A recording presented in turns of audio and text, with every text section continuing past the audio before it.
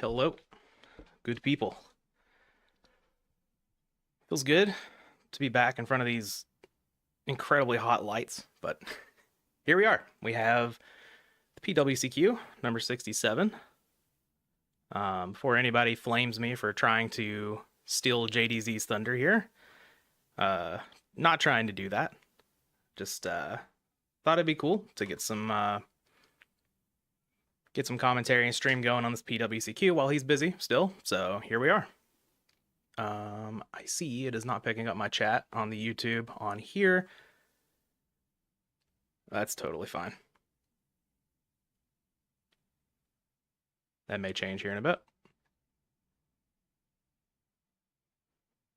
But we're about 4 minutes away from the start here, so thought I'd jump in a little early, take a look at the bracket, all that good stuff, see who's playing, what's going on.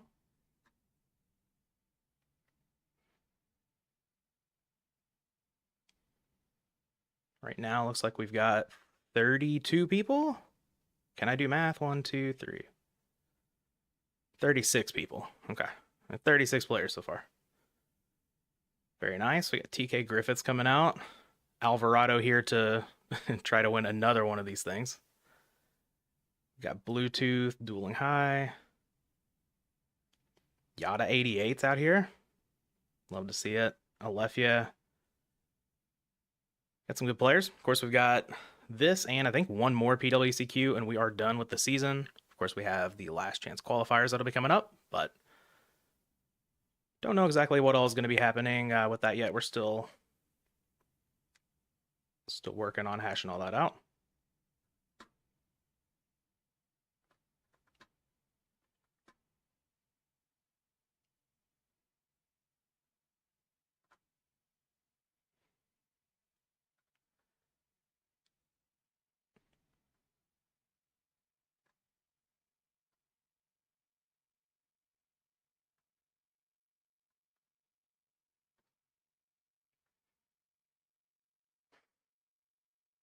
Pull up the old Discord.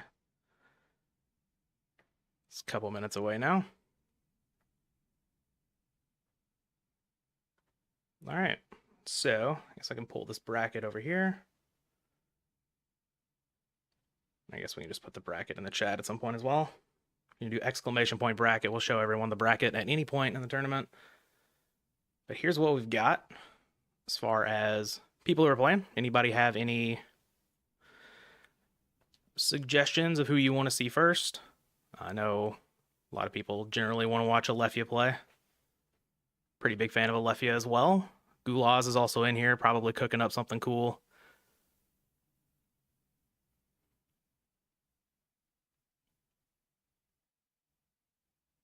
I wonder, I'd like to see if Yata's still on still on the Mataza stuff. I believe they played a tournament recently where they were not.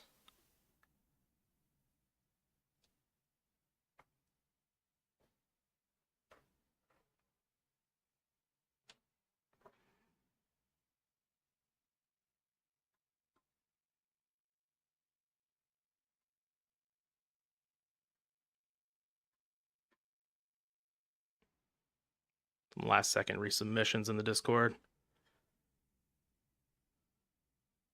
Just waiting on everything to start here.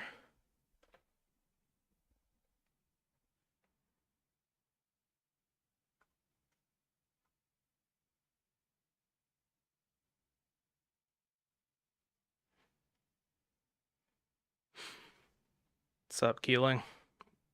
It is. Things are good.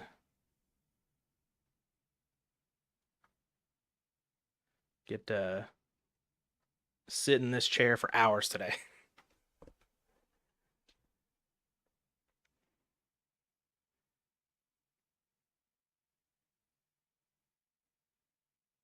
All right, just waiting for one person. Submitting right now, and we should be good to go.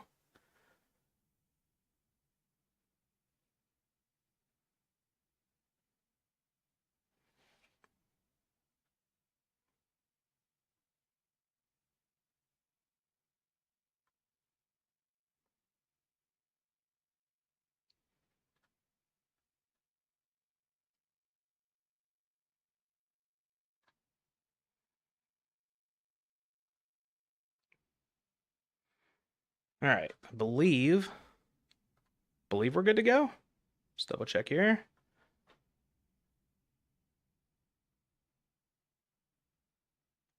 Yep, looks like we are clear to go.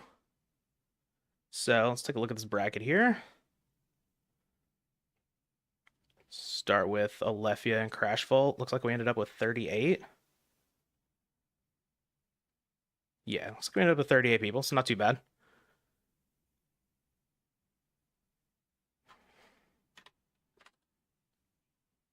Scroll over to the GOAT part of this here. And wait for Alephia. We'll start there. This is going to be Swiss today, not doing the double elimination, so looks like 6 rounds of Swiss and then a cut to top 8. Cool.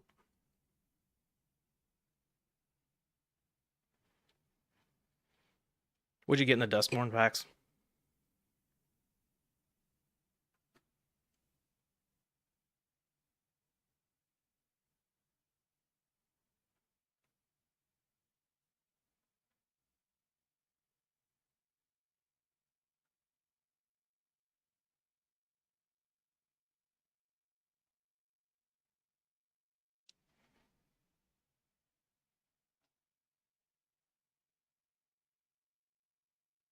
Yeah, people hosting up.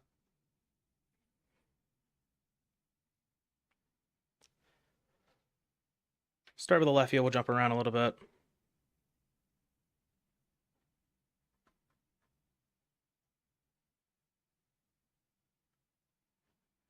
Unless Gulas is ready to go.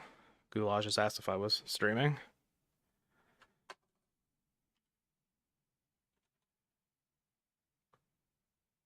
Okay. And Gulas and DuelingHigh, actually. Well, yeah, let's just start there since I've already got a match going. So we're not waiting on Alephia here.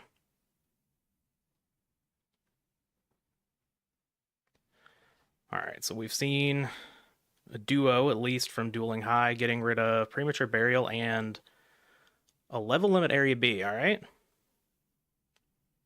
Interesting combination there. Probably not the lockdown burn that we've seen from Gulas in the past. Definitely not if we're seeing Heavy Storm. But we do see Spy. Okay, so go grab the other Spy. It's interesting. I know some of the things that Gulas has been playing recently, just from talking. Oh my lord. Okay. This is going to be some damage here. You get to attack over the Spy with a level 2, and that Spy is 3,600. All right, so DuelingHigh losing almost all of his life points here on what is, I presume, turn 2. Did get the plus off of the Heavy Storm with the Jar of Greed, but, you know, that doesn't change the fact that we're down to 2,200.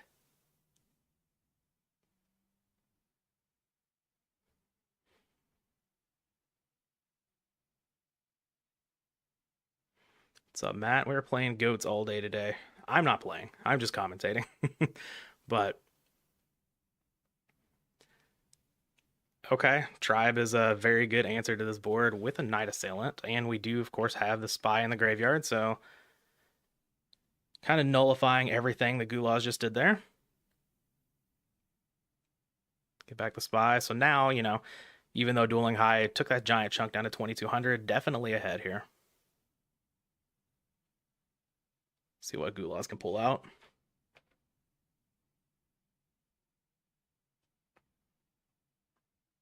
At level 2 double Spy with level limit area B.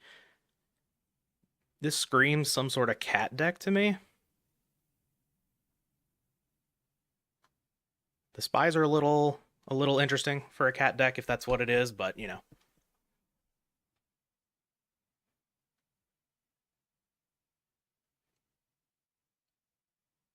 And then DuelingHigh, always a fan of Chaos Turbo, so everything lines up for this to be a turbo deck. Wouldn't be surprising to me if that's what it was. Gulas giving it a big think and then just passing the turn with nothing. Okay. Interesting.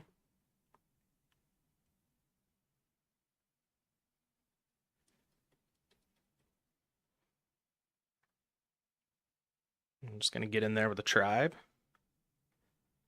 and set a monster. Okay. Yeah, DuelingHigh definitely super in the lead here. Of course, if this is some sort of cat deck, you know, if this is like double Last Will plus cat, I mean, anything can turn around the game whenever you're playing with Last Will. Card's very powerful. We have main deck Minecon as well. Okay. See what this face down monster is. Could very well be the spy. Yep. Is the spy, and it looks like Gulas does have a third copy in the deck. Go ahead and grab that.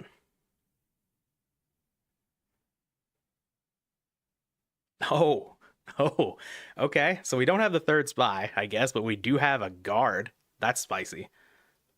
I wish guard actually saw a little bit more play in GOAT format. The card's actually not bad. It's just, you know, spy is just so much better. So why play the guard instead of a third spy? But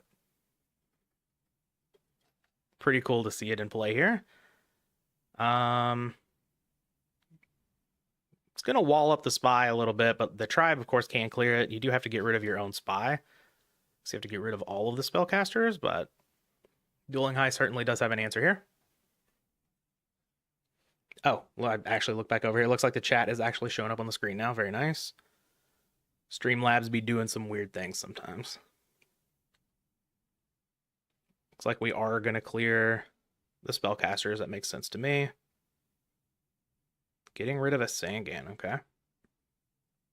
I'm just going to attack in for 16. So we opt to not put any more pressure on the board in favor of setting a monster. Could be, if that is a Magician of Faith, that could be very good, because Gulas has been showing that they're not playing out a whole lot of cards here, though this Graceful Charity could fix a locked up hand. What's up, Grumple? Welcome in.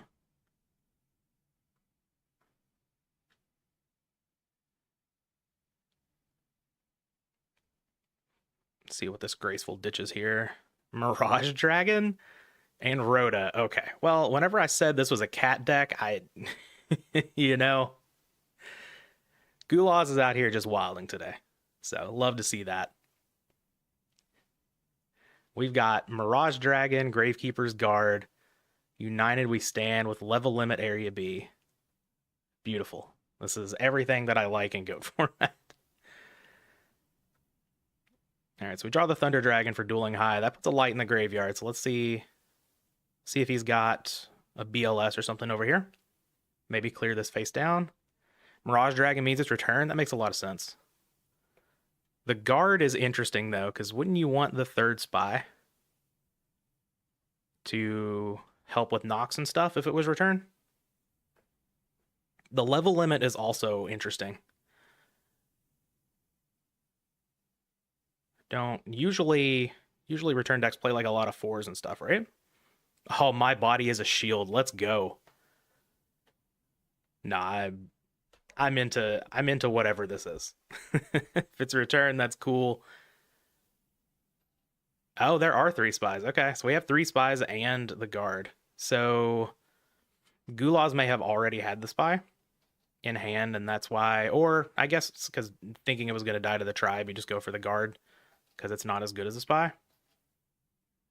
Hold on, do we have a 5th?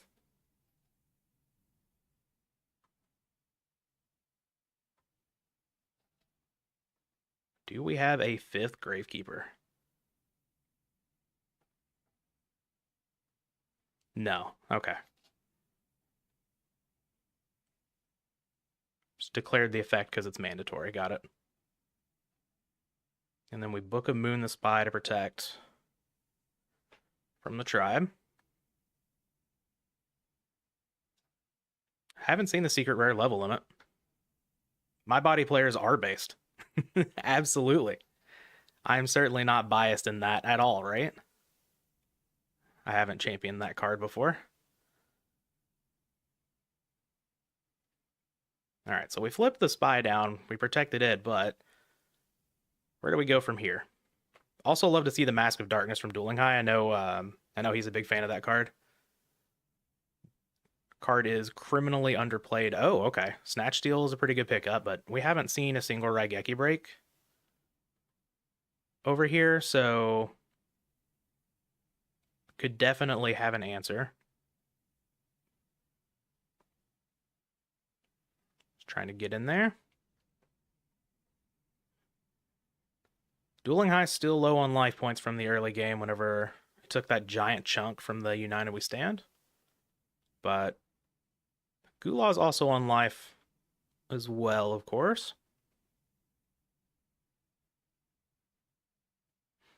Having a think here.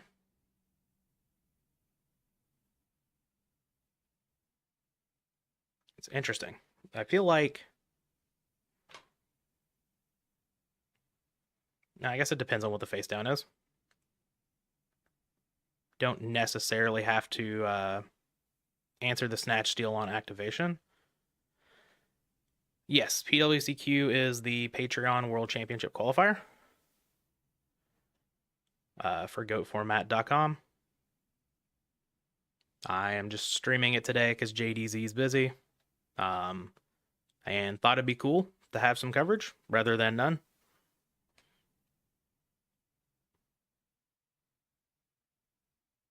All right, we have a juicy ring over here.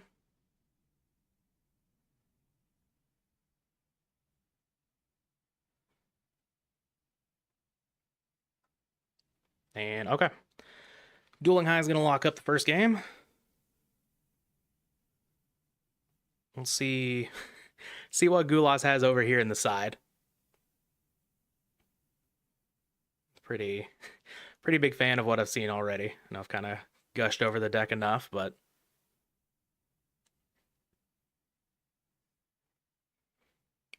I love seeing cards that aren't quite as played, especially since Mirage Dragon is a card that I've been playing around with in my cube a lot recently. Have liked it a lot there, so good to see underplayed cards making it into some competitive tournaments.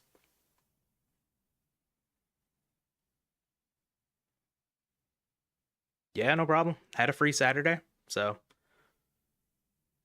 just asked if anybody was planning on streaming this. They said no, so here we are.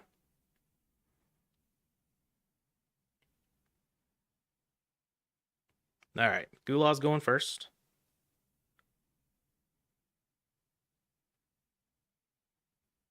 And I haven't uploaded in a while, so. And honestly, like, streaming is my favorite part of doing the content stuff, so more than happy to do this whenever I'm available. We have a Mataza set, okay. Also a big fan of that card. I've been a big fan of Mataza since I was a kid. Whenever I like first got back into the game, this was back in, Lord, I was in college, like probably like 2012, 2013, something around there. I built a Benkei deck with Mataza in it, and that was just peak for me. So hopefully we've got some protection for it over there. 1300 obviously not the biggest monster in the world.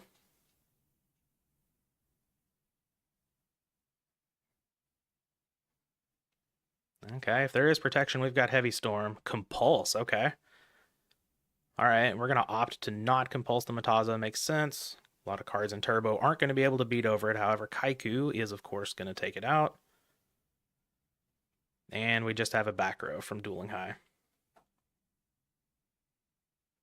Let's see what the follow-up is for Gulas here.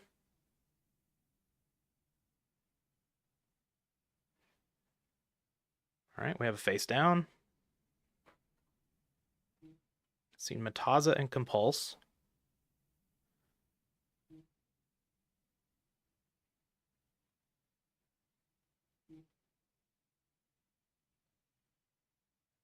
Okay, just a Jar of Greed for the DuelingHigh.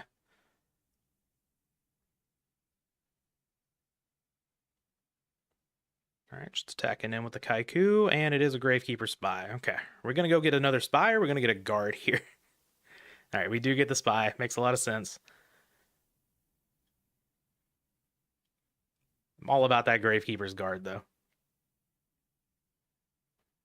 It's a very interesting deck. I like this.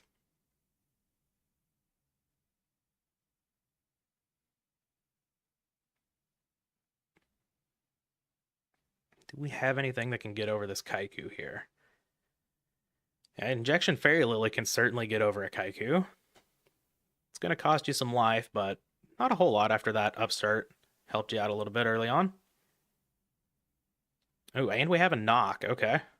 We might be getting in for a big attack here, getting rid of the Sinister Serpent. Spy's moving into attack. No regard for Mirror Force, and we just have a Ring of Destruction. Okay, that's going to put an end to the attacks unless we've got My Body as a shield or something here. No, we are thinking. So may have My Body, could be a Book of Moon with maybe some other protection to protect the injection from the Kaiku attacking back. See, all right, we do have the My Body. It's going to be a lot of damage here. To yourself, obviously, but a lot of damage to Dueling High as well, and we are up 2 cards. No problem, Warp. Thank you for helping staff the tournament and for advocating for Swiss. Swiss rounds, I think, are so much better than double elimination. I know a lot of people have some very different thoughts on that, but I'm a big Swiss fan. I think that may have gotten ingrained in me from playing other card games and stuff, playing a lot of competitive tournaments, but I am a Swiss fan. All right, we see a Dekoichi coming out and attacking, trying to get over Spy. We have a, ooh, that's going to hurt. Yep, the attack does still go through. So we're going to hit Dueling High for another 600 points of damage, and we go ahead and grab the 3rd Spy.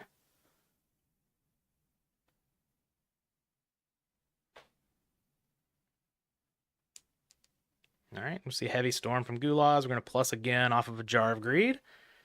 There we go. We have evened it up. We're going to go to a game 3 here. Yeah, we'll get these people, we'll get everybody trained to like Swiss for sure. I just think it makes a lot of sense.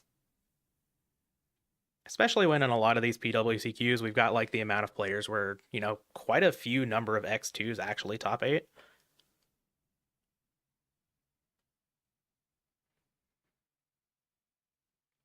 What happened to Reshef? I haven't been streaming or recording any recently. I have plans to come back. I don't know when it's going to be, but I will finish Reshef. Don't worry about it. It's gonna happen. I just don't know when exactly. I do have a lot of already recorded stuff that needs to go up on the YouTube at some point in the future, but I'm gonna finish it.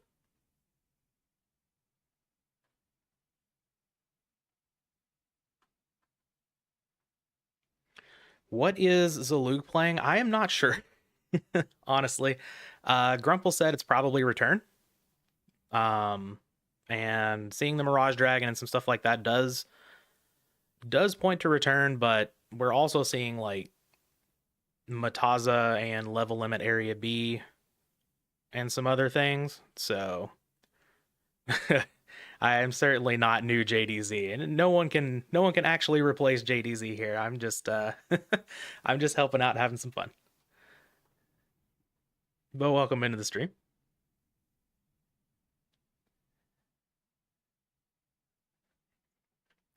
Speaking of action replay, I think I actually have mine from back when I was a kid. Pretty sure I still have it. All right, we see Sinister Serpent just tributed off for Thunder Dragon here.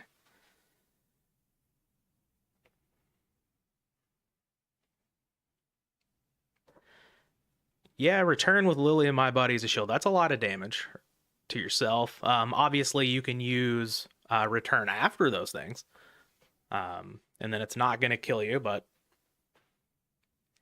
comes with quite a hefty cost. We haven't seen the Return yet, though. I suppose I wouldn't rule it out. We also haven't seen any Chaos Monsters yet from Gulas. But whatever it is, I'm a fan.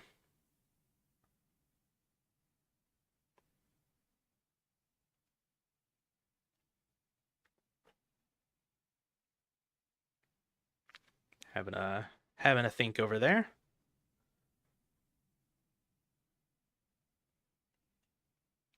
And Heavy Storm for the -1. Are we going to make a -2 with a third Jar of Greed on a Heavy Storm? Regeki Break, okay. Oh, and we're going to Chain Ring. All right. So we're not going to -1 there. We are going to lose a Gravekeeper Spy, but we got that Regeki Break out while the Sinister Serpent's in the graveyard.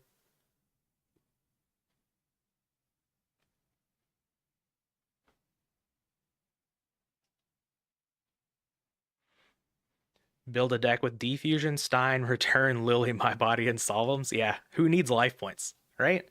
Right, life points are a resource. They don't matter until you're at 0. Just play all of the cards that deal you damage in like hard numbers, and then just start flipping Solemns and Returns. It'll be fine. You'll win every single game that way, for sure. All right, so we grabbed a Mataza. Mataza on an empty board with another monster. This could be really good here. If we could like suit it up with a Mage Power, United We Stand, Twin Swords of Flashing Light Trice, something like that. I guess Twin Swords doesn't actually do anything, right? We can put the Twin Swords on the on the Spy. All right, we have Book of Moon. This is gonna be and the United We Stand. Oh man. What a way. What a way to end the game. All right, Gulas gonna take it down with some sauce here. We've got, I guess we don't really see a whole lot of sauce in this game in particular, but we've got United We Stand, Mataza, Lily, My Body as a Shield, Mirage Dragon. This is hot. I'm in for some more of this, but unfortunately, this match is over. Gulas gonna take it down. Let's take a look at the bracket here. See what matches we've got still going. Alethea and CrashVolt are still playing. We could go over there. TK Griffiths is already done. Kenny Hughes and GhostRider. That'd be a good one.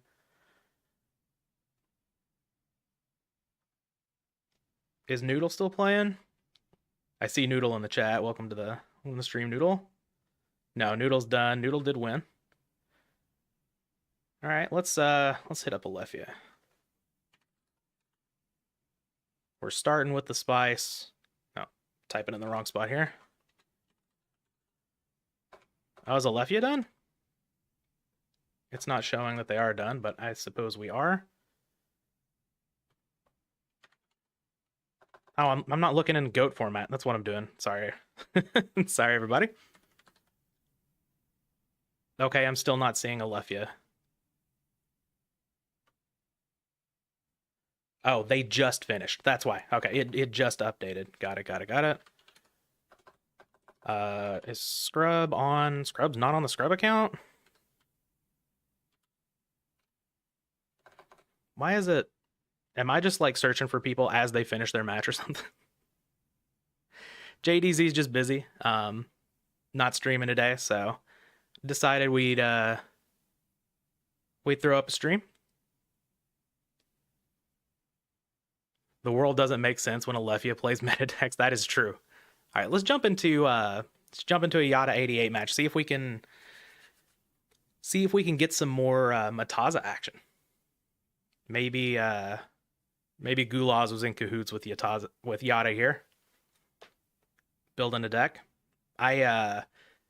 Whenever I first saw Yata top a PWCQ and I saw that Mataza deck, I was like, oh man, this is what I want to do.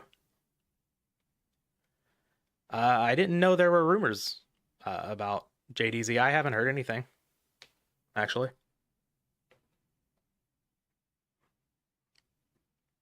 So as far as I know, JDZ's good.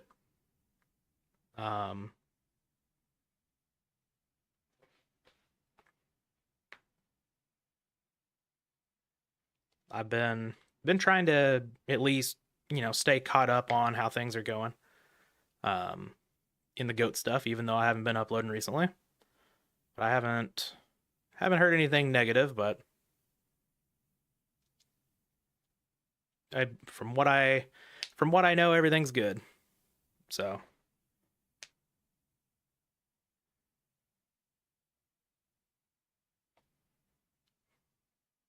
All right, looks like we are in a game 3 here, and GangsterBro is going to lead on a Pot of Greed. Always a good start. Can't ever really complain about your hand unless you look down and you've got like triple tune table of contents with with double tune world. Yeah, Pot of Greed into Trap Dust Shoot's pretty good. Let's see if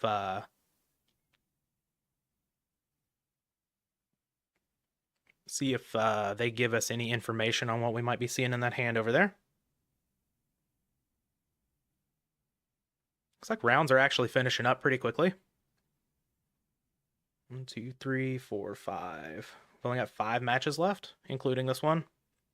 We're in a game 3. You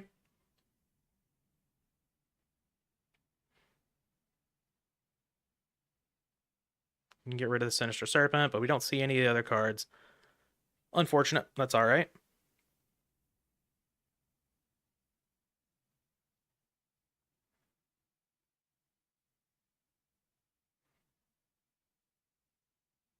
Let's see what Yata's got here. Past that.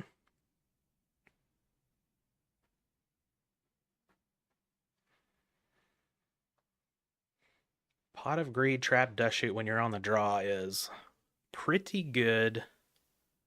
Or bad for you, I guess, when you're on the draw. Trying to spin that in a positive light. Just having your opponent, already up a card and then have information and get to extract like the one card that they want out of your hand can be pretty tough to come back from, but certainly doable.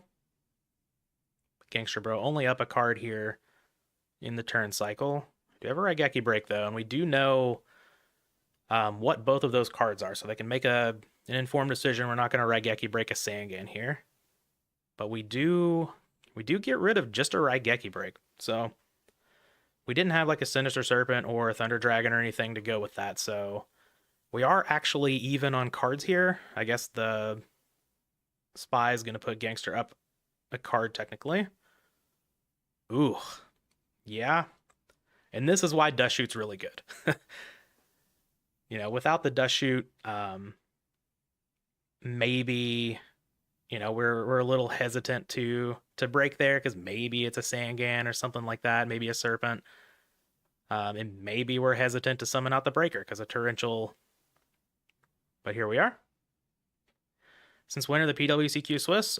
We've had several this year be Swiss. I think all of them before this year were double elimination. I might be a little off on my timing on that, but we've had several. I know when I first started playing them back in, was that March or April, I think was my first PWCQ. It was Swiss. And actually every PWCQ that I've played has been Swiss.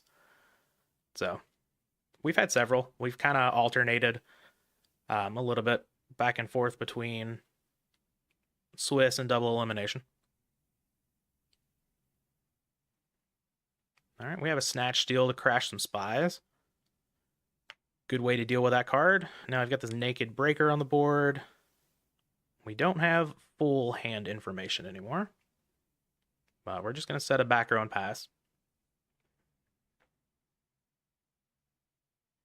Get in there with Breaker. Okay, we have Scapegoats. It's like Yata's on some sort of control deck, though I have seen Scapegoat in the in the Mataza deck, so we're not totally losing hope on it being some more spies. Graceful comes down, good pickup. No back row for GangsterBro over here.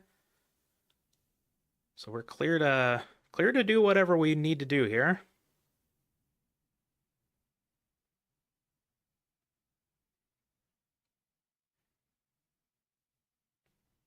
Yes, there will be a cut to top 8 after Swiss. So it looks like we're going to have 6 Swiss rounds and then a cut to top 8. Oh, we found that Sinister Serpent again. So that's really nice to go with a Graceful Charity. And we have a Metamorphosis. Okay. All right. See what we're wanting to suck up with that Thousand Eyes Restrict. Bait now Swiss is a tournament style where everyone in the tournament, it's based on how many people are in the tournament. So for however many people you have, it tiers and goes up and like adds rounds. So we have 38 players in this tournament, so we have 6 rounds of Swiss, and everyone gets to play all 6 rounds if they want to. And then after that, the players with the top 8 records get to advance into a top cut where they play single elimination.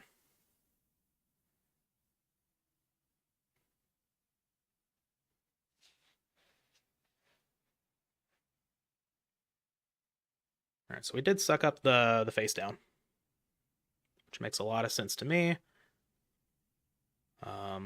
Obviously, Breaker can't go to defense. We could take that out on the next turn. Try not to get too far ahead of myself explaining strategy. In case people are watching the stream, we do have 25 viewers in here. It's pretty cool.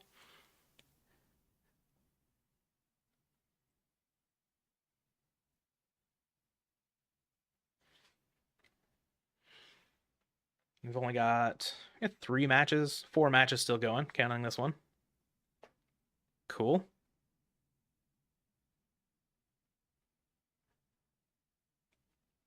Just kind of weird that the first 2 that I that I went to watch were finishing up as I clicked on them.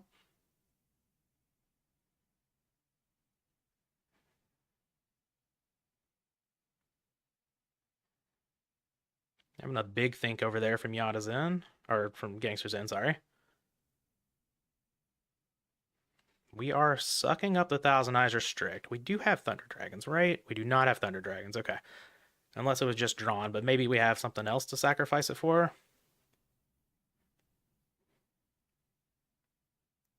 This would be an opportune time to summon out a Cannon Soldier. Book of Moon. Okay. Sure. So we wanted to keep the Thousand Eyes Restrict. Powerful. Yep, attack with the Breaker. Let's see what we're going to do with the Restrict. We do flip it up. We take the Goat. All right.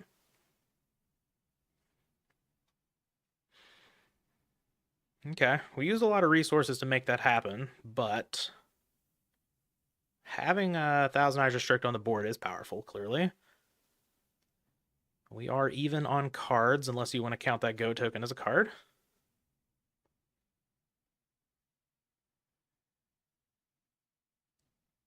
All right, T-set pass from Yata. Do we have other ways to manipulate this Thousand Eyes Restrict here? No light in the graveyard.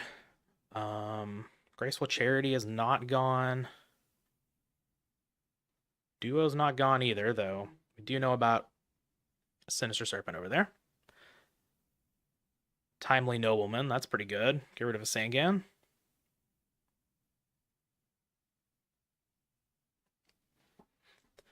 What's up, Gulas? You got some spice going on there. Happy to see the Gravekeeper's Guard and the Mirage Dragon come out.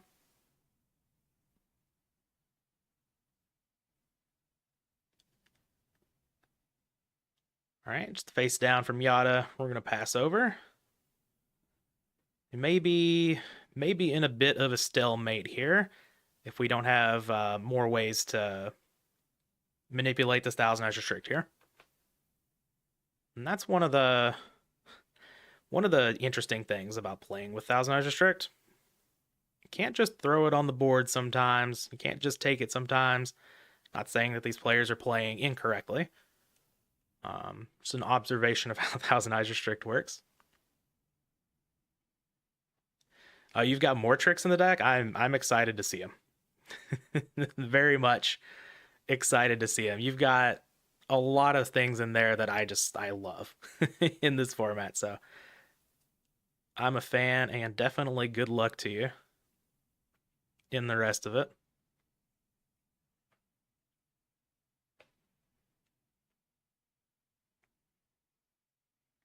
Yeah, it looks like we might be sitting here for a little bit in this one.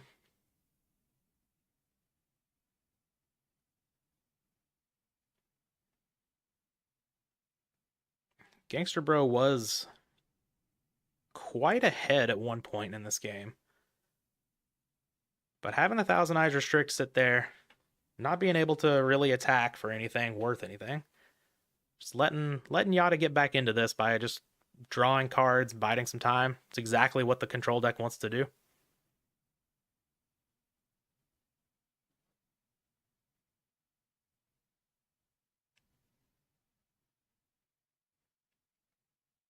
A lot of back row over there, though.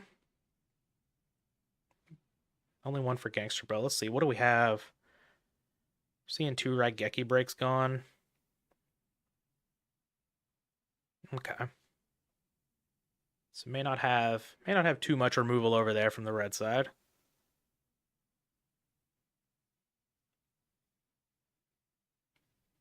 No, just the back row and pass. We're just gonna sit here and pick our spots. Oh, we even baited out the MST on knock. And we get our trap dust shoot off now. That's really good for Yata. That thing's been sitting there for a while.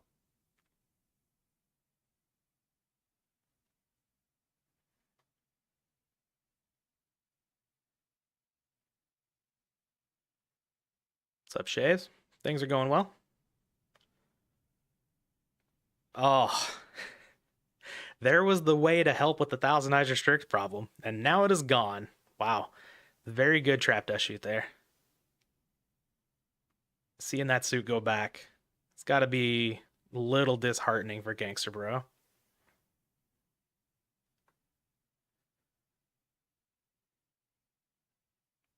And we rip the duo. Okay. All right. Yata definitely clawing their way back into a lead here, at least on card advantage. And you can even look at like the breakers, maybe like half a card, because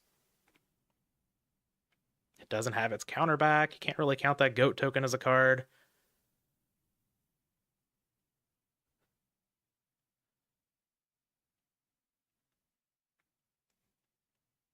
Looking pretty good, though. GangsterBro does still have 2 cards in hand. Or, sorry, 1 after the duo. And we actually discard the BLS because we don't have any lights. Wow. Okay. So, obviously, you know, BLS is one of those cards you got to look for in the late game. You can sit here and, you know, build up cards, build up cards, build up cards. BLS can just come down and end everything. Or break a board stall, but having that gone is very nice. Yeah, no problem, Bob the Builder. Can we stream it? Yes, we can.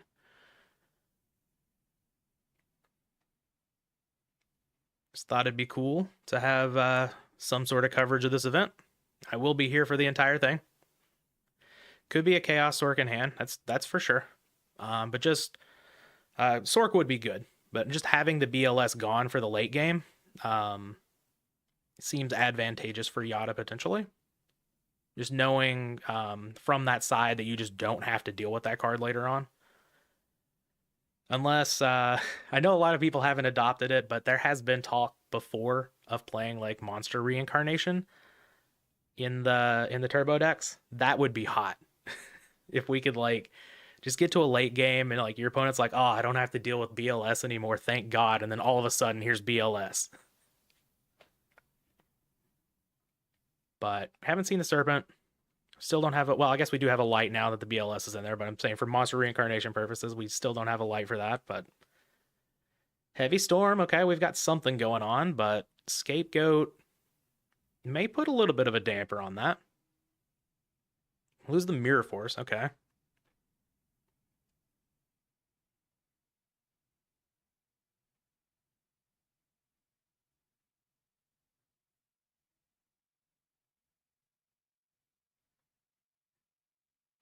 Yeah, monster reincarnation with Merchant would be cool for sure. Ooh, that's a good Graceful Charity.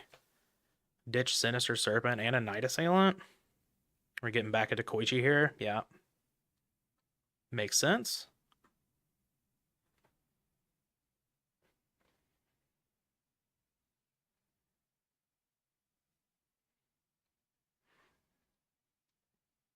Yeah, reincarnation's powerful for sure. But yeah, I think you're I think you're right on it being like a 41st or a 56th card.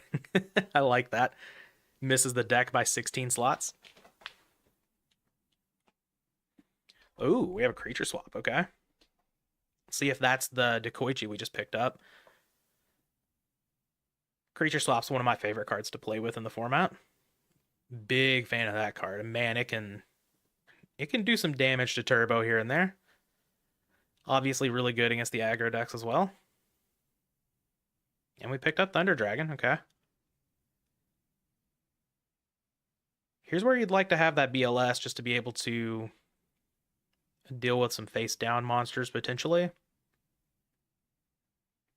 Though not sold that running out BLS here would be an amazing thing, given that Yata can always fight back with something. Have we seen Snatch Steal yet? We have seen Snatch Steal, and I believe we've seen it from this side as well. Yes. All right, so the Snatches are gone. Ooh, it was a Moth? Ooh. That's disgusting.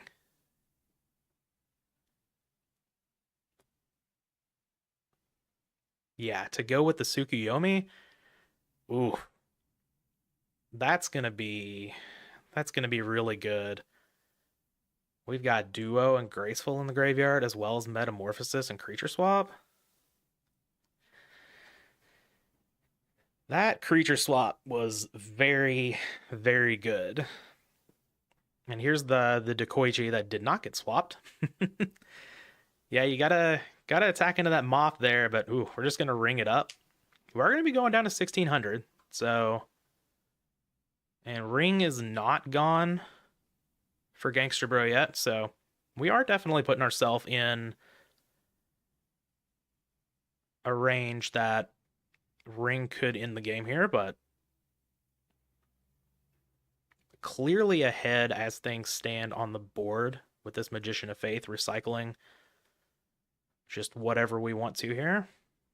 We are going to flip it up. See what we're going to grab this time. Yeah, Graceful Charity makes a lot of sense.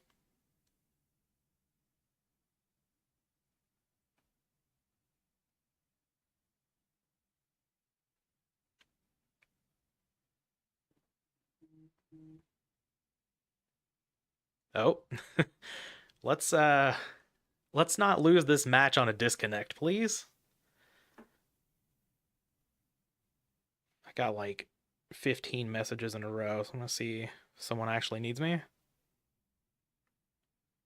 No, imagine that. No one actually needs me. I'm shocked.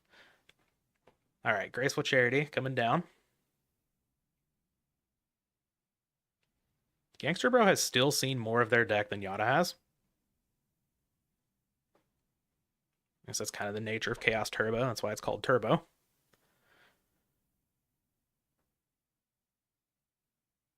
right, we pitched Thunder Dragon, and a Scapegoat. Okay, so we drew the Thunder Dragon off of the Graceful, I would imagine. Yep, reset them off, attacking for 1100.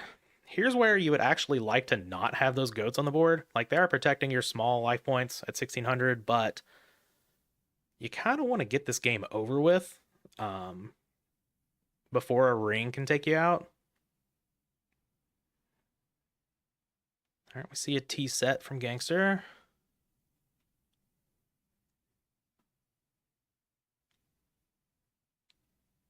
How's Yata gonna fight back here? Just gonna flip up the Moth, okay.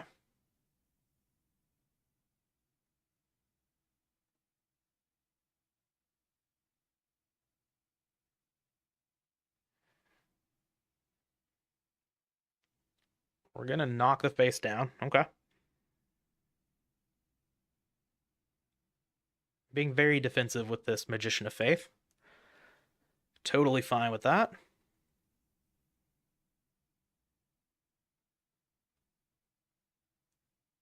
Did we actually? We've had 6 people drop after round 1? Okay. That's fine. Starting 0-1 in a Swiss tournament is not the end of the world. I've definitely topped events when I've lost round 1 before. Not in GOAT format, but in other games, it's totally doable. But also understandable if you got other things to do with your day.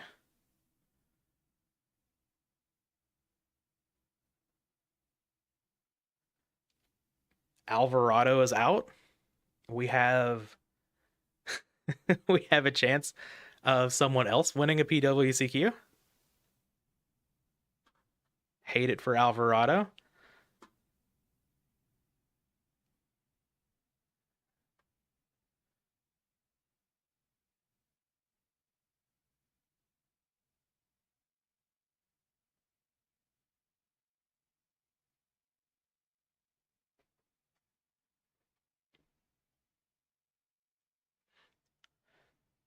All right, we are still. The king is gone. Yep. I guess not every tournament can. Not every single tournament can be yours. Yeah, maybe I should have played in this one. I got to top 8 one of these first before I win one, I guess.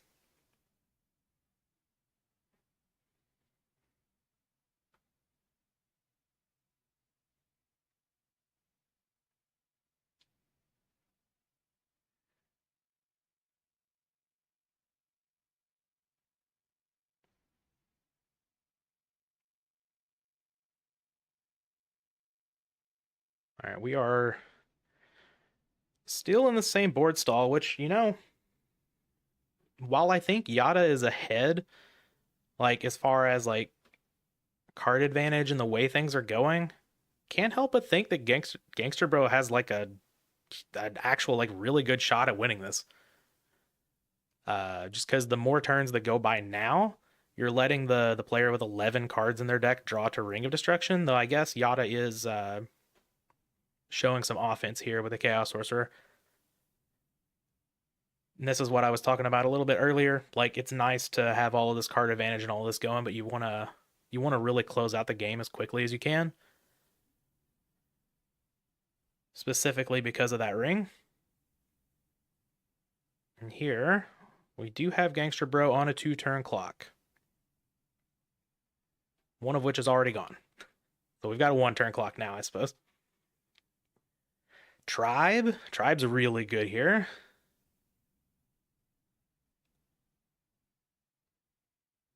Ooh, we do have a Solemn Judgment over there. Okay. Had I known the Solemn Judgment was there, I wouldn't have said anything about GangsterBro having a chance. Because obviously the Solemn Judgment just takes care of the Ring of Destruction. It'd actually be kind of sick if this was a ring and GangsterBro's over here just trying to bait out a Solemn Judgment that they think is there.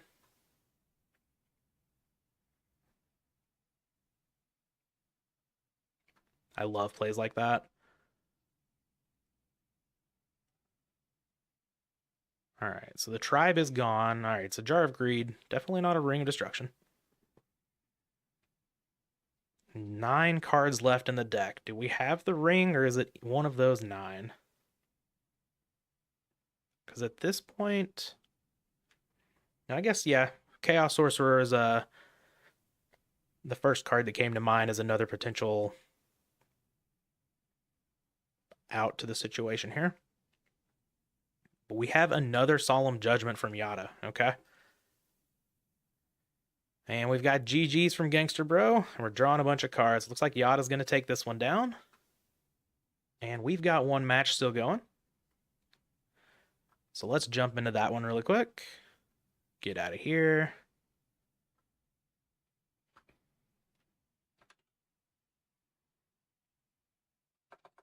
Nope, unless someone just didn't report, because I don't see...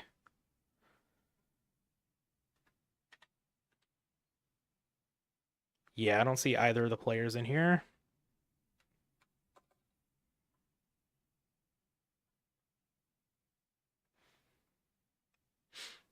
So let me check the Discord here really quick. We may just not have a report.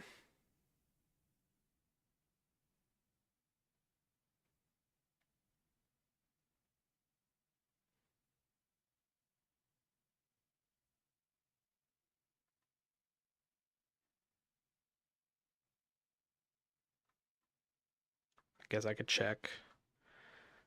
Searching this way.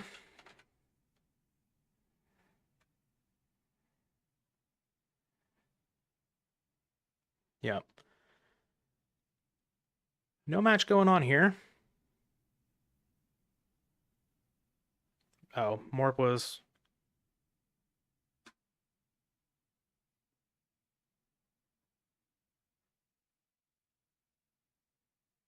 saying something somewhere.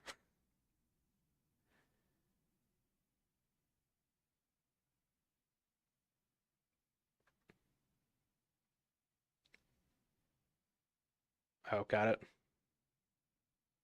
Okay, we got the report there. Cool. All right, looks like we are going into round 2. Let me update what round we're in here. They were asked not to report. Okay, cool. Cool.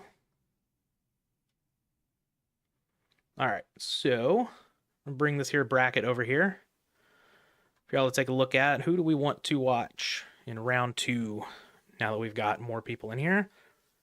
We've already seen Gulas, so as much as I want to follow that saga, could probably start with someone else. We didn't get to see any Alephia. Is Alephia still in here? I am not seeing Alephia. Okay, so Alephia may have dropped. Unfortunate. We don't get to see any Alephia today. All right. So we've got Shauner. Scrub's still in here. They'll believe Scrub lost round 1.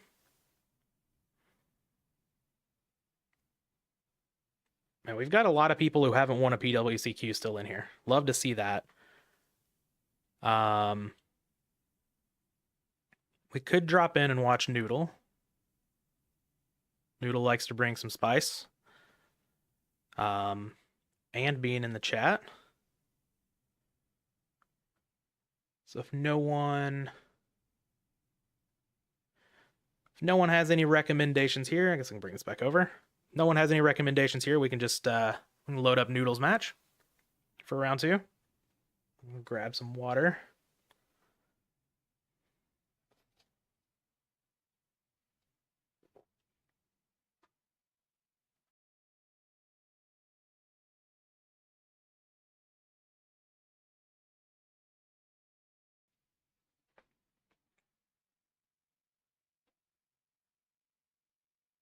Okay, move this back over here.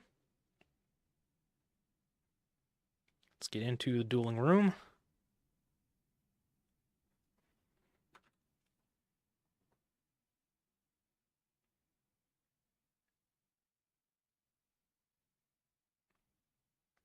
Wait for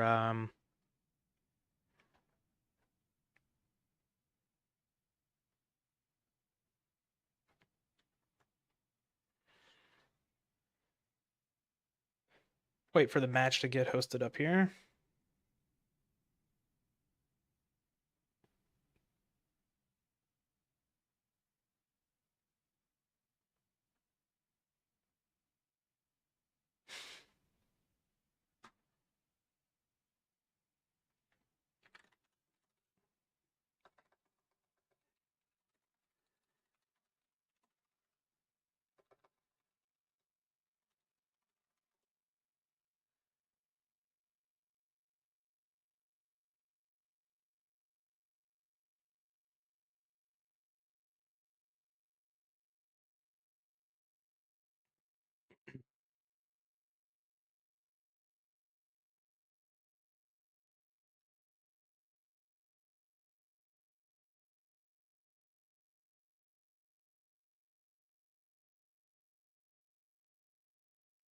It's waiting on the big Noodle.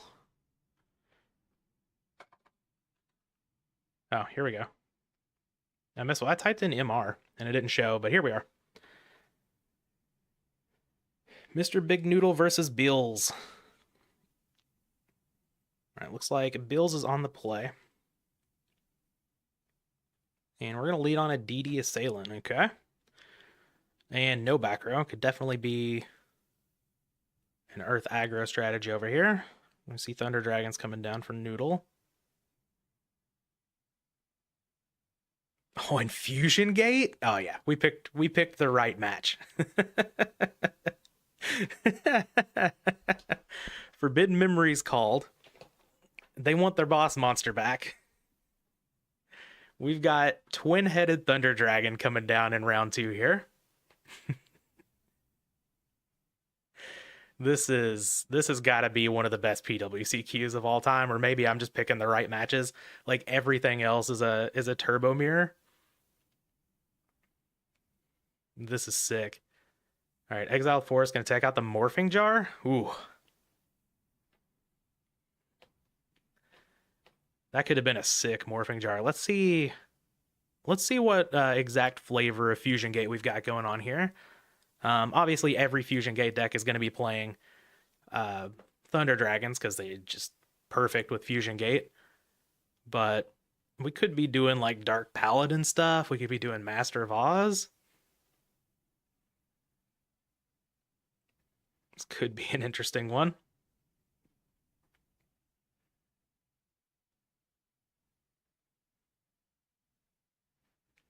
Dark Magician of Chaos, okay. Magical Merchant. Okay, so we're definitely showing that we're playing Dimension Fusion or Return, which a lot of these decks do. Just those cards synergize with Fusion Gate very well, obviously. And here comes the Chaos Sorcerer. Do we have Dimension Fusion?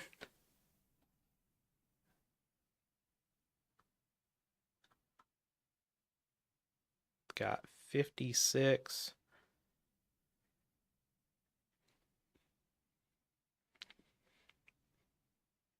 Imagine since we're thinking here, we might not have it. But Defu would go very hard here.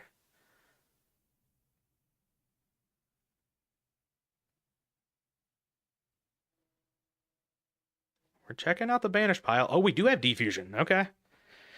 That shit in the game, right?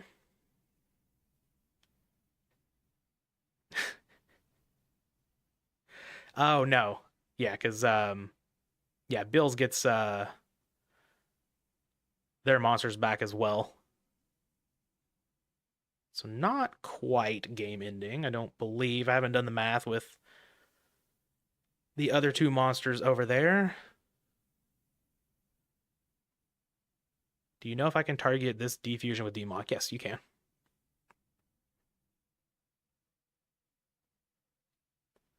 It's just like just like Demock being summon off of Reasoning Gate, right? Or Reasoning. You can target the Reasoning.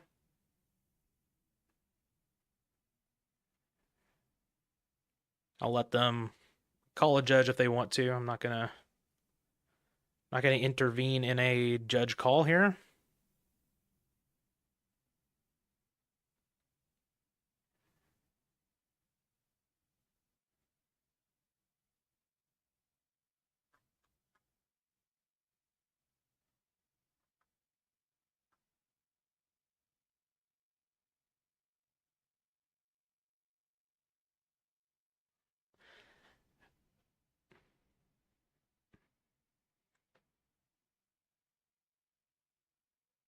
Someone in a previous game said I could. Yeah. I love this. Yeah. Yeah, I believe this is totally fine.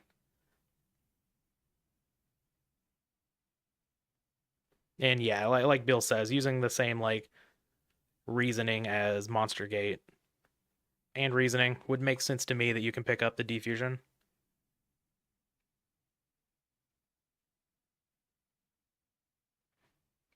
Recycling Dimension Fusion is pretty gross though. I just put out a bunch of twin-headed Thunder Dragons.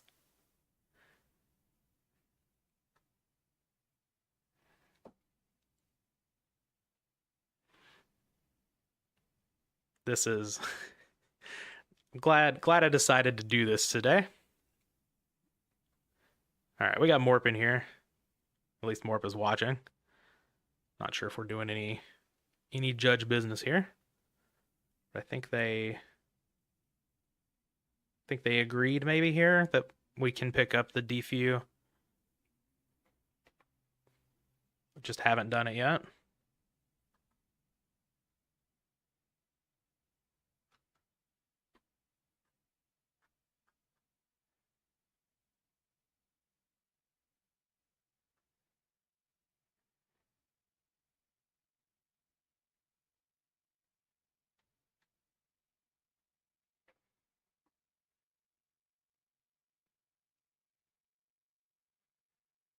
Oof. We had a wrong list loaded for a match. Ooh. I've been on that side of things. It's not fun.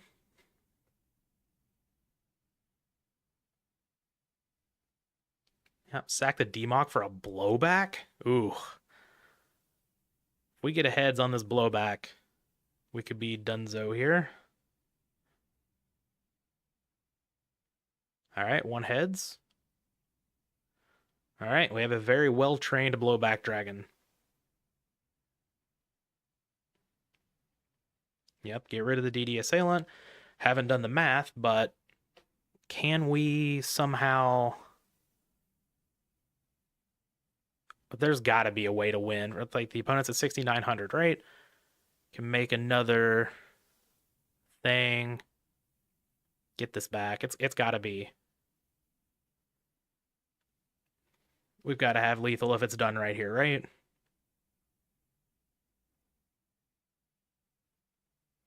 Yeah, here comes Twin-Headed Thunder Dragon number 2.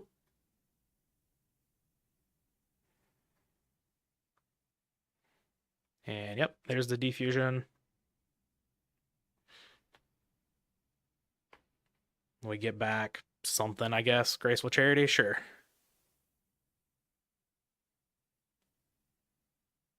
Gotcha, Mort. Thank you. I thought that was correct.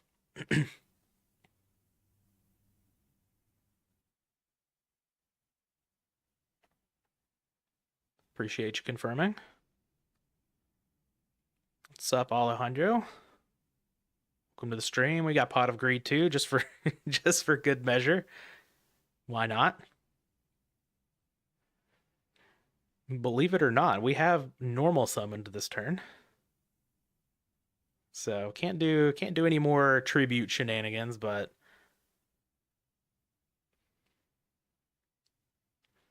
I think we are done here.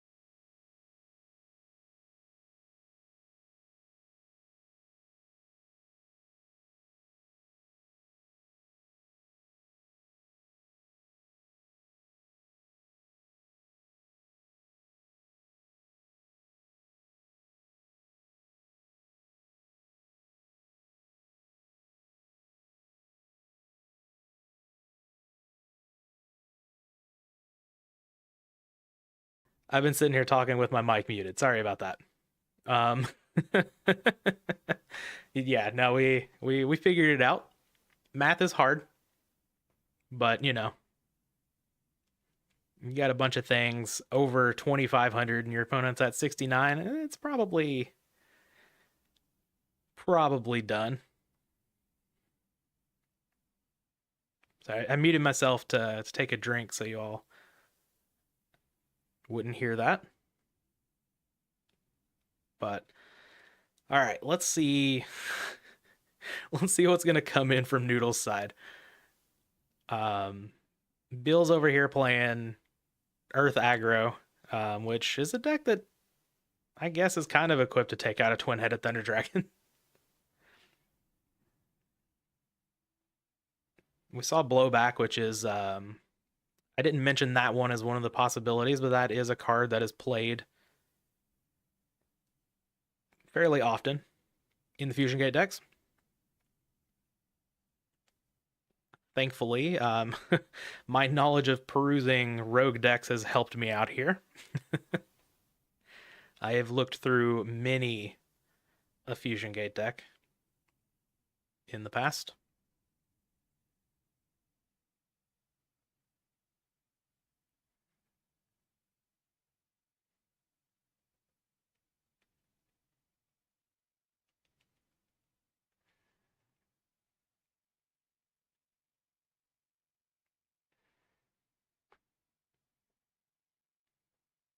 I wish we could. Well, you know, maybe it makes it just a little bit better for like suspense or whatever. I was gonna say I wish we could like somehow have some bot show the hands of the players just so that we would know what's going on here, but it wouldn't have been as cool game one for sure had I known there was a fusion gate there whenever Thunder Dragon was sent to the graveyard. So maybe kind of happy the players get to keep their secrets. Also helps from I guess a tournament standpoint where there are replays and stuff like that to not have things totally revealed. I guess you could just go back to the replay and look at it all, but you know.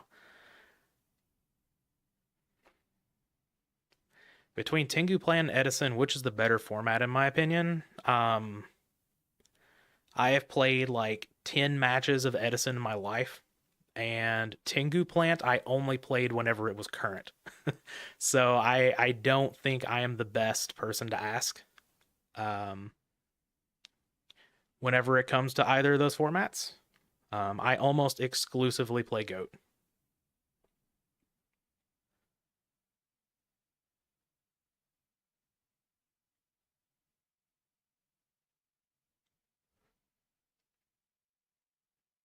That said, I'm not like a GOAT purist. If people want to play other formats and enjoy them, totally cool. That's why we have all kinds of formats, different stuff for different people. Goat is just the thing that I like to do. So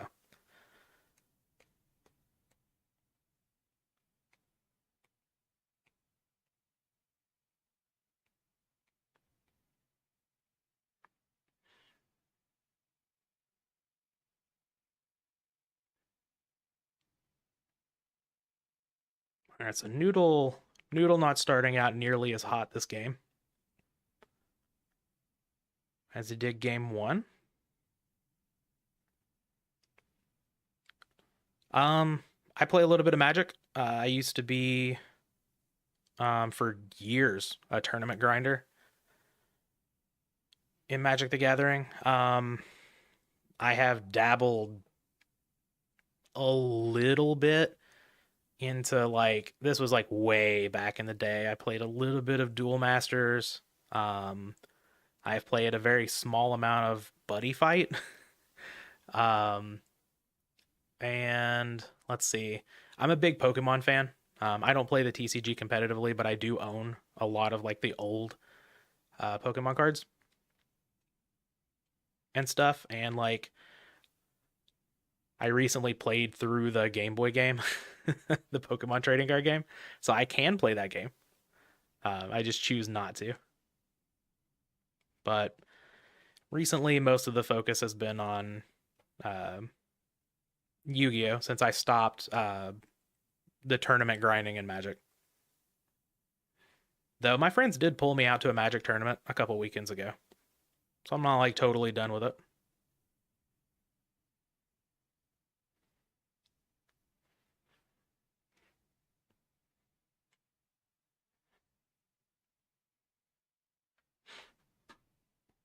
But now, was your friend a well-known player in the Magic grinding community? I suppose is the word to use. I know a lot of people from Magic tournament grinding.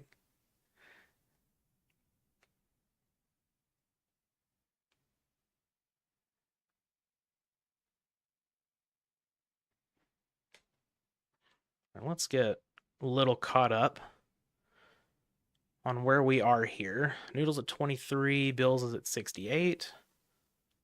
And we've seen all kinds of good cards from Bill's end. The mind control is interesting.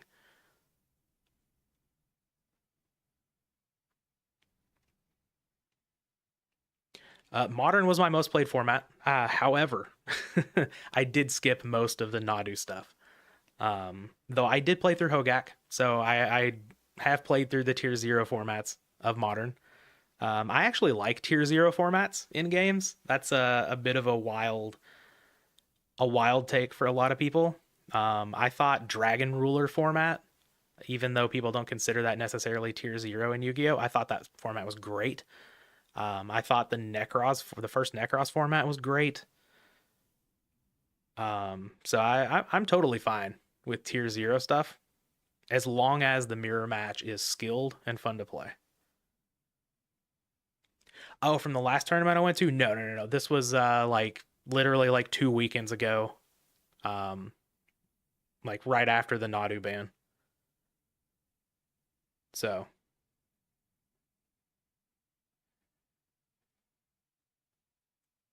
no, I haven't played with Nadu outside of Vintage Cube, and I love me some Nadu and Vintage Cube.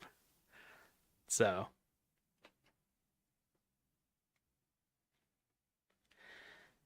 yeah, I've got some hot takes when it comes to playing Yu-Gi-Oh. I like tier 0 formats and I like combo decks.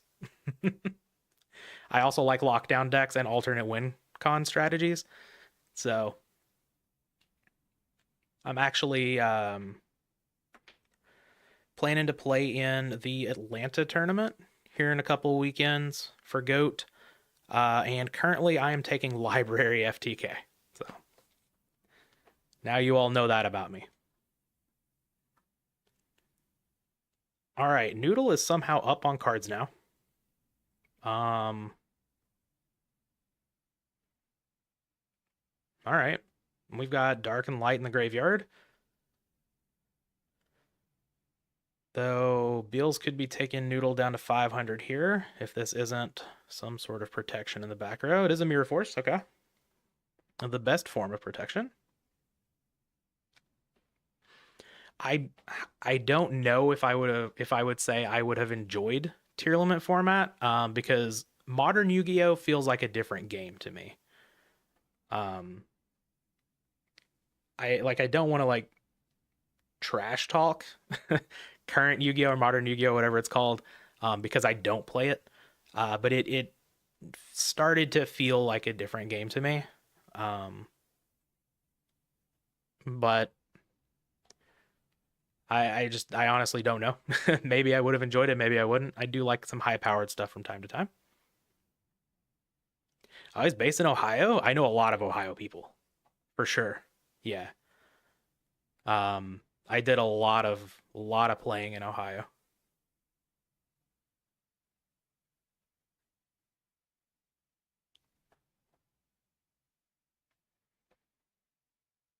I did not just in Magic. I did a lot of playing music in Ohio back when I was in a band.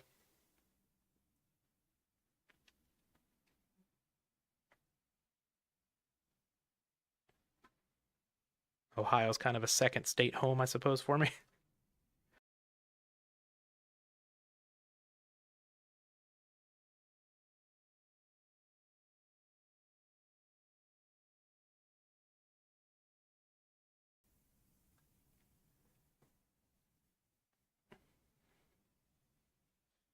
Yeah, calling them different games is generally how I go about it. It's just and like I don't know. A lot of people really like current Yu-Gi-Oh. I mean, it's still one of the biggest games um on the planet for a reason as far as card games go.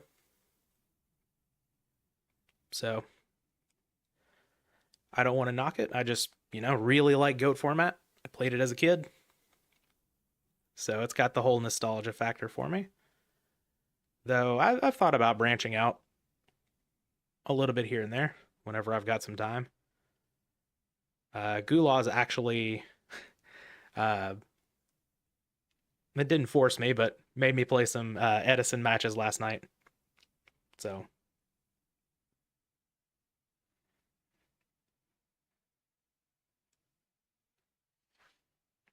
all right. Noodle has all of the cards.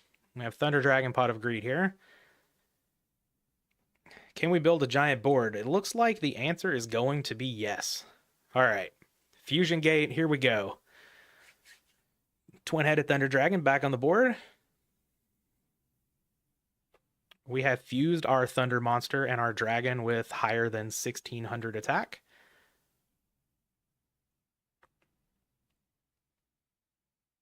And Bill's going to lead on Delinquent Duo. So that's going to help catch back up in card advantage, but you do still have to deal with this 2800 beater on the board. Obviously, something like a DD Assailant, DD Warrior Lady can just take care of that right away. Smashing Ground, Earth plays a lot.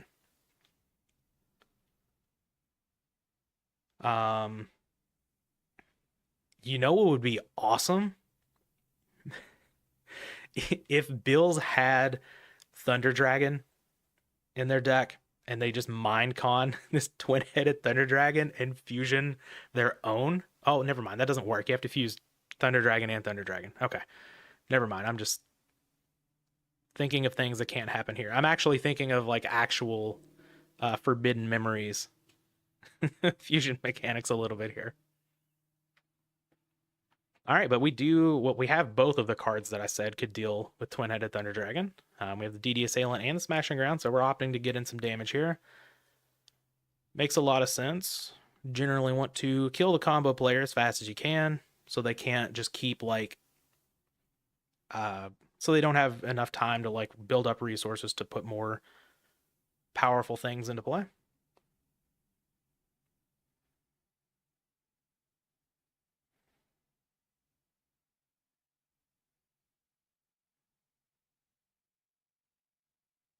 Tribe's going to take care of that DD Assailant, no problem. And we see a Zombara. Ooh, okay. Zombara works really well on these decks, of course. Can fusion into the Last Warrior from another planet. All right, let's see if we have protection for this tribe here. Ooh, Ring. That's really good protection.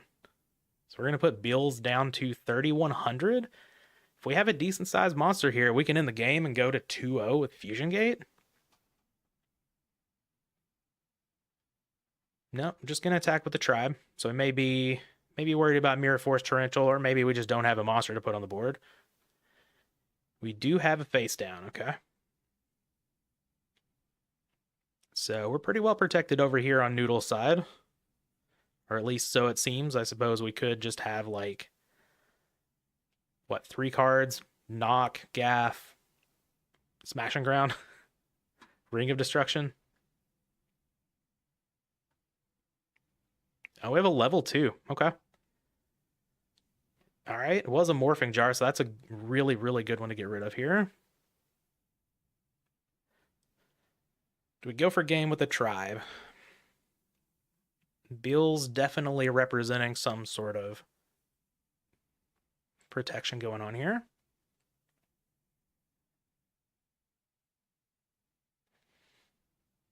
But representation and reality can be 2 totally different things.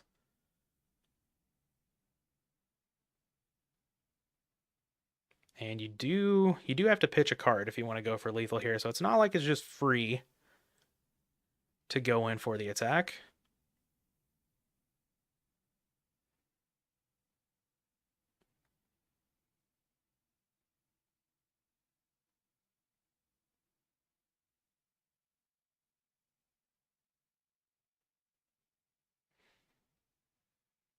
We are giving it a think. And Noodle says, think as I say that.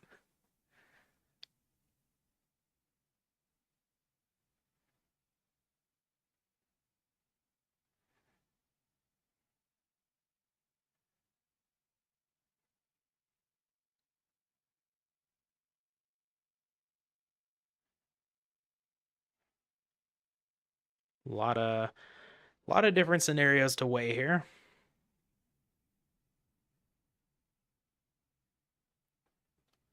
Oh, we're going the big route. Got it. Okay. But now how big do we want to go? Is the question, because we are down at 2,000 life points. Though we potentially have 3 lethal monsters. Let's do a Mirror Force check. Mirror Force is still alive. Torrential's still alive here as well.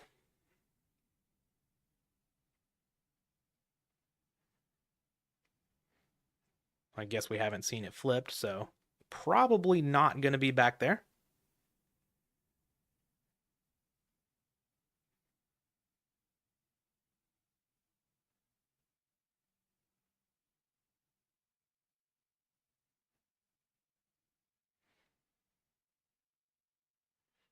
Oh, Barrel Dragon. I was like, what on earth is this? I'm very not used to that art of Barrel Dragon. All right. Noodle gets in there for the win. And we have a 2-0 Fusion Gate player. This is the good stuff. Okay, so let's refresh this bracket really quick. We don't have very many matches going on. We've got GhostRider and Patron. We have Michaelis Mino. John Wick against Gulas. We've already seen Gulas though, so let's find someone else for now. Oh, we could definitely go see TK Griffiths. let's yeah, let's go jump into this one. All right, TK, we see a gravity bind with what looks like a normal Chaos Turbo deck. I believe I've seen TK Griffiths play gravity bind like in the side of Turbo, and I know that's a thing that has happened in the past. SDL Killer, of course, on the Warrior strategy. Love to see it with my body as a shield. All right, people are representing today. Love to see that. And it looks like we are 1-0 in favor of SDL, though these gravity binds may be giving some problems. I am a fan, when playing Warriors, of siding in a lot of spell and trap removal against Chaos Turbo, because they tend to bring in a lot of traps. So, ooh, we are protecting that monster. Going down to 1750 to do it. Okay. This could be a big heavy storm here. We get rid of a Mirror Force, a Break, a Gravity Bind, and essentially the MST as well. Spy makes a lot of sense. Big fan of seeing Spy on Warriors as well. I used to go back and forth on that card, but pretty big fan. Get the second Spy. I wonder if we know what this monster is. Ooh. Or maybe we just have a BLS here? We do have a BLS, okay. And a knock. All right, so we're just going to end the game. Nice to nice to show up and then the game end. All right, love to see the Warrior player getting a win. So we've got Patron, GhostRider. Hold off on Gulas for now. Let's go see. Let's see if we can find that Patron match. Yep, here we are.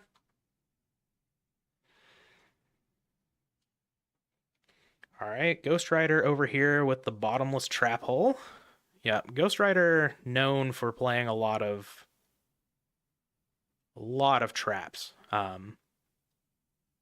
in the turbo strategy, at least in the board for sure. We've got this art of Rhoda over here. Looks like Chaos Warriors we've got from Patron. Okay. Not surprising. Patron's put in some work on this deck. Breaker coming down for GhostRider. Speaking of the bottomless trap hole, I do think that card is a little underappreciated, undervalued in the format. It's got some applications where it's not very good, obviously, but it's also got some applications where it is quite good, like against the Warrior deck. And like worst case scenario, you know, you can pick off some Chaos monsters from Turbo, stuff like that. We have an Exiled Force getting in there for some damage.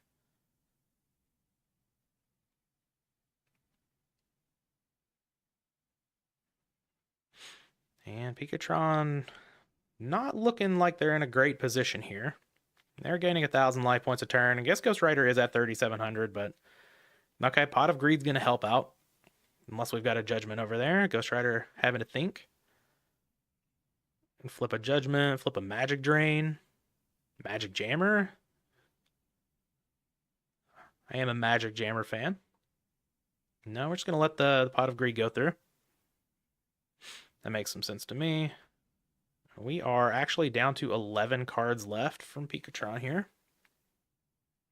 12 left for GhostRider, so Any needleworms?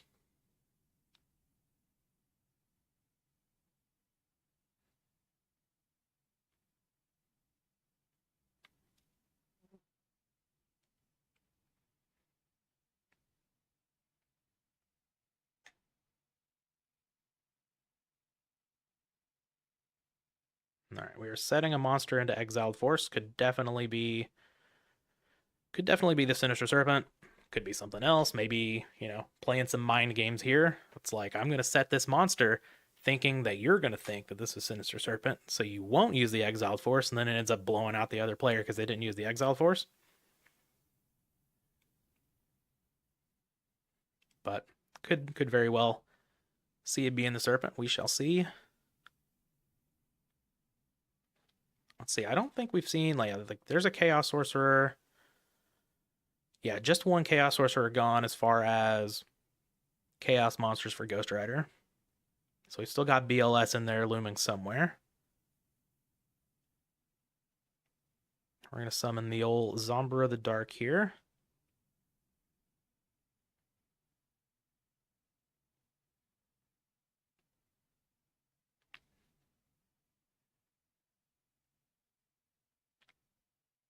And we are going to think, all right. So instead of activating the Exiled Force, thinking that it is the Serpent, which was correct, we are going to get in for 1,000 and at least negate the life gain for Snatch Steal, unless there's some battle trap, but there's not. So Pikatron going to be staying at that 7,600 life total after the Snatch Steal gain. Assuming they gain the life here.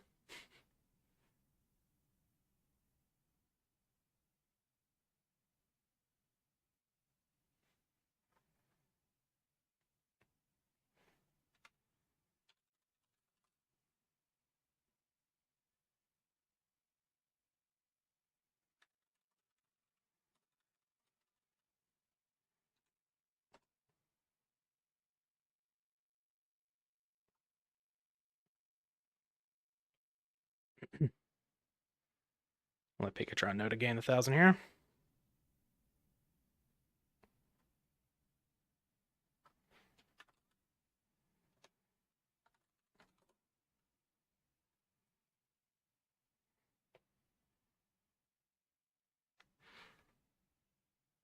Missing a couple of gains on Snatch Steal can obviously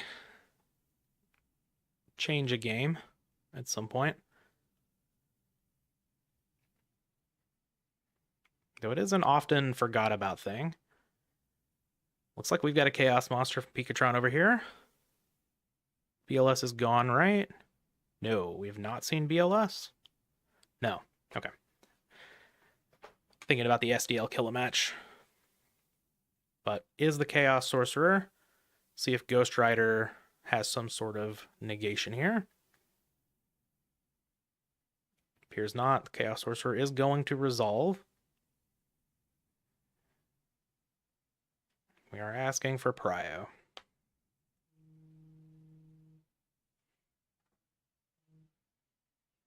Getting a nice potential scam call. Unfortunately, I'm not going to answer like JDZ.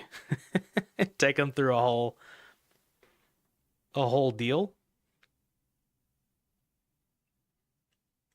What's up, Fanny Boolin? I suppose it is still morning time where you are. It's good morning to you. Ah, no Prio, and we get picked off by Ring of Destruction. Though, little bit of a double-edged sword here. GhostRider is going down to 14. Do we have Ring gone? No, Ring is still live for Pikatron as well. So, yeah, going down to 1,400, little dangerous. But GhostRider has been thinking several times on different plays, so there could be a Solemn Judgment down there that could be just like straight targeted at a Ring at this point.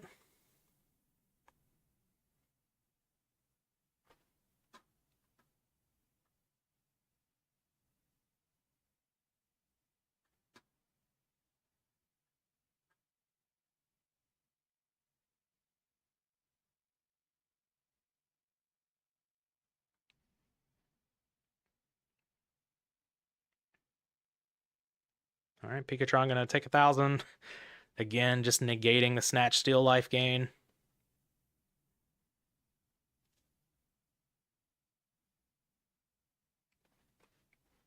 Another one of those situations where you really just want to get your opponent out of this game, because we're once again drawing to ring in the bottom 10 cards of the deck.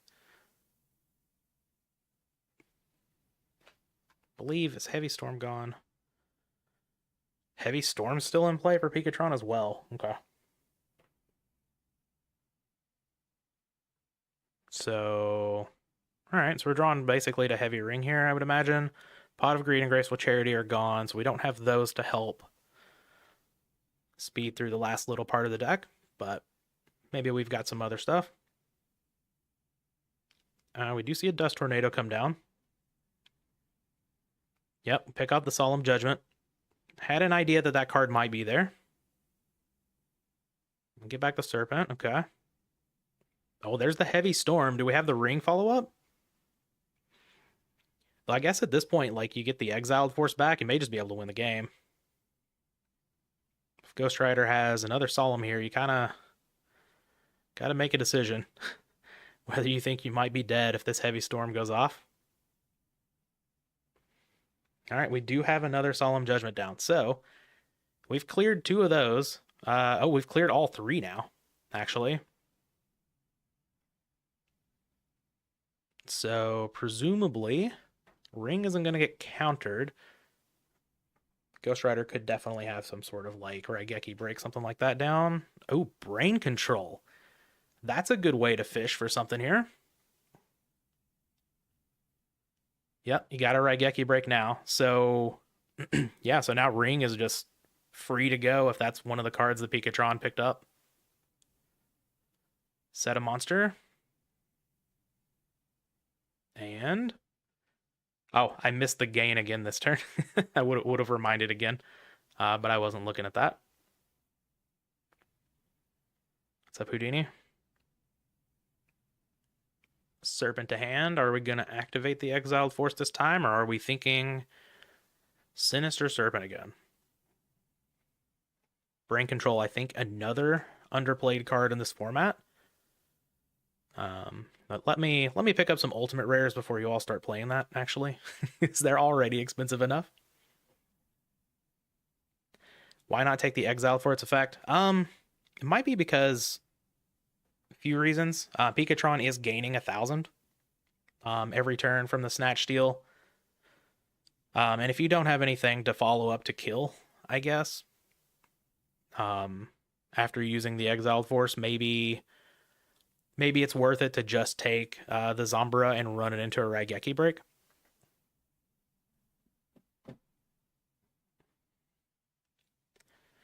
Yeah, and GhostRider knows about a Sinister Serpent, so... and Ghost has been very... yeah.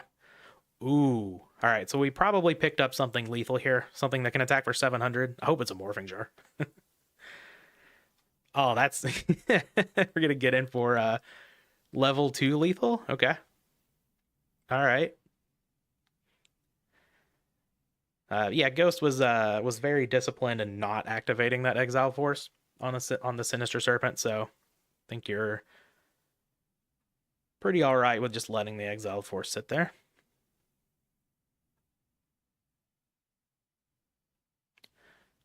I thought maybe Pikatron had picked up the Ring of Destruction and was like trying to bait out all of the back row, which was also a good line, but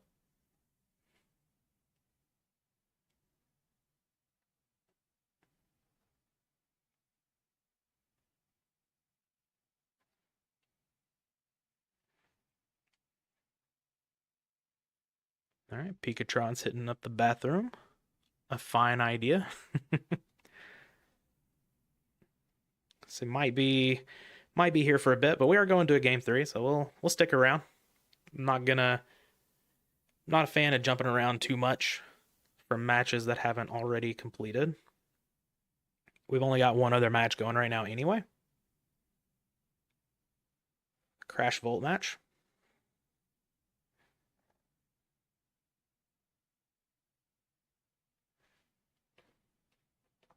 So we'll give it a second. See if anything important is going on in the Discord right now.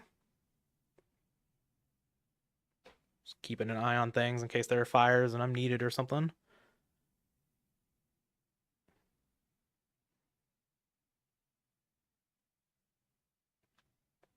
No, looks like we're all good. We do, as of 1:35, which was 2 minutes ago, we do only have 8 minutes left in the round, so we've only got 6 minutes left in the round now.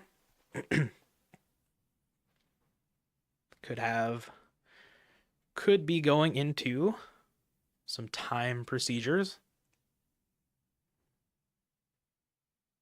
We'll see if we head that way.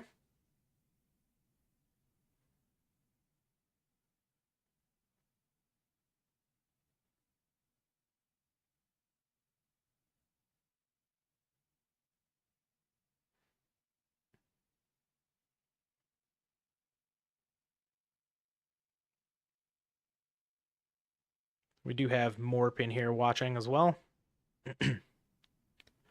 So we've got some issues with time extensions, anything like that. However we want to rule it, should be covered on that.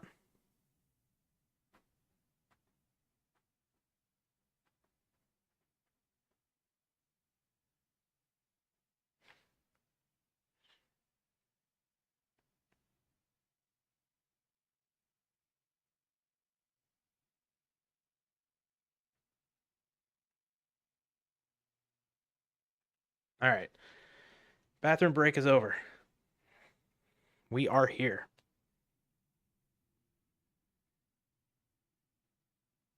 Yes, every round is timed. I believe top 8 is timed as well.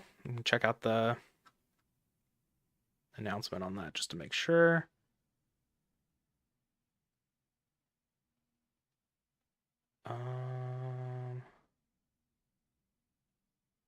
Rounds will be 50 minutes long.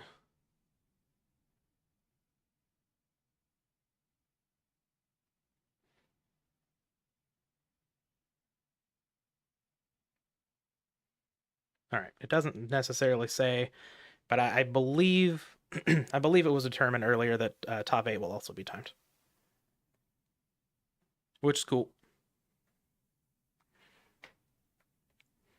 I'm totally all right with that. I have witnessed some 3-hour matches in my time in untimed top 8 rounds. I think the longest one that I ever played was the finals of a Magic tournament, and we played for about an hour and a half.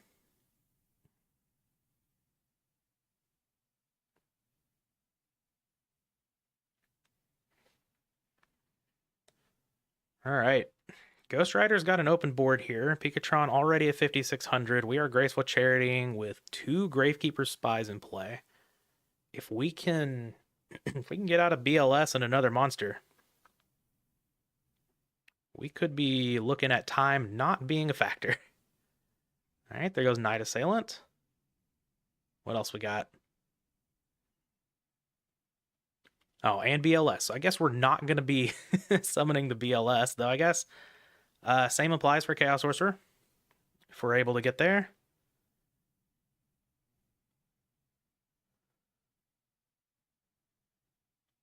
Oh, I guess Pikachu just already took the 24. Okay. So we were at 8,000. We weren't at the 56. Okay. I just missed the very beginning here because I was talking, so. Cool. All right, so we pass back over to Pikachu. We have a face-down Gravekeeper Spy. Just threatening more damage.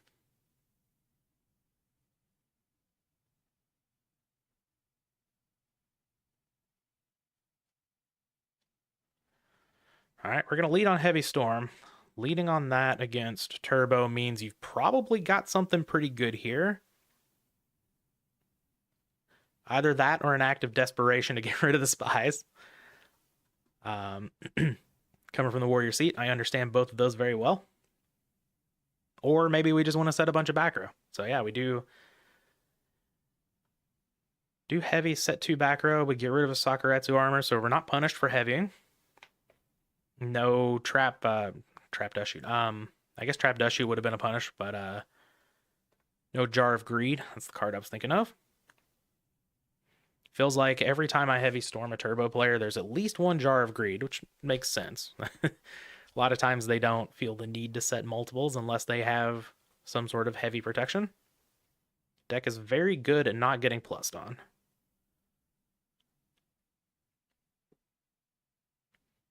All right, now we're flipping Spy, going ahead and getting the third. Do we have a torrential? If we have the torrential, do we wait? A lot of times you want to wait on it. Don't want to just rip it off, even though it is it's kind of sort of a +2.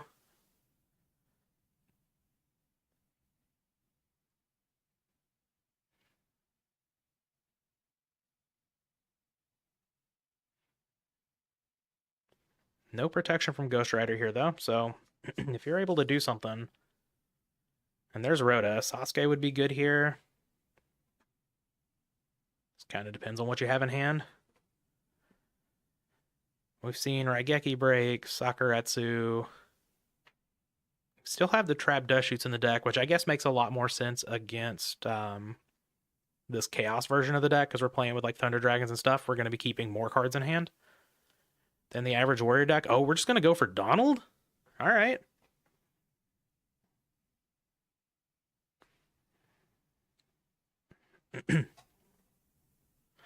Yeah, it's really hard to get a chess clock going on something like Dueling Book, where everything is manual, not automated. I do like the idea of a chess clock, but you know, we just have to be dueling on something different here. Oh, and we brain controlled, so we actually cleared the board and got a card out of GhostRider's hand. Wow. That is quite a turn in the game here. But we do have a sort coming down for GhostRider, and see if Pikatron has some sort of good back row to help take care of this. Donald is getting sent to the Shadow Realm. Most unfortunate.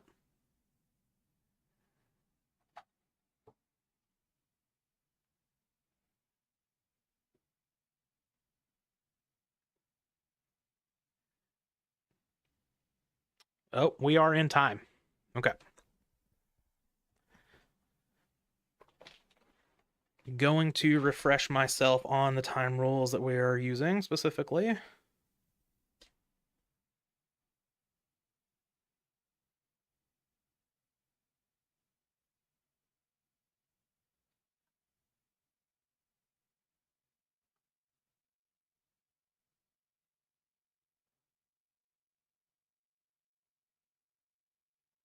Okay. Well, that puts GhostRider in a great position. Not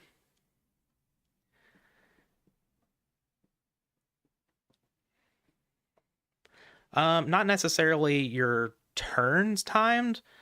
Well, I'm thinking about it like from like a Magic Online standpoint, where like if you pass priority to the other player, their chess clock starts and yours stops.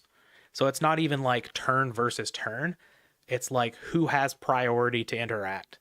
So like you summon a monster, the opponent has a chance to negate the summon. While thinking on negation of the summon, the opponent's chess clock would be running. Something like that, I think would be ideal.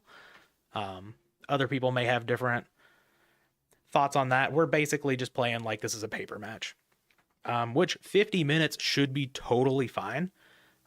Because there's no shuffling or any of that. So you're like eliminating a lot of time that you would normally have in a paper match. But clearly we have gone to time here. So some of these decks get a little grindy.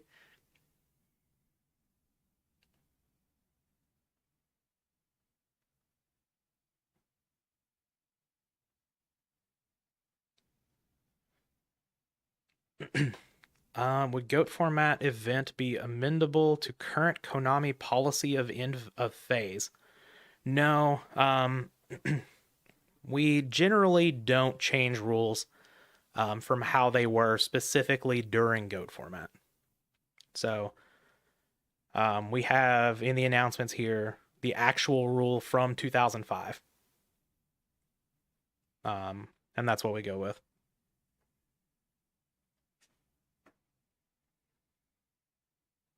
All right, let's see if we have any other matches going on. I believe this may have been the last one for the round. I was wrong. There is another one. No, we're just waiting for a report from the SDL Killer match.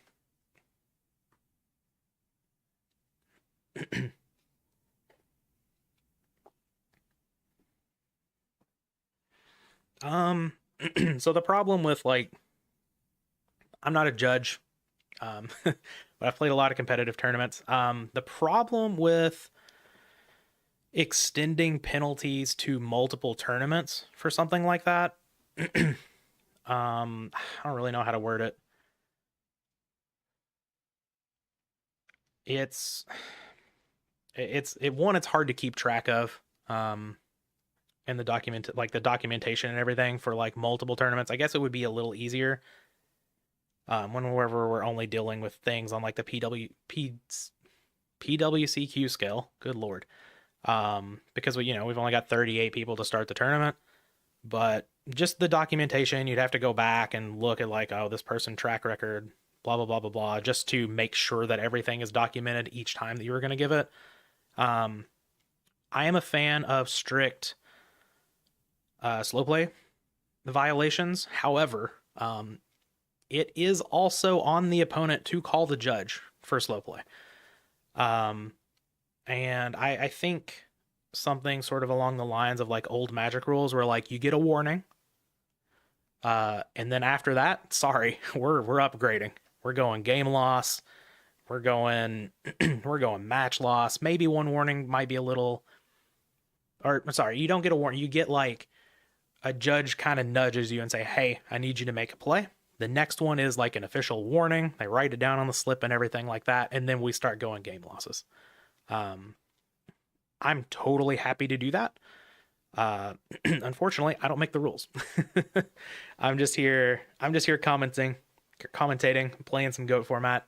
But I'm totally fine with harsher slow play warnings. And we did actually announce several times for this PWCQ is like, hey, we're going to give out penalties for this, but let us know, because we've only got the one judge going, and we've got a few on staff, but call the judge, let us know it's slow play, we'll take a look at it, and we'll handle it from there. So definitely something that's been discussed, something that we can certainly look at, but kind of just got to get people on board.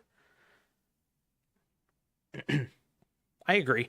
I agree that chess clock is better. However, since we don't currently have that, I just think it needs to be like nailed down between like judges, however they want to do that. They just determine like, this is the set amount of time that we will give someone for a play. And then you can make, I guess, sort of like a judgment call on like, if you need to extend that by a few seconds or whatever. And then just be consistent with that. And like, if someone calls the judge over at an event, just, the judge comes over, they'd be like, they kind of hash it out. If the players agree that it's taken that long, the judge would be like, okay, I need you to make a play.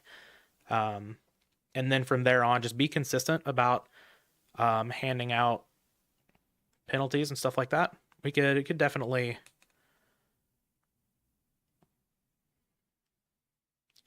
If you're staring at your hand for 5 minutes, yeah, that's that's really bad. I understand that there are some scenarios that are a little bit harder than stuff like that. But yeah, if you're staring at a 2-card hand for 5 minutes and you're just dead on board and your opponent's holding 18 cards in their hand, we've probably got a problem. What's up, Petty? Tournament's been great. We've seen some spice so far. We have a Fusion Gate player, Mr. Big Noodle here at 2-0. Gulas has brought the spice. Let's see who else we can take a look at here. We saw SDL Killer for just a little bit. We haven't seen CrashVolt yet. Haven't seen Wolf. Actually, several players we haven't seen yet. So let's get into...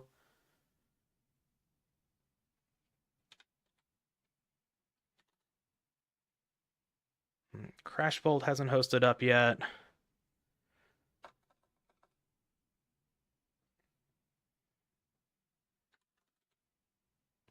All right. This one has started, so that's where we're going. All right, Nessa has started on an Upstart Goblin, and we see 2 set cards and pass.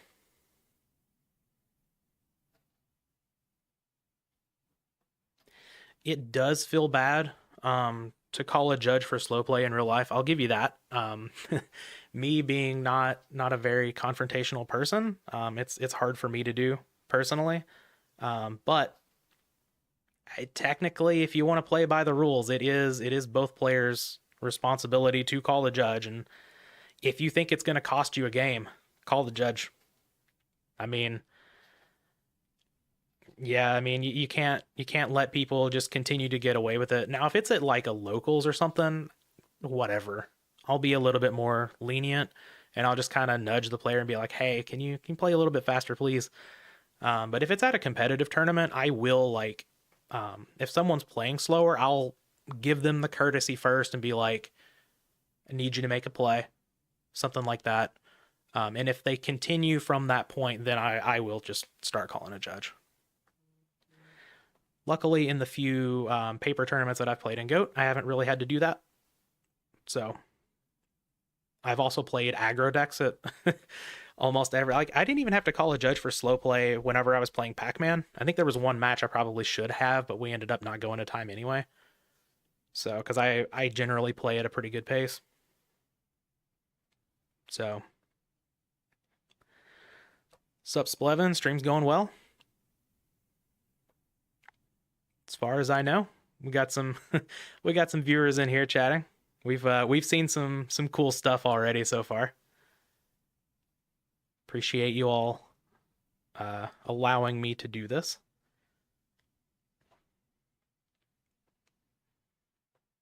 Tournament seems to be going smoothly today as well. Haven't had a whole lot of hiccups and stuff.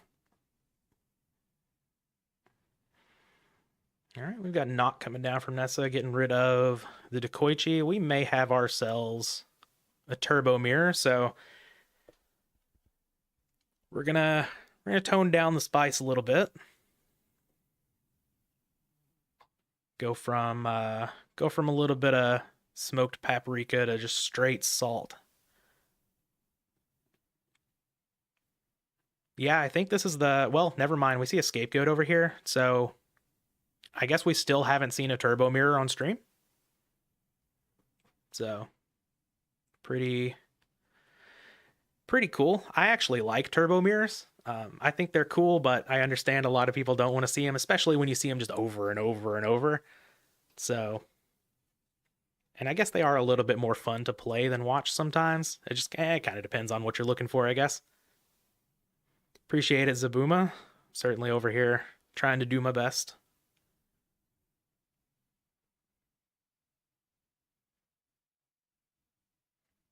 Getting people in here in the chat and everything just makes this all so much better and more fun.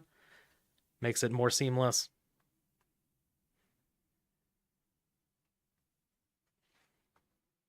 All right. So we are getting through these goat tokens one by one. We are going to snatch this naked breaker though.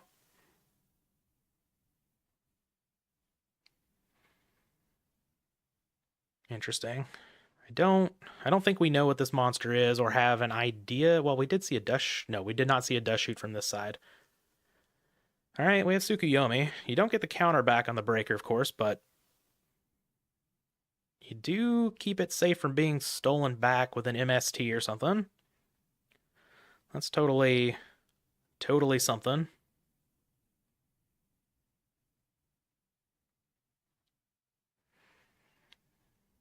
I don't believe turbo players are siding into goats as much anymore. I think generally you do still see some of the lists from now on, from time and again top with those. but it seems like most of them are going with like the Zambara battle traps, solemn judgment, that route of things.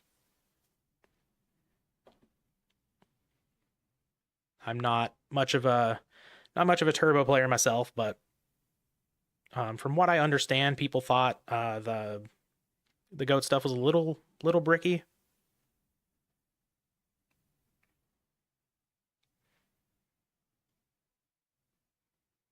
All right, we use this snatch steal on this breaker. It's interesting.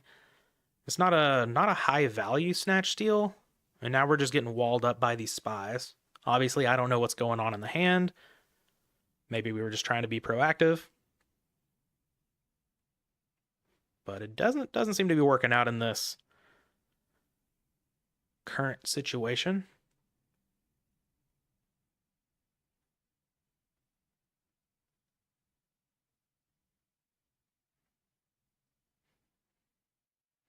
Maybe people are picking it up again.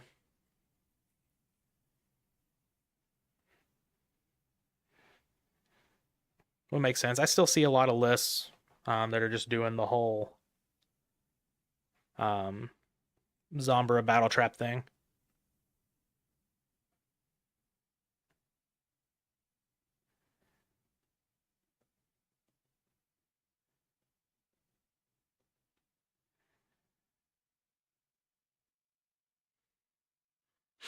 It's interesting that it is a little bit undecided on that front though, because those.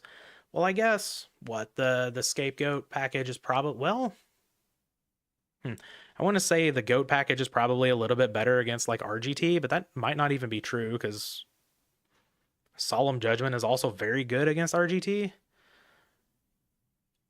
I don't know. They're both kind of. I guess I would have to play more, more turbo to really have a more informed opinion on what's better to do there. In the turbo that I've played, I mostly did not play the goat stuff. I have played around with it a little bit though.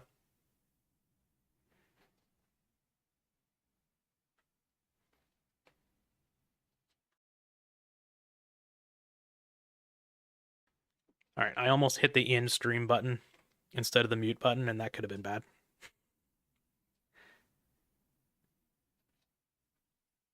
We've got a lot of cards over here in hand for Confuse Ray.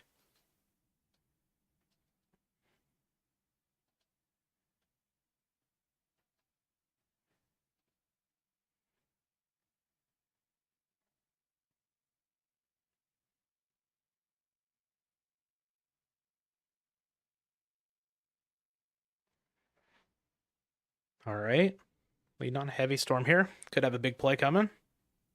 See if we can take care of these spies, maybe get in for some damage.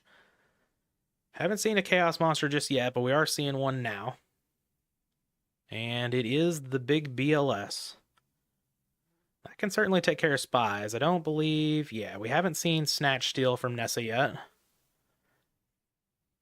We've only seen it from the Confuse Ray side of things. And, okay, so we're just going to attack over the spies with the BLS. All right, we don't have lights in the graveyard for Nessa. We do have the Tsukuyomi over here to flip the BLS down, which is pretty good for protection against Snatch Steal. One Nobleman of Crossout is gone, so you only have to worry about one more of those. Not super worried about this duo, really. Still have two Thunder Dragons in hand. So let's see. Every time that I duo and my opponent has Thunder Dragon in hand, I always pick the Thunder Dragon.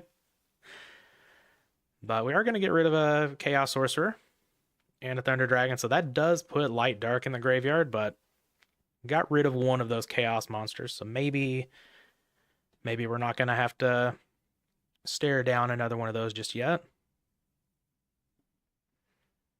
Set some back row along with a monster. We do know this BLS, yeah, I'm going to say we do know this BLS can take out the face down, but there could be something like a Torrential to help out with that.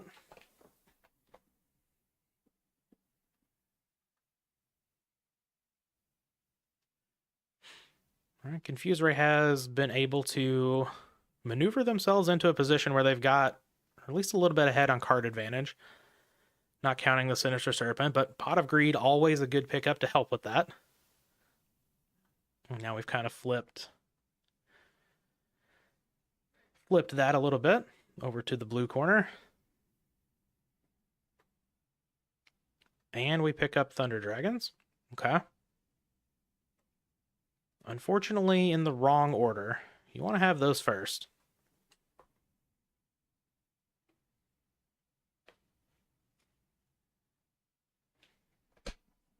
See what Confuse Ray can follow up with here. We haven't seen any knocks from this side.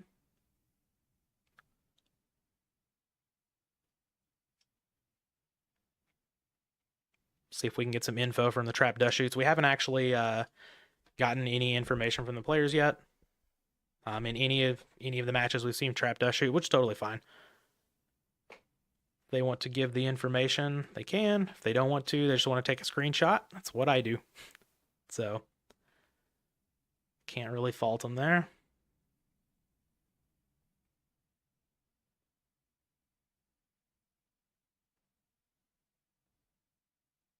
We do know we do have Tsukuyomi over here for Confuse Ray, though, so Thousand Eyes Restrict prospects aren't looking too bad.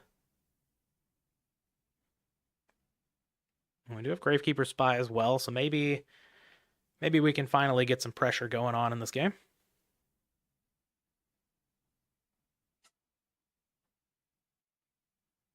Attacking the face down. We're going to see a spy battle.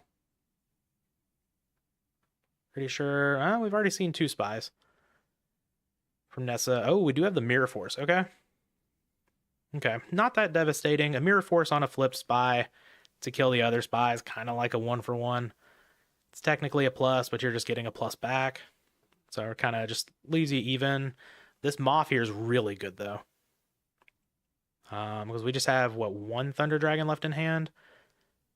And then the other's a blank. We could go for the duo, could go for the Pot of Greed. It's good options here. We do just go for the duo. Okay. Don't mind that at all. Sitting at a healthy 7,400. May as well just rip your opponent's hand out. Get all their cards gone. Ooh. All right. Clutch torrential there. That could have been really, really bad for Confuse Ray.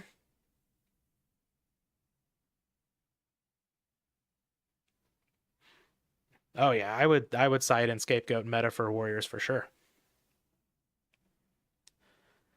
Warriors has a hard time with Scapegoat and Thousand Eyes Restrict.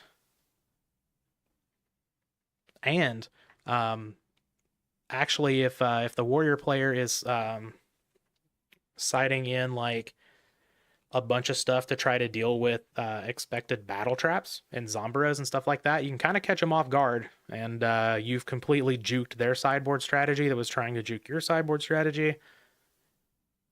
It's kind of an interesting dynamic there. All right, we do see a Thunder Dragon come down, and we are pressuring some life totals.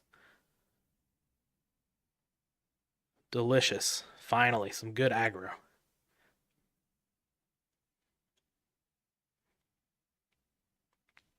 Not to say, someone ran some numbers by me recently that the average attack in Chaos Turbo is like 1,400.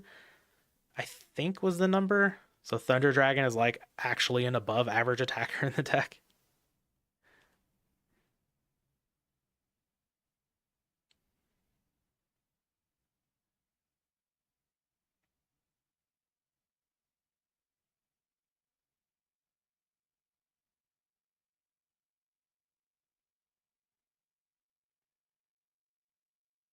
All right, we throw down the Mind Control. So we got main deck Mind Control. Oh, we hit a Magician of Faith. All right, Nessa has just kind of blown this game open with Magician of Faith. This is the 3rd Delinquent duo. And yeah, we're just going to get a concession there. That is quite unfortunate for Confuse Ray. Fortunate for Nessa, however you want to look at it. Usually the second duo is good enough to end the game. if you're already in a decent spot. But the third one, that's just gross. Especially off of your opponent's Magician of Faith.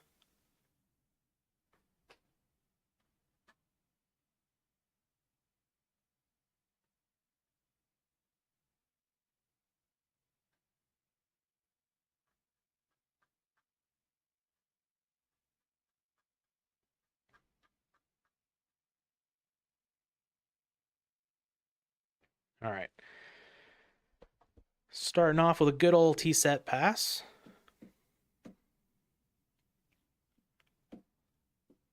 See you, Fanny. Have a good day. Appreciate you coming in. And we are going to get the turn 1 set spy. Let's get to go get a spy of our own. Let's see if we can get in with it. Of course, we can't attack with the spy that was Minecon, but we can attack with the new one.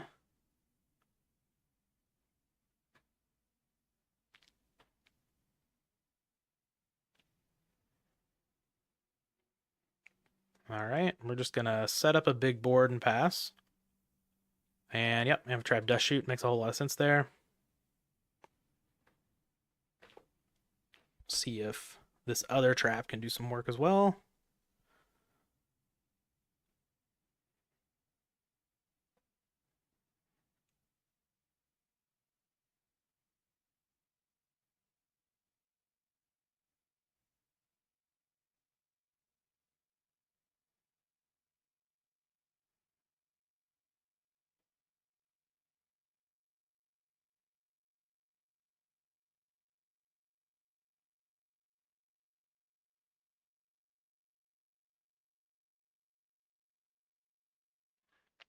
Having a big think. We don't even get the information on what card is being sent back.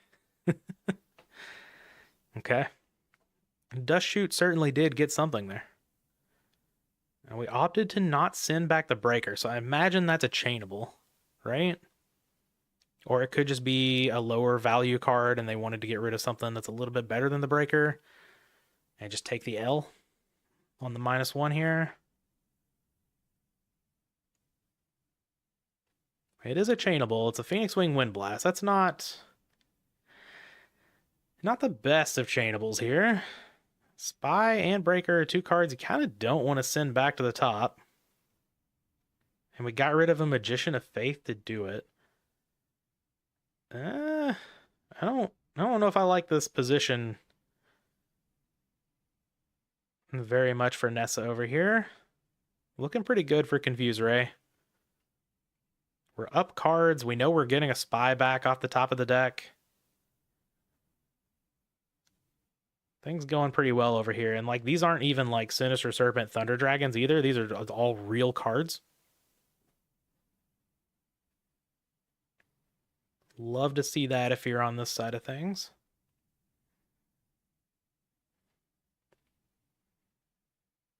Yep, flip up spy, okay. Go get the 3rd copy out of the deck.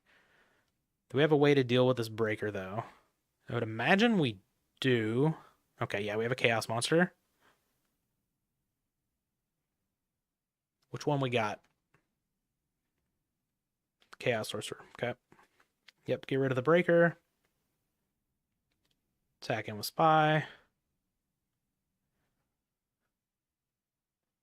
Tide his turn a little bit here. We've got some stuff at least going on for the blue corner now.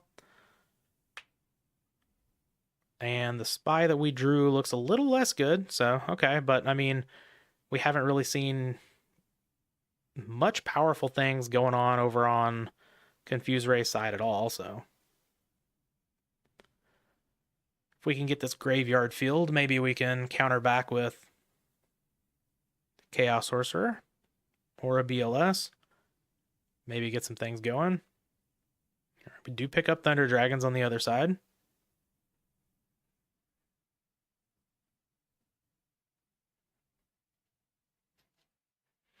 Fortunately for Nessa, though, this Chaos Sorcerer, of course, cannot pick off a face-down monster, so if this is a spy, we have to attack into it, and we can only get rid of one of them. If it's some other flip effect monster, we have to let the flip effect go through. It is the spy. Okay, so we're just going to go ahead and grab the other one out of the deck.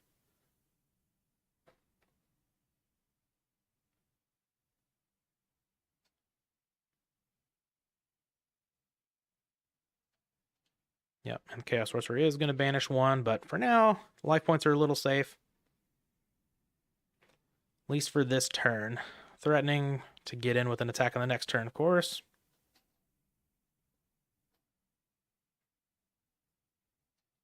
Oh, we're just going to crash. Okay. Maybe we drew a Thunder Dragon. We've got a Chaos Monster in our hand. We just want to get a Dark in the graveyard. Could totally be possible.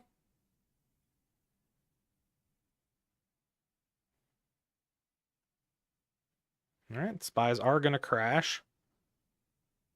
What is the follow-up here? Delinquent Duo. That's a good one. Yep, we're going to respond with Raigeki Break, hitting the Heavy Storm. And then we're just going to set a monster. Okay. But we do get rid of the Thunder Dragons from Nessa's hand.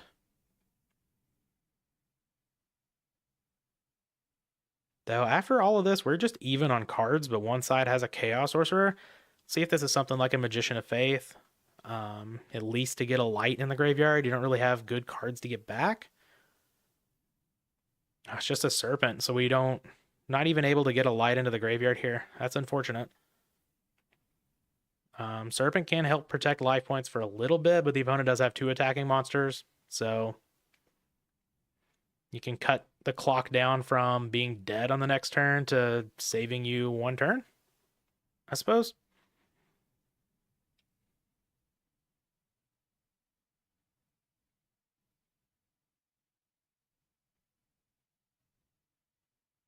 Oh, there's a Kaiku, so even if you get the light in the graveyard now, I don't know if I like attacking with the Chaos Sorcerer there.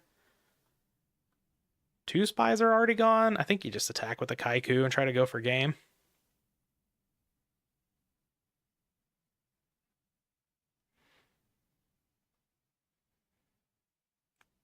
Like, if it's a Spy, you don't really care. You still get to hit for 1,200.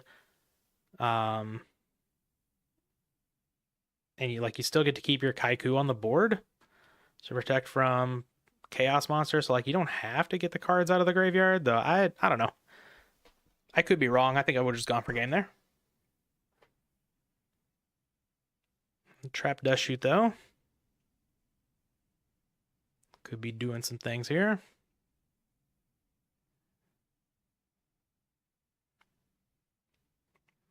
Yep, and now you have perfect information on what's going on. Upstart Goblin, we are digging.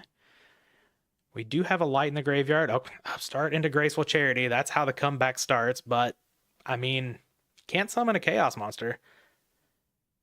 Got to get over this Kaiku first. So if we have something like Breaker's gone, I guess like our own Kaiku. Summon Kaiku, yeah, summon Kaiku out, attack the Kaiku, and then summon a Chaos Monster, get rid of the Chaos Sorcerer. It's could have been like one of the best Upstart Goblins of all time. Oh, just a back row. Okay. No Chaos Monster yet, and we've dug 15 cards down. Can't quite get it going, but maybe this is like a Mirror Force or something. I don't think we've seen that, right? Yeah. Switch Spy to defense, Scapegoat. Okay. That'll protect you for a little bit, especially since the Spy didn't get to attack this turn. Can we find a Chaos Monster, though? BLS off the top would be pretty good here. Metamorphosis also pretty good. Yep, gotta suck that Chaos Sorcerer. Probably getting over the Spy here, right? Yeah, just leave that face down monster locked for now. Maybe we end up getting to like a Tsukuyomi follow-up. That would be very good. BLS would be nice. Knock would be very good here. Pretty much anything to get rid of that monster without actually having to flip it. Knock off the top. There we go. That was one of the ones I mentioned. That was just a Sinister Serpent. All right, we are on the offensive from Confused Ray's side. Ring is still in play for both players. So a ring would end this game. But this Thousand Eyes Restrict is getting in for some good damage each time. This makes the Thousand Eyes Restrict smaller. Oh, okay. Yeah, Thousand Eyes Restrict, unfortunately, for Confuse Ray, does not have the relinquished ability where your opponent takes all of the damage from an attack. So even if you like wanted to like attack into the breaker and then take the breaker, kind of can't do that. Confuse Ray is a great name. Ooh, now you can. Never mind. Yeah, there's that Tsukuyomi I was talking about. Now we just suck up the breaker, attack for 16, and we basically just sit here and hope to avoid Ring or another Chaos Monster. Chaos Monster might not be the end of the world. It would, you know, take care of the Thousand Eyes Restrict, but it wouldn't lose you the game. No play from Nessa at all. So it's got to be like some sort of, could be like a flip effect monster or something like that. Thunder Dragon could threaten to end the game fairly quickly. We're not going to set the Sook. Makes sense.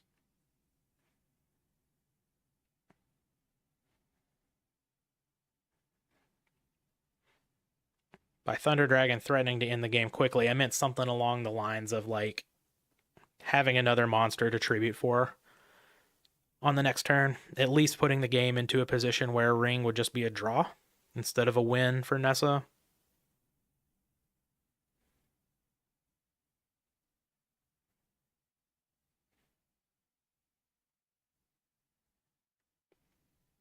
Pass with nothing going on though. This could be problematic. Yeah, we're gonna sack the Thousand Eyes Restrict. Do we have a Chaos Monster? We do. All right, yep. Barring Karibo, we're going to a game 3 here. It was a very good back and forth game.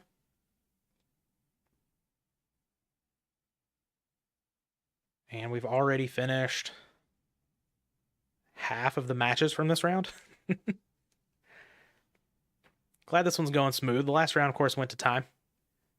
But the first one didn't. And this has been a pretty quick, smooth tournament so far. And we are just about done with half of the Swiss rounds.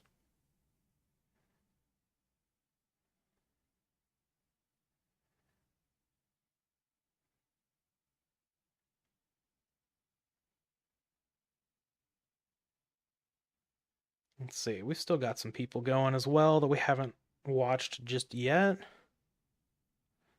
I guess one match of people we haven't watched.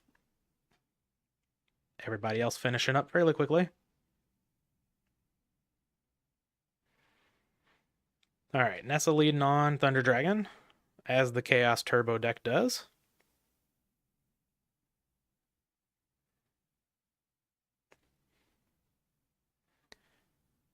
Well, that's not good to hear, Gulas. You got to make it to the top so we can watch you again.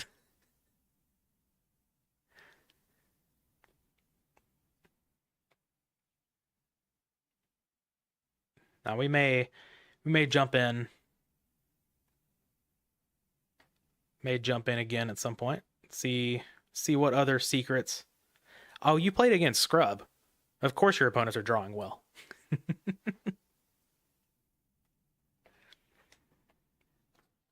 You could top at 4-2. It's 6 rounds.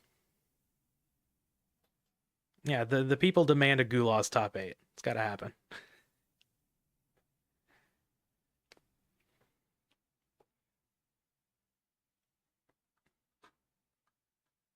All right, so we've seen full Trinity Thunder Dragon from Nessa's side and Trap Dust Shoot. All right, okay.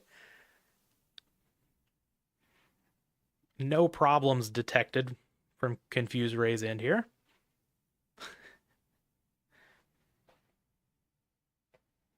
Yeah, with it being 6 rounds, I think we're, especially with 6 people dropping after round 1, I think we're in some X2 territory. I'm not 100% sure on that. I haven't actually like run the numbers or anything, but especially since we were like just a few players over the threshold to make it 6 rounds.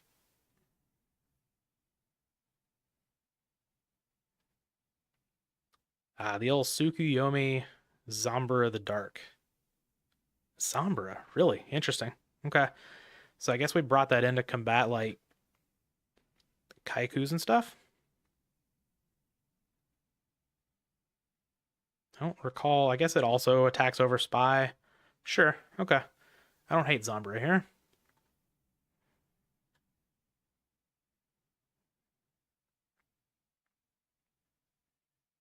Yep. Yeah. Flip the boy up, flip the boy down. Get in there for a good 1100. This is a fine status quo if you are on Nessa's side of things. Just keep this going and you will win the game. All right, Kaiku will be able to attack over the Zambara here. See if there's some sort of protection going on.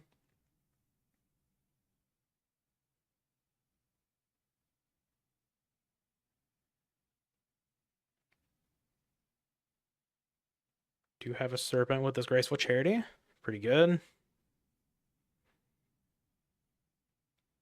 Confused Ray's been the master of drawing Graceful Charity off of draw once so far. Last game's Graceful Charity off the upstart was just absurd. Okay, we're going to discard a Chaos Sorcerer. Do we need... I guess we don't have Dark or Light, so... Sork's not really doing a whole lot on its own here. Just can't even summon it. Also puts a Dark in the graveyard, so makes some sense. We'll see if this Kaiku attack can connect. Phoenix Wing Wind Blast. I gotta say, I know Phoenix Wing Wind Blast is still decent against control, pretty good in the Turbo Mirror. Every time I see it, kind of just want a Raigeki break. But we do take out that Kaiku, at least for now. I guess when you're up 8 billion cards, it's also totally all right to just tempo your opponent a little bit, because you know they're not drawing a card that's going to stop you from being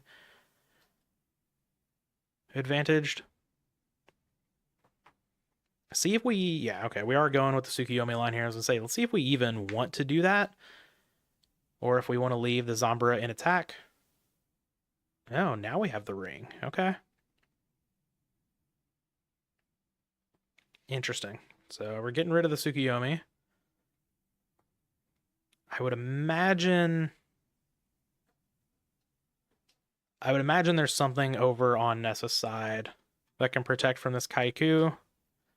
Because yeah, Trap Dust Shoot will do it. How are we feeling about Thunder Dragon Trinity Double Trap Dust Shoot?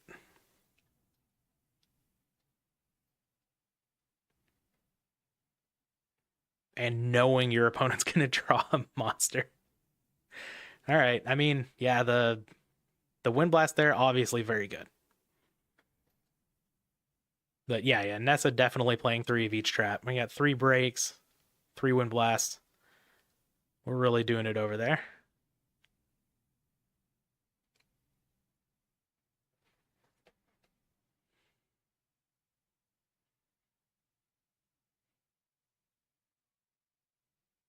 What is up, Michael Gray? Welcome in. All right, we do have the Mirror Force to take out the Kaiku, so we did have something. Well, we had 2 answers to it. We gotta get some offense going at some point over there. We're still up a couple of cards, but turning massive advantage into smaller, yet still good advantage, but a little bit less so. Kind of want to end this game as quickly as you can. Yeah, just open SERP every game. You're good. That would... Oh God, that'd be gross. Love to see a deck where 6 discard traps is good. I recall you playing this card called Forced Requisition. Or does that only work whenever you discard to effect, or does it count cost as well? I can't remember. I know I played that on one of the streams, and we determined that that card was just not it. All right, Snatch coming down on a spy. Get in there. All right, we have finally killed the Zombra that has sat there all game. I guess I do have the power of Google over here. It counts cost, but only after. Okay. All right, that's what I thought. Well, I mean, yeah, just if you can flip the stupid card, get it flipped, and then just start activating discard traps. You know, bounce your monster back to the top of the deck, and you discard a card while you're sitting there discarding Sinister Serpent yourself. Of course, you gotta really give it to your opponent if you're doing that kind of stuff.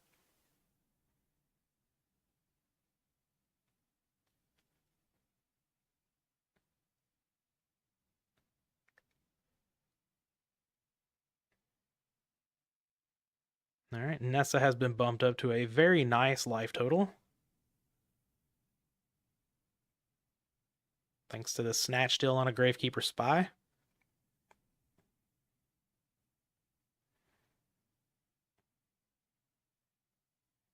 We got Night Assailant. Okay.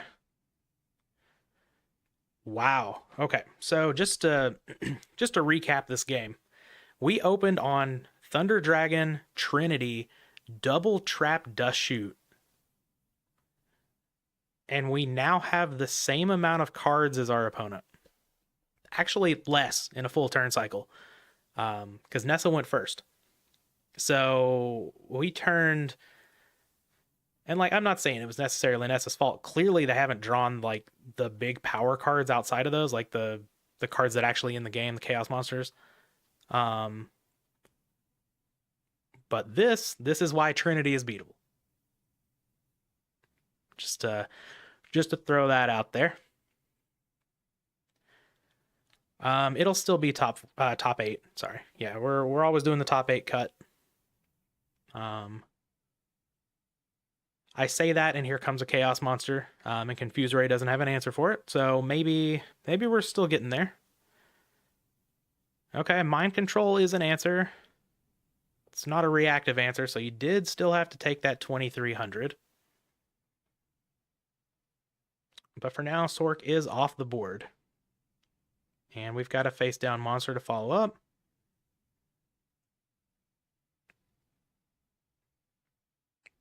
And it's quickly going to get out of there. Not taking care of that. Do we have a monster with 1,200 or more attack?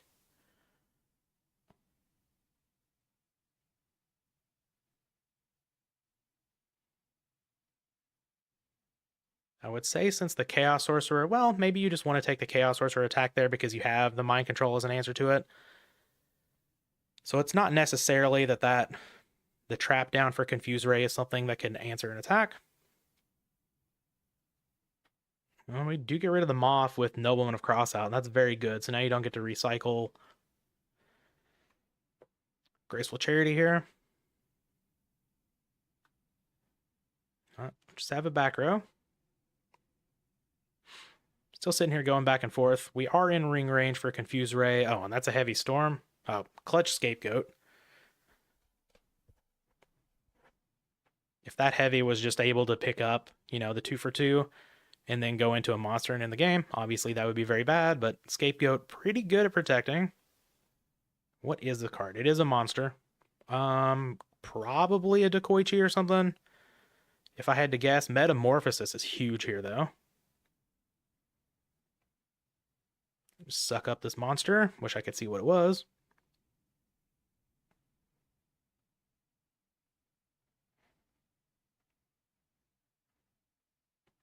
Have we seen? We have not seen Tsukuyomi from the control side of things yet. So Tsukuyomi here would be really good.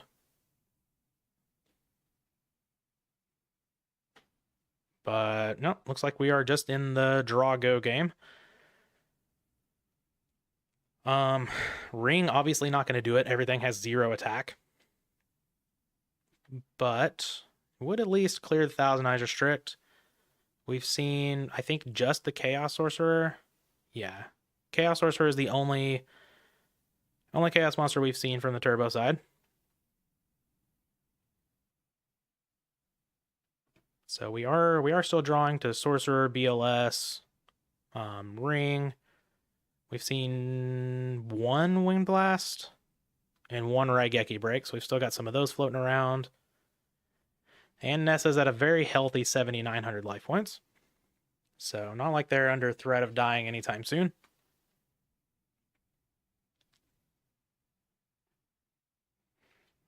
Duo. All right. Getting rid of Minecon, Snatch, Steal.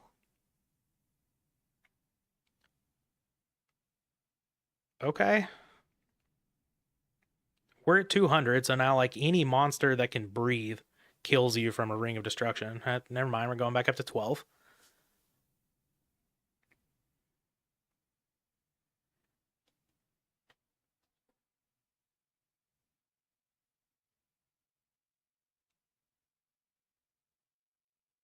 Sparks. Yeah, Sparks. Sparks would have been the best out there. Could you imagine? You put that card in your deck just as a joke and then it wins a game.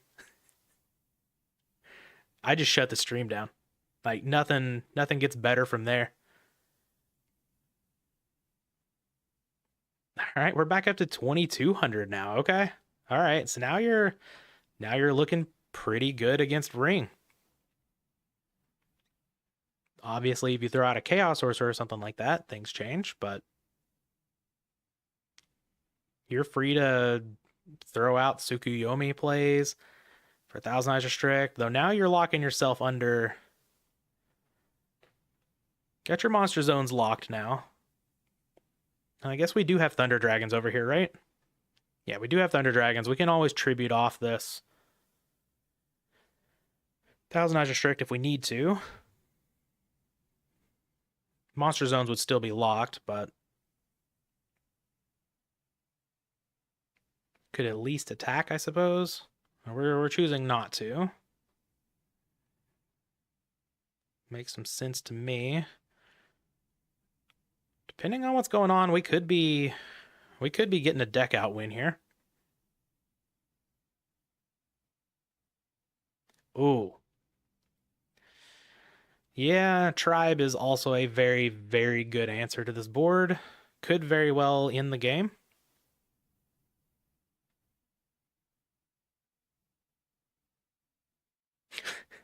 Muhi and Curry with Samochi. Yeah. Okay, Torrential. All right. That was a spy that we had under the Thousand Eyes. Oh, and we have a Chaos Monster to follow it up. Yep, BLS getting in there for game. All right, let me scroll up. Here, we have one match going. Still, I am going to run to the bathroom just really quick. And I will be right back.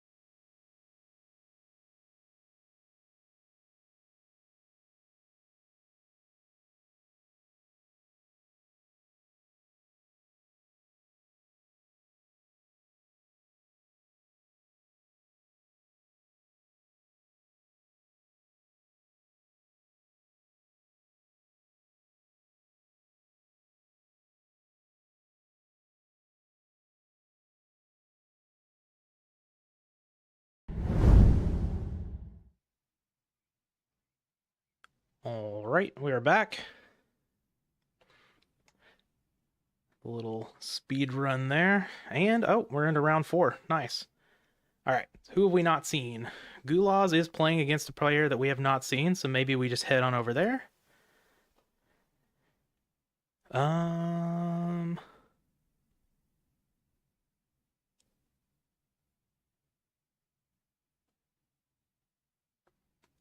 We haven't seen either of these players.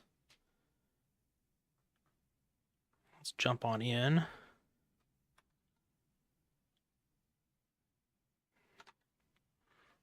Well, they haven't loaded up yet.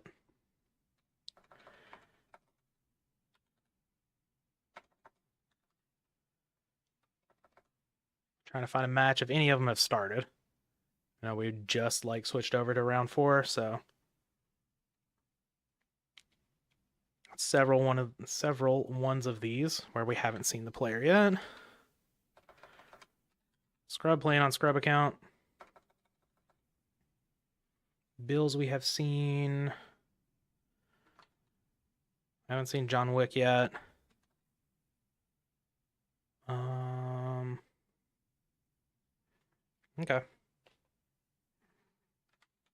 All right, so I guess everybody just hasn't started their match yet, at least for the ones that we want to look at. Oh, I need to update the round, I guess. We're certainly not in round 2 anymore.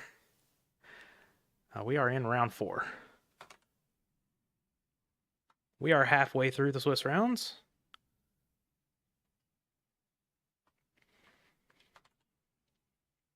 Thank you all for those who have been hanging out today. Enjoying the PWCQ. I know I am not JDZ,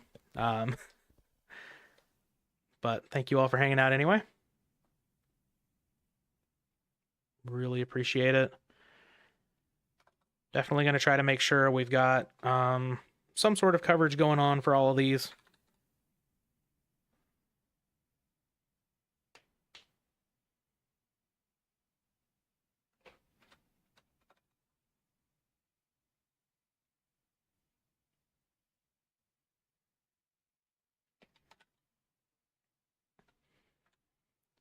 Scrub playing on...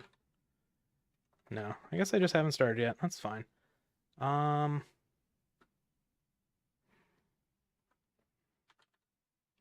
none of these players have started their match yet. Okay. I'm just getting a little ahead of myself here. This is fine. We shall wait.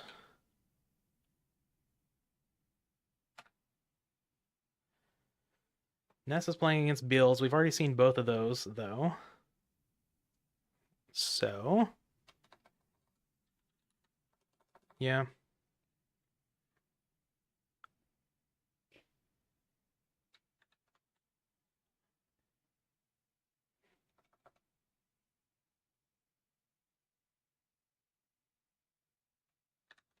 Might just be... no. Oh, wait. Gulas is under Zalug? No. Hasn't started either. One of these days. Get ourselves a match here.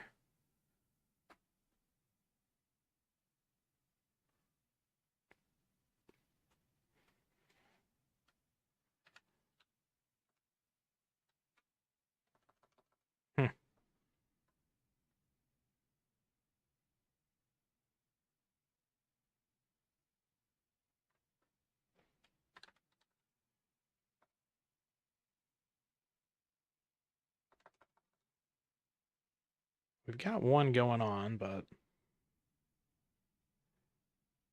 we started? Okay. Well... we haven't seen Wolf play yet, so yeah, we'll just jump in here. Watch some more Gulas, bring some more spice. We've gotten to see more of the top decks in the last couple of rounds anyway, so... here we are. Gulas starting off on a Pot of Greed after complaining that his opponents have been drawing well. Very nice. All right, we've got a set monster and a back row. Just got the old T set pass.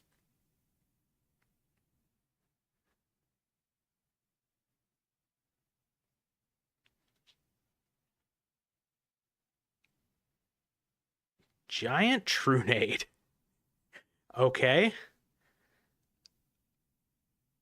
What do we have cooking here?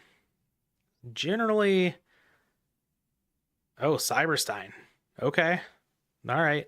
Are we just running RGT here? Doesn't have to be, of course. Generally, RGT is not going to start on a set monster, though it can. We do grab the Gatling Dragon. Seems pretty good. Let's see if we can flip just one heads off of this. Starting on tails. Great start. And there's the heads we need. All right, so we do at least have to destroy one of our own monsters, but Cyberstein, a really good one for that. All right, Facilier Dragon and Megamorph. Okay. So it does look like it is Steingate.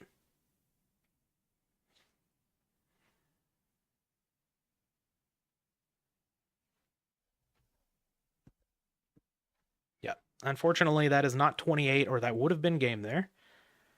Oh, never mind. We just have the limiter removal. All right, that was a quick one. And that's the power of machines for sure. I'm a limiter removal fan myself.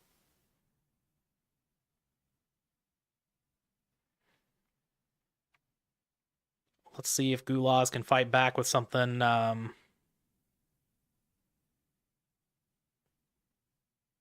something along those lines of power level.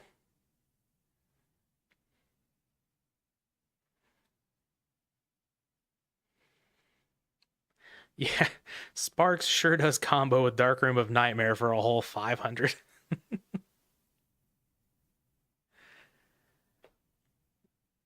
I just got my Darkroom of Nightmare in yesterday for the cube. Excited. Should have several packages actually today in the mailbox right now. I am just contractually obligated to finish this tournament before I can go get them.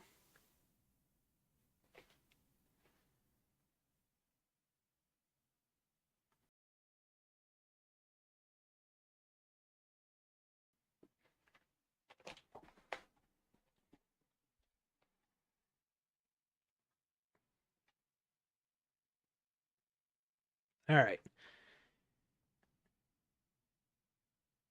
Here we are with the game 2. Let's see if Gulas has something a little bit better than last time. Looks like we may just have another T-set pass, though. Yep. All right, let's see if we've got Spell Trap removal, Cyberstein, Limiter removal, Megamorph again. Wild. All right, we're just going to lead on Reasoning. I think it's cool. I did have one of my Magic player friends reach out to me who like vaguely knows things about GOAT format. He does have a GOAT deck and plays it for fun from time to time, like in between rounds of Magic tournaments. He's like, is this card called Cyberstein legal in this format? I'm like, yeah, it's a 3. What about Megamorph? And I'm like, this person's going down the right route. Also, speaking of the right route, Barrel Dragon is the right route. And this is a well-trained Barrel Dragon. We are going to clear this monster. Gotta flip the third coin.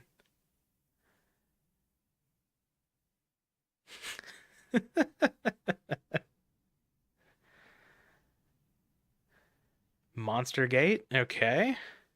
We grabbing that Genzo so we can attack in with double limiter removal. Is that what's happening here? Kinetic Soldier. Okay, that's not the biggest machine I've ever seen in my life. Now we need triple limiter removal? That would be sick. Okay. No limiter removals here. Just getting in for 1350. It does appear from what we've seen from Gulas' deck, Kinetic Soldier is pretty good. But we do have things like Mirage Dragon and such that can take it out.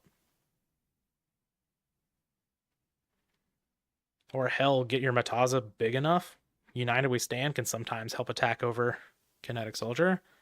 We just have a Sangan here. There's the United We Stand. So we got Sangan, the Mystical Genie of the Lamp over there. Getting in for 1800.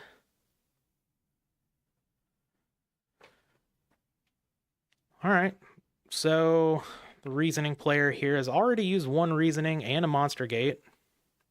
And we essentially have nothing to show for it other than we got to kill a spy. Okay. We do have a Decree, though. So pretty much all your plays from now are just gonna be going through. Though a pass is not really what you want to see here.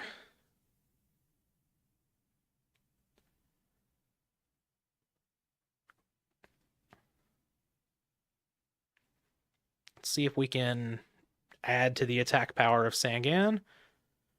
Doesn't appear so. We're just gonna attack him for 1800.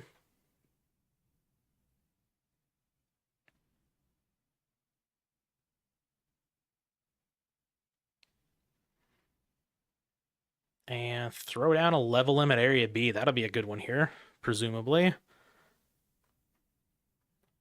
Reasoning Gate deck, though, of course, is known for playing a lot of giant True Nades, one of which is in the graveyard, so.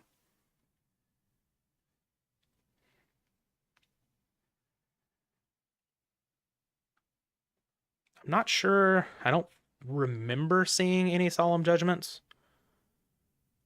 from Gulas' side of things, but it's been a bit. We watched them in round 1.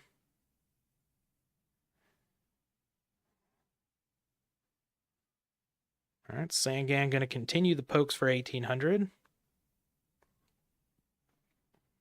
Sure Gulas would love to find another monster here soon. Just to put this game away.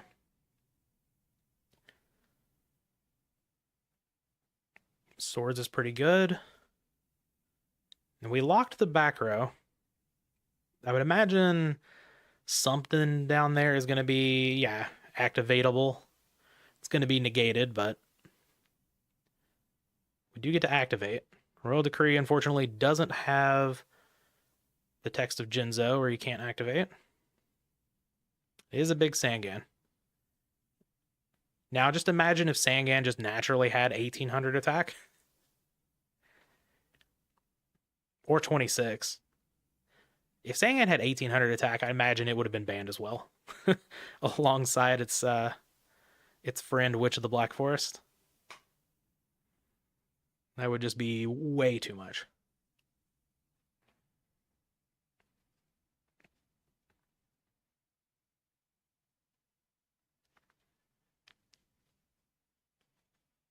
All right, just another back row from Wolf.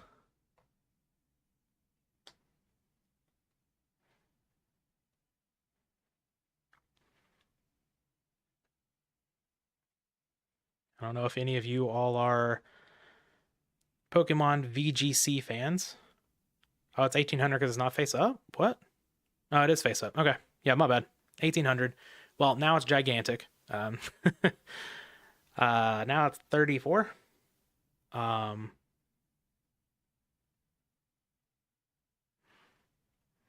not sure if any of you all are Pokemon VGC fans. However, every time I see Wolf's name here, I start to think that Wolf Glick is playing GOAT format now. And definitely not the case.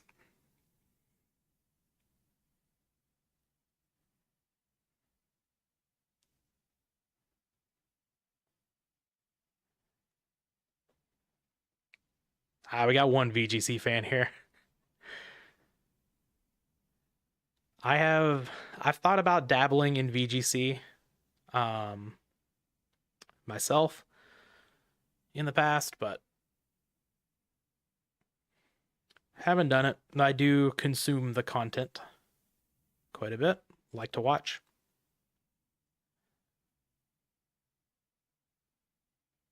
Do you lose United? Yes.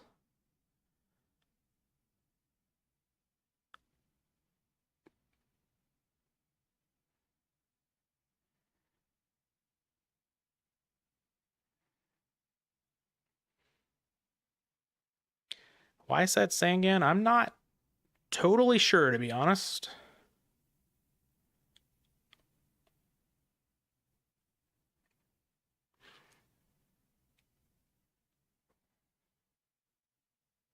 Yeah, I have no clue. Maybe, I guess, worried about potential like big monster gate plays into like a bunch of limiter removals. So we're just protecting ourselves as much from dying to a big play here. That's the reasoning that I can think of off the top of my head. Have I ever played competitive mons? I've played a little bit of like singles, like back in the day, with the Smogon stuff. I've never done like um, actual sanctioned VGC though, or whatever VGC was called before they changed the name to VGC.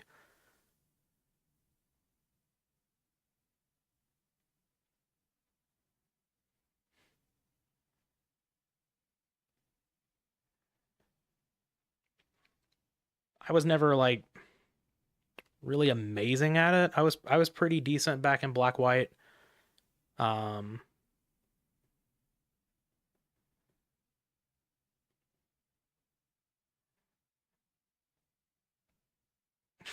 put the Sangan in the field spell so.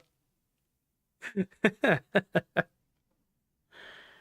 didn't even know you could do that, to be honest. Oh, I guess that is one of the zones you do have to send it over. That's funny. I love that it recognizes the art too and puts that as the background.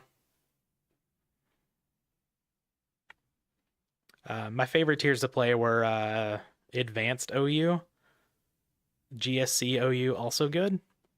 Um, I've played around a little bit with RBY OU. Um, and I believe it's MMF was actually a good RBY player.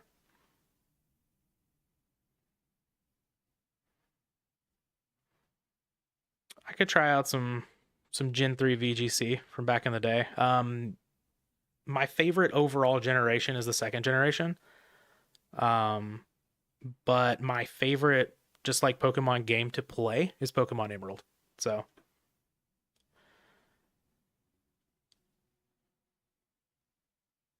yeah, that is a big Thousand Ice restrict. That is 5,000 attack.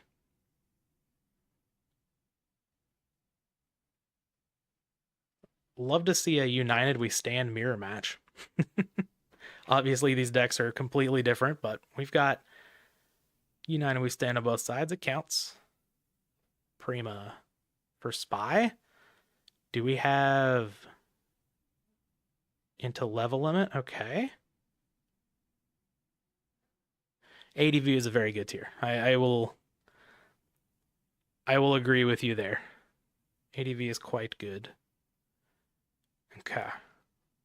Guess we're just bringing back the Spy just for extra protection. That's not ideal.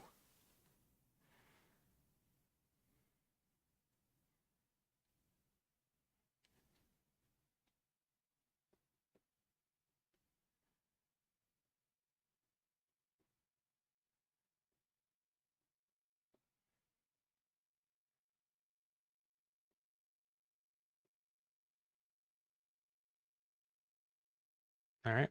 We've got a set from Gulas and a pass. What else we got?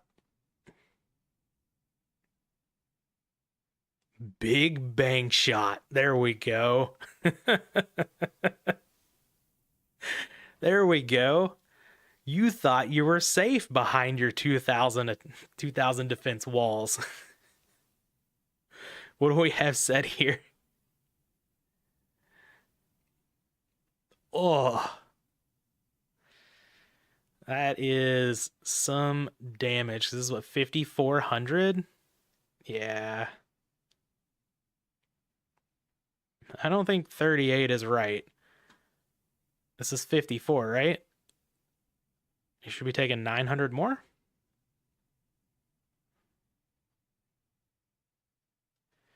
Yeah, this is probably up there with one of the coolest like overall games we've seen today. We've seen some cool blowouts, like the Fusion Gate with Mr. Big Noodle was pretty awesome, but that didn't last very long. That was just kind of okay. Yeah, we're getting the math right here. Forgot the Sangan. Yeah, the Sangan still accounts for some of the life to or the attack total there.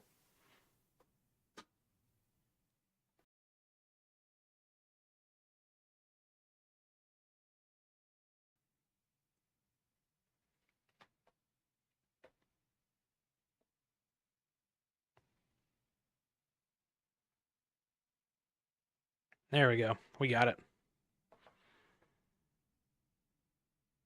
Yeah, we loaded up the noodle match earlier. I think it was round 2.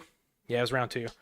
And the first play was just like pitch Thunder Dragon to the graveyard. I was like, okay, that's cool, whatever. Probably just doing some sort of chaosy thing, and then immediately Fusion Gate. All right, unfortunately, we're not going to get to see any more secrets from the Gulas deck, at least for now. But got to see the biggest Thousand Eyes Restrict of all time take a game down, so pretty cool. We still have some more matches going on, so we can jump into some other stuff here. Well, come on, Challenge. You can give me the round 4 bracket. There we go. All right, let's see if... Yeah, here we go. Jump into the Michele Cimino match against Oops of Cow. Looks like potential Chaos Warriors over here, or Chaos Warriors or Thunderclap. That's the name of the deck. And we've seen Zombra Spy, a lot of things that scream Turbo. Could be Control or something from Michele. Probably Turbo. But we are going to be able to take out that Donzalug.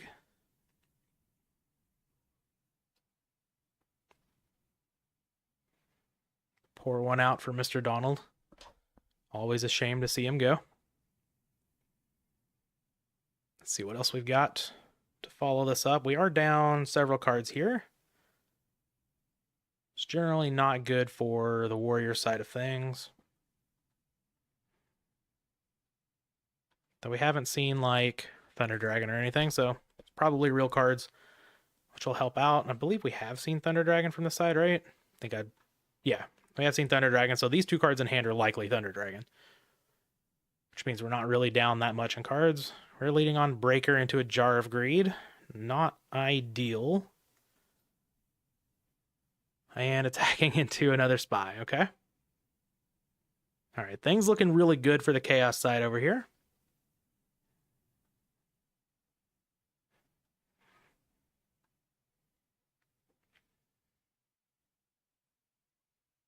We've seen almost every player now. We haven't seen Goat Trinity and Kenny Hughes. We haven't seen Chopper. We haven't seen John Wick or Rescue. Okay, no, we've got a few players we can still look out for, because we are in game 3 here. So if this is a quick one, we can definitely get into some more. It looks like Goat Trinity and Kenny Hughes just wrapped up though, so we won't be going to that one, that's for sure.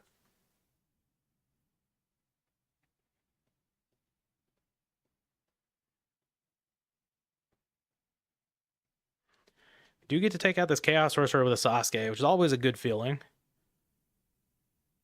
So many people just like autopilot put the Chaos Monster in defense position, and then Sasuke comes in and shows them that that was a mistake.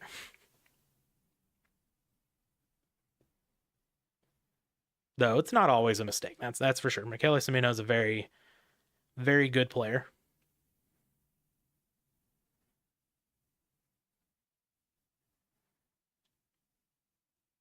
do Solemn Judgment this Magician of Faith, though, so we're not going to get back the duo. Yeah, I love Sasuke. Whenever the warrior decks were playing double Sasuke for that small period of time, and I was a warrior player, I was very happy to buy another ultimate rare.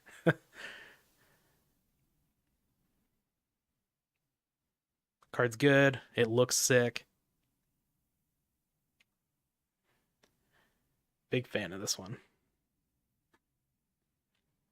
We do have Raigeki break for it here, though.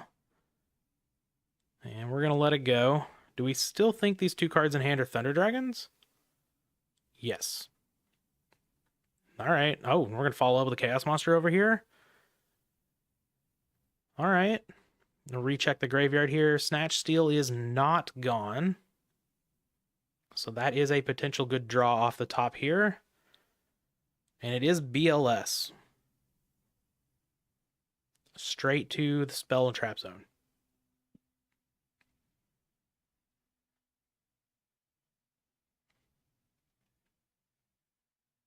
Pretty good here. Snatch off the top could be lethal.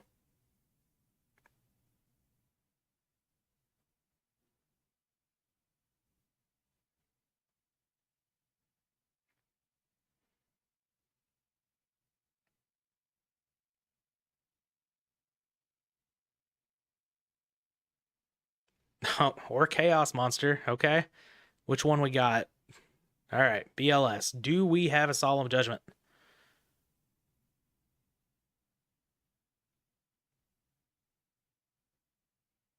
Torrential Tribute. Okay. That's still totally fine.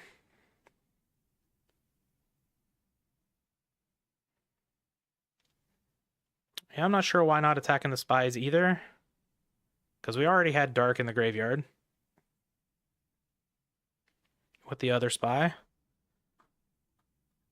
Oh, the Raigeki break was down. That's why. So they didn't want to run out the BLS into another trap card. So we... Yeah, because the Sasuke got braked in battle phase.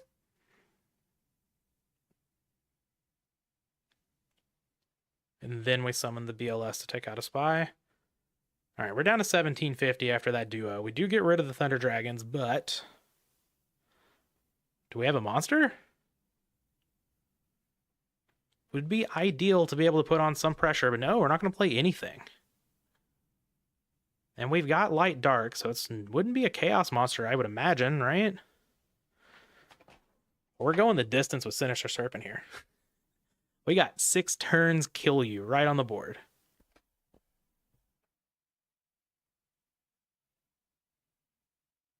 Graceful Charity is a pretty good pickup.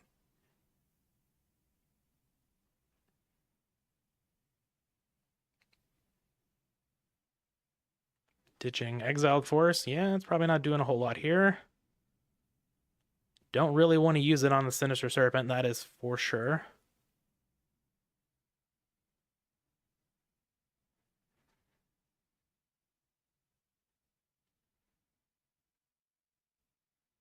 And Blade Knight, okay. What we got going on in this hand? The face down monster.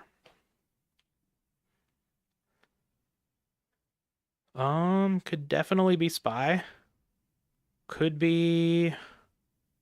definitely be Magician of Faith as well. We've got some good stuff to bring back. We could bring back this BLS off of Premature Burial or something. If you're pitching Blade Knight, that's got to be a good card, because Blade Knight's actually pretty good here. We're going to set another monster and pass the turn, okay?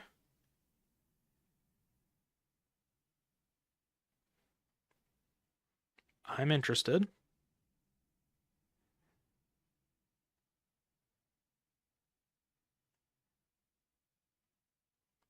And just a pass back as well from the red side.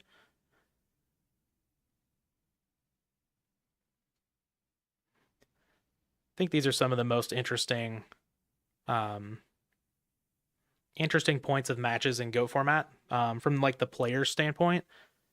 whenever you get into these situations where like you've kind of traded back and forth and now you're almost both playing off the top of the deck, but both players are building up resources. So it's like you're playing like a reverse game. It gets a little tricky to navigate. Yeah, let's see. Oops of Cow saying big think. It's always like every single turn in these situations is just kind of tough. Of course, we have like zero information on what's going on here, so it's kind of hard to speculate on what might be happening. Okay, so it is a Magician of Faith.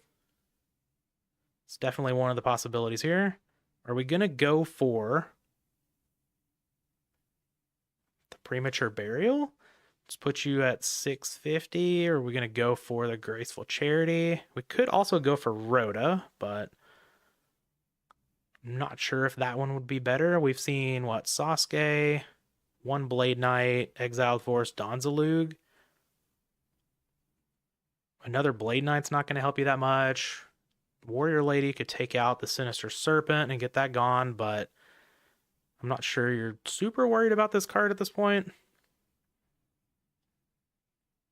We'll see.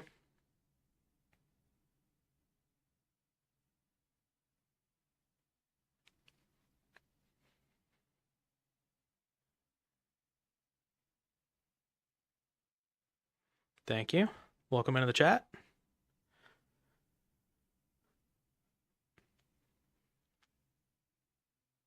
Yeah, Prima, I think, is the higher upside play. Helps, the higher upside play, it doesn't play around the MST, it doesn't play around Ring of Destruction, another Raigeki break, something like that. I think that's a tough choice, though. They're both good. I do agree that Premature Burial is probably more powerful. I love to see Ceasefire. I love that card so much. Okay, and we have a knock. This is really good. Moth does kill serpents. The only problem is we may need to have some sort of... Well, I guess we don't have to have some sort of defense. We're not going to be able to summon a Chaos Monster over here because of the Kaiku. So we don't really have anything that's big enough to attack over Moth and in the game except for, like, another Kaiku. Oh, we have the ring. And that's going to do it. Yeah. A very good weight on the ring here. So, yeah, all right. I guess it really didn't matter on that big think of what to do with the Magician of Faith. We're just kind of doomed to lose this game here because of the ring being down. Wow. All right, we've got a couple more matches. Let's see what we want to jump into here. We haven't seen. Maybe we haven't seen either of these players. I can't remember if we've seen CrashVolt or not. Well, they're not. No, that's advanced. Here we go. Jump into the Chopper and CrashVolt match. We have, looks like, Panda Burn. It's our first Panda Burn player we've seen. Very nice to see that deck out here. I'm a big fan of Burn. Would like to see more people playing the deck. Would like to see more people honestly playing decks that will sort of make Turbo have to change up their sideboard a little bit to respect some other things. Stuff like Burn, RGT, even Library, I'd be okay with more people playing. Stuff like that. Just to keep Turbo a little bit more honest. And if Turbo would not be allowed to side 10 to 12 cards for Warriors, we might be able to open up the format a little bit more to having some of these aggro strategies coming in. But we'll see. Burn is quite a difficult deck to play correctly. So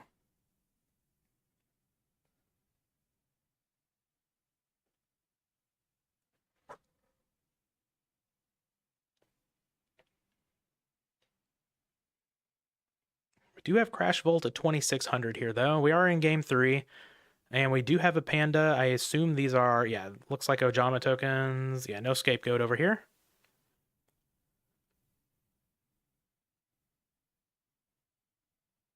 Still have the dust shoots in the deck, which is interesting. Now, a lot of people do opt to side out dust shoot in the matchup against Burn. Again, I'm not the best turbo player of all time. I'm sure CrashVolt was much better than me. Certainly has reasonings.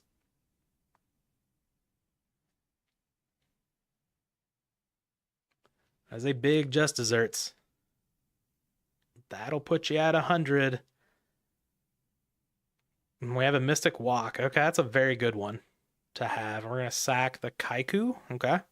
Gain a little bit of extra life points there. So gain 1800, take 2000. So essentially just going down to 2400. That is certainly better than going to 100. But we'll see if the Burn player has more follow-ups here.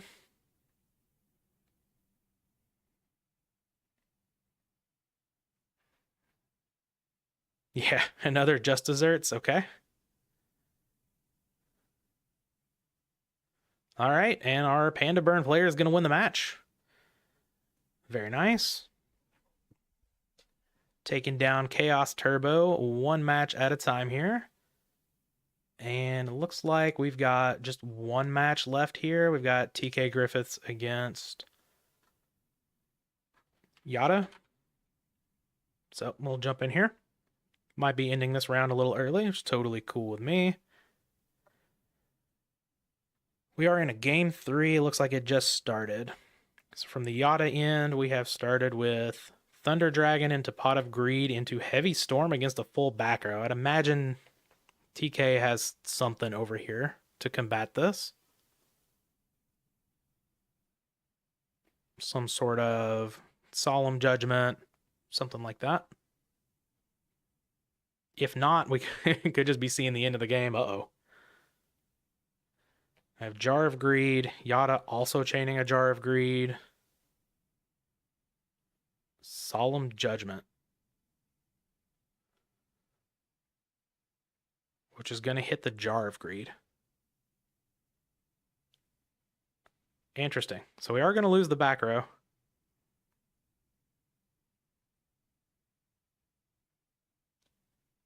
And we are 3 cards to 6. Of course, 2 of those cards are Thunder Dragons. So, all right. Interesting sequence. Kind of like that, because what did we lose? Yeah, okay. We need to follow up with Breaker. Okay.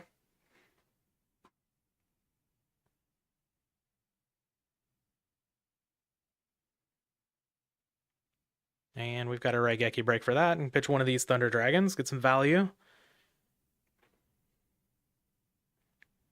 So probably just getting in with a Sangan here. We don't have a Dark in Yata's graveyard. And we don't have a Light in TK Griffith's graveyard. We know of 1 Thunder Dragon in hand for Yata.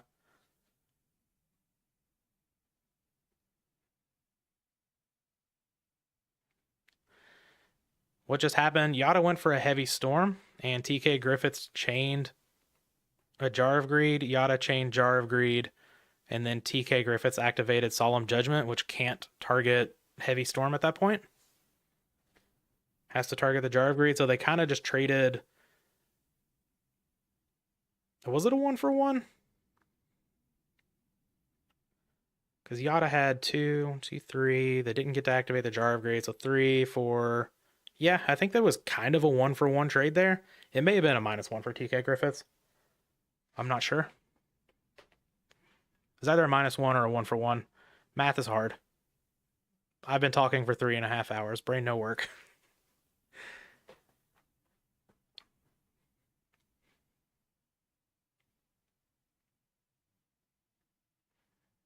All right. Let's go wait for TK to get back into here. Spy, very powerful card.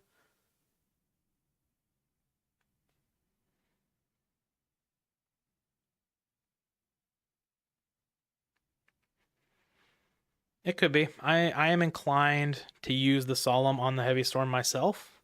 I'm not sure. Maybe it was trying to, like, I guess the line of thinking may have been maybe Yata has a Solemn Judgment as well. So if Heavy Storm goes and you get no value out of everything, then you lose everything, whereas you can somehow like turn it into a 1-for-1 or just a -1 instead of whatever. Um, I don't know if that's correct. Just saying that may have been the line of thinking. Not totally sure. I believe we have seen Solemn Judgment from Yata this tournament already.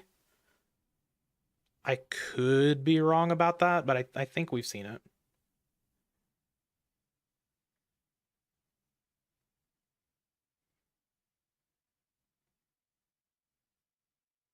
And so we've got 24 players left in the tournament, it looks like. Yeah. We have cut 12 of them. No, we started with 38. We've cut 14 players. Okay. So these last two rounds probably going to be going a little quicker.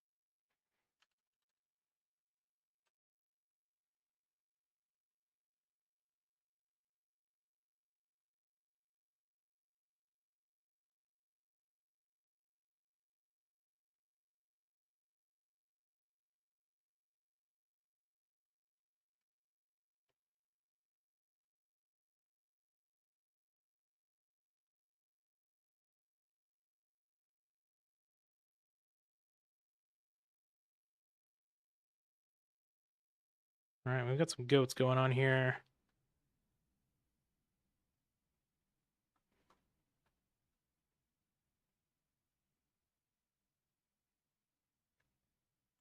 So we've got one Thunder Dragon left in hand for Yata. Yep, we saw one get pitched to a Raigeki break.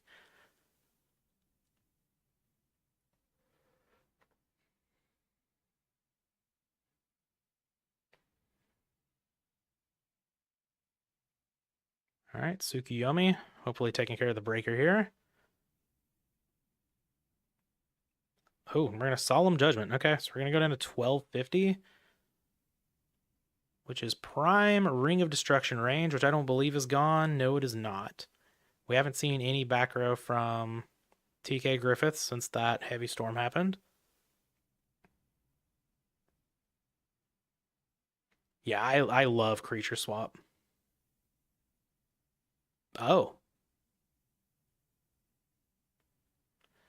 Well, all right then. I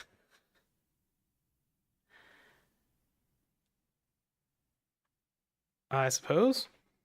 Yeah, you definitely Solemn if you're gonna go like -2 or whatever. Um, I was just kind of thinking maybe the thought process that TK Griffiths was going through is like you could potentially turn that situation into not a minus while still playing around your opponent having a Solemn Judgment. I don't know. Depends. There were some good cards lost there. Dust Tornado and Raigeki Break are pretty good. So who knows? I'm not sold that it was correct, but I'm just trying to think of a thought process that would align with the play that was made. I know TK Griffiths is a good player, so generally give good players the benefit of the doubt in situations that I question. But we are done with round 4 here. We're just waiting for a report, and then we will jump into the next one, of course.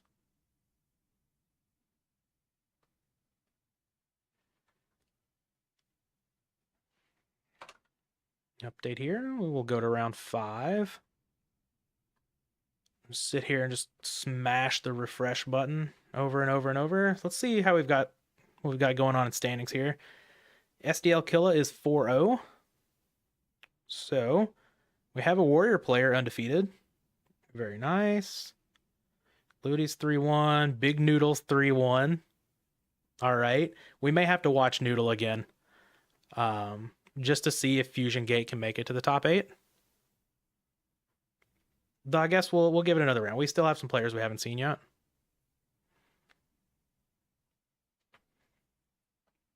Sui is 3-1. Beals is 3-1. Chopper's 3-1. Yata's 3-1. Scrub's 3-1. Knock is 3-1. One of these players will be 3-1. And one will be 4-0. Who won that one? Michele Semino won that one. So Michele is going to be 4-0. So they'll play against SDL Killer. And that's all we've got for 3-1 and 4-0s. I guess Oops of Cow moves down to 3-1, so mention that one as well. Which decks are there to watch right now? We've got, round 5 just paired. So I'm not sure what Sui and the Mock are playing. We've already seen them. There are a few, like Mr. Big Noodle's playing a Fusion Gate deck. We've got a couple of Chaos Turbos. We actually haven't seen that many Turbos. We've got some control players out here. We've got at least one warrior player. We saw a Panda Burn win last round. But let's see. Oh, it looks like John Wick just dropped, so never mind. I guess we won't go to that game. That was the one I was going to pick, actually. Trying to find 2 players that we haven't seen. We haven't seen Scrub or Kenny Hughes, so I guess we'll mosey on over there.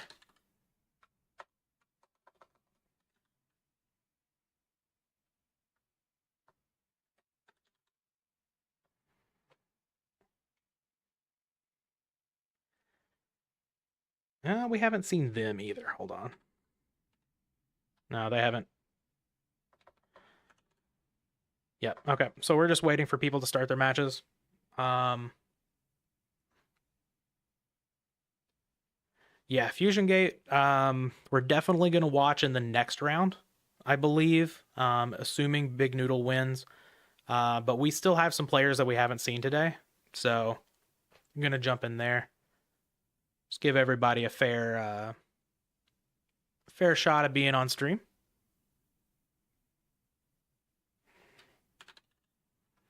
Is Kenny Hughes on Dueling Book?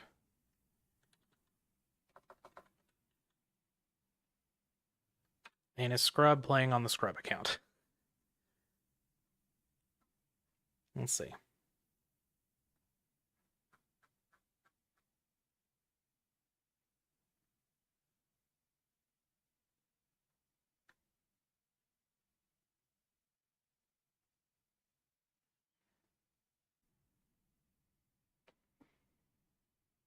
If I messed around with any interesting builds lately, yes.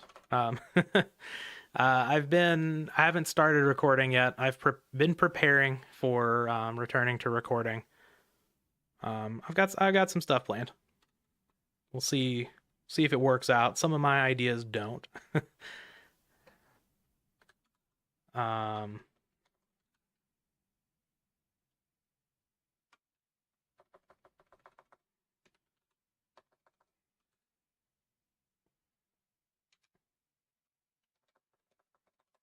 I've mostly been working on my cube to draft that. Going to be going down to Atlanta. We're going to be drafting it in paper.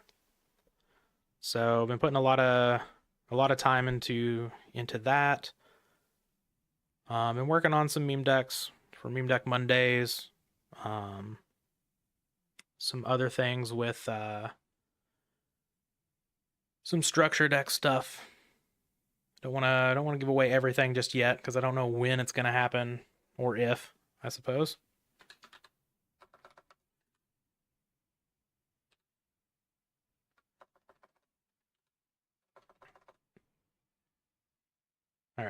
I really wanna join one of these matches of players we haven't seen, but if they're not gonna load up, we may be ditching that idea.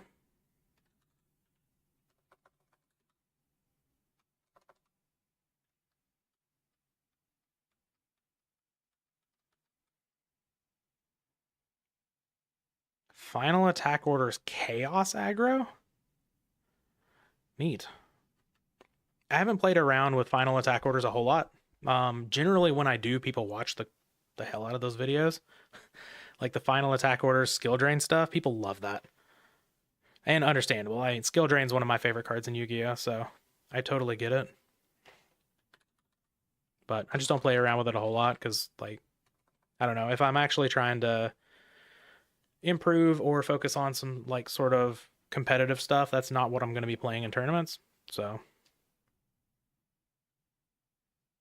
all right, thank you. I believe I got your message. Been a little busy, so I haven't replied to everything recently, but I guess I can check right now.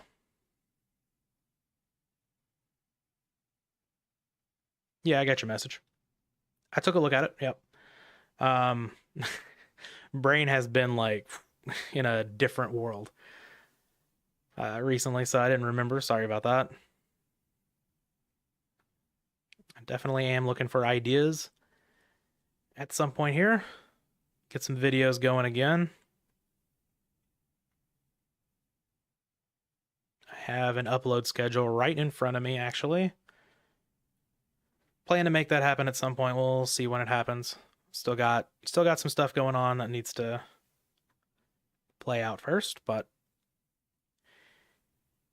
here we are. We have a scrub for life against Kenny Hughes. We lead on Thunder Dragon, Graceful Charity with a Sinister Serpent. Pretty good. From the Gladiator Beast side. It's been a while since I played any Gladiator Beast. Is this Laquari? Can't remember which Gladiator Beast this is. This is Ojama King, the true king. Well, Moki Moki King's the true king. Ojama King is a king. Right, scrub on Tried and True Warriors. Can't stop, won't stop. Have a Raigeki break taking out the Donzalug. Nice to get that break out of here before the Sinister Serpent returns to hand. It's one of those interesting situations where, like,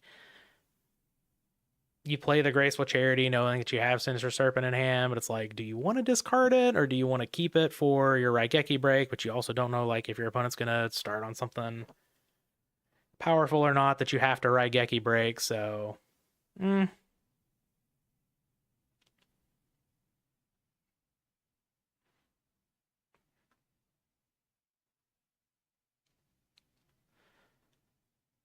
Got something going on here in the Discord.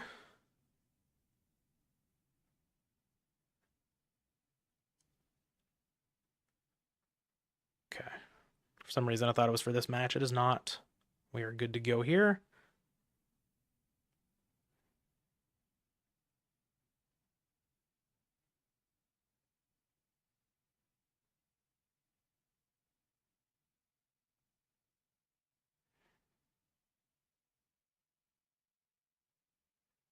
Ah, so it is Laquari.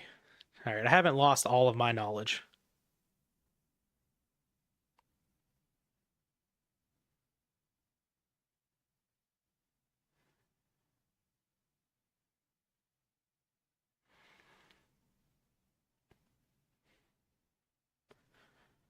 Sup, Atlanta Go format. Yep.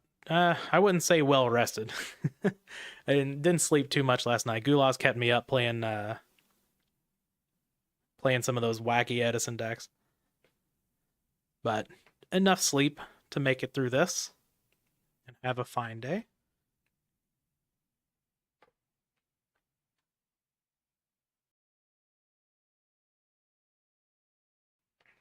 Made sure to eat some nice pasta beforehand and get some energy going.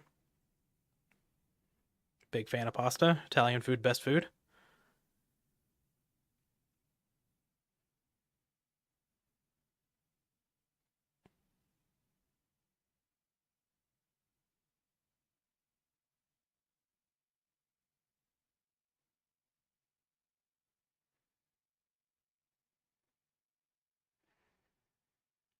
All right, I'm gonna ring for this Kaiku here. That's pretty big.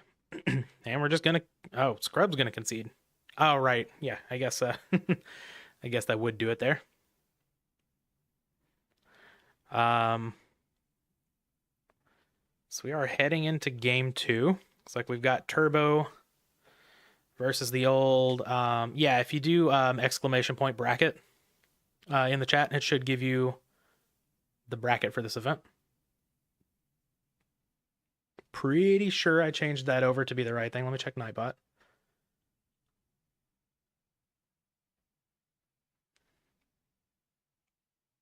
Yes, that should link you to the correct bracket.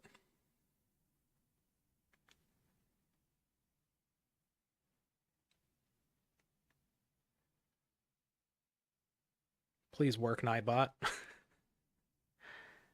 Yay, it did it. Let's go. Okay. I didn't know if things were still set up correctly from the last stream because I don't stream on YouTube very often. I did today because these are usually streamed on YouTube, so I know like all of the regular watchers already have YouTube stuff and they may not have Twitch, so glad to see things are still linked up somewhat well.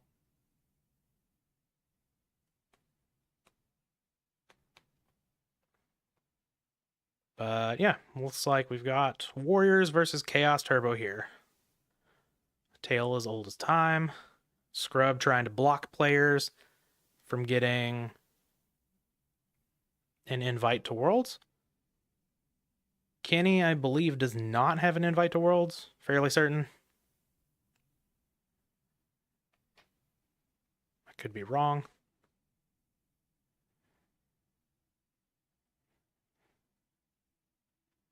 Very good player, though. Said that about a lot of people that we've seen today. These PWCQs may not be very big, but the competition is certainly very high.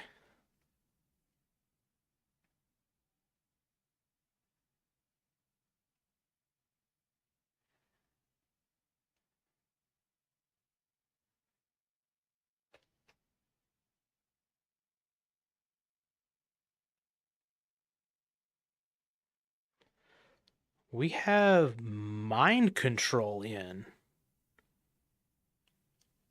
Interesting. We may have seen something from Scrub's replays. But mind control is not a card that I would generally keep in against Warriors. Scrub sometimes does like to play, or at least has tried out some things, like Spies, Magician of Faith, stuff like that. Sometimes ups the number of flip effect monsters going on. So it's not the worst of ideas, but I would probably try to gain some information first to know that that's a good idea before bringing in mind control. So maybe Kenny Hughes has seen something that I don't know about.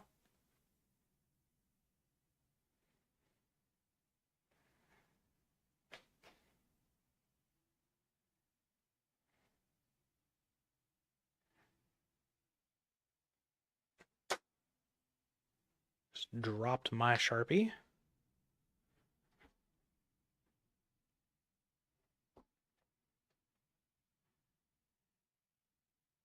All right, so we're looking at a pretty even game here. One card in Kenny Hughes' hand, though, is the Sinister Serpent, so count that for what it's worth. Toward card advantage. Card clearly great card advantage whenever you've got stuff like Raigeki Break and such. But if you don't have a way to use it, it's just kind of sitting there dead for a little bit.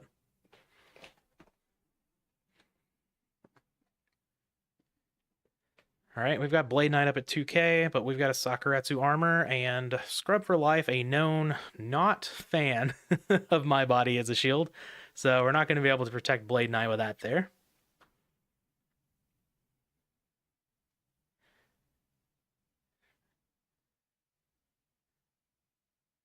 Do like me some My Body as a Shield, though. We've actually seen that card from 2 duelists today, which is more than I expected, honestly, whenever I loaded this up this morning. All right, we've got a set monster from Kenny Hughes and a pass. Is that the Sinister Serpent? We don't have to worry about running an Exiled Force into it. Exiled Force is already gone. But okay, we're going to call back. Yeah, Blade Knight's the safe option here. It's not good against Spy, that's for sure. But yeah. Makes it so you're not calling back your Exiled Force only to dump it into a Sinister Serpent for negative value.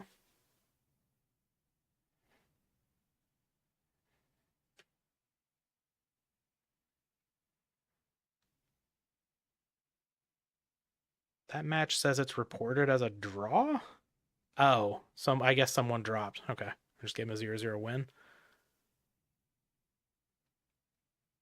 All right, we're going to kick that Call of the Haunted out of here. Interesting. So we really don't want this Blade Knight around, even though it's not really turned on. We're going to leave Sasuke on the board? Like, I guess Sasuke would have been able to attack over the Reaper that turn, so no, that makes sense. That makes sense. I mean, we couldn't deal with Sasuke with a Dust Tornado anyway, so okay. I understand the play.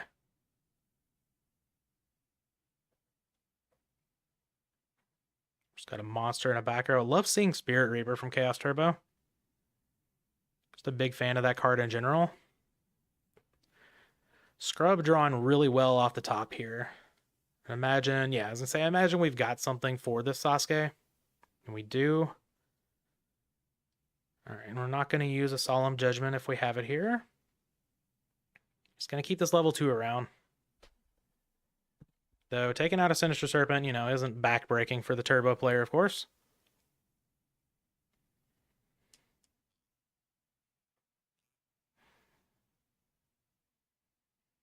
Graceful Charity, that's a good draw. Are we going to rip off the Solemn Judgment now? Yes, we are. Okay. That makes a lot of sense to me. We know we don't have Thunder Dragons in hand, but we do have a Sinister Serpent to go along with it.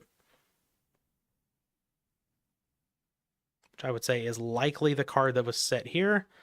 Can't imagine you would set anything else into the level 2 other than maybe Sangan. But Sangan you may actually just want to attack into the level 2 with.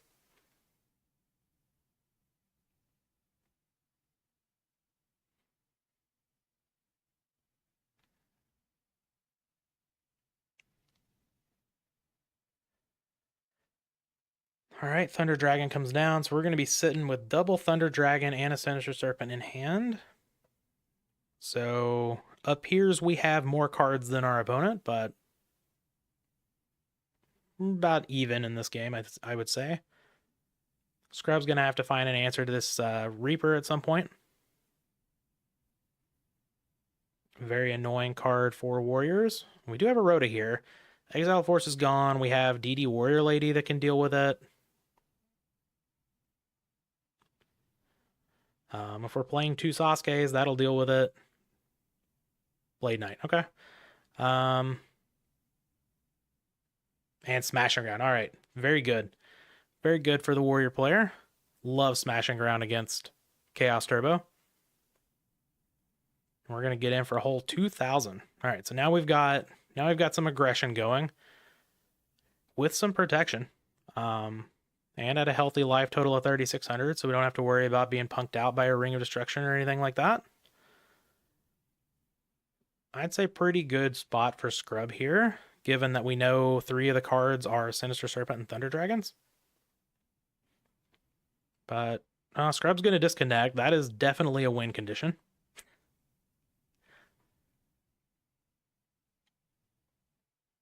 Probably getting hacked over here. Okay, Kaiku. Yeah, that'll take Scrub off a Dark and Light, assuming the attack goes through, but we do have Sakuretsu, alright.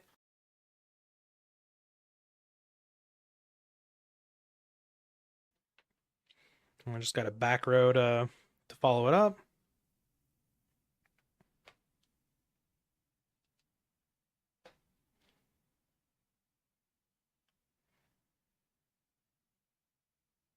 And Scrub actually sets a monster. Wouldn't surprise me if that was a Magician of Faith here. This would be a very good spot for it. Recycled Smash and Ground would be good. Rhoda always good. Kenny Hughes down to 1,300 now. Scrub might be about to even up this match. Send it to a game 3.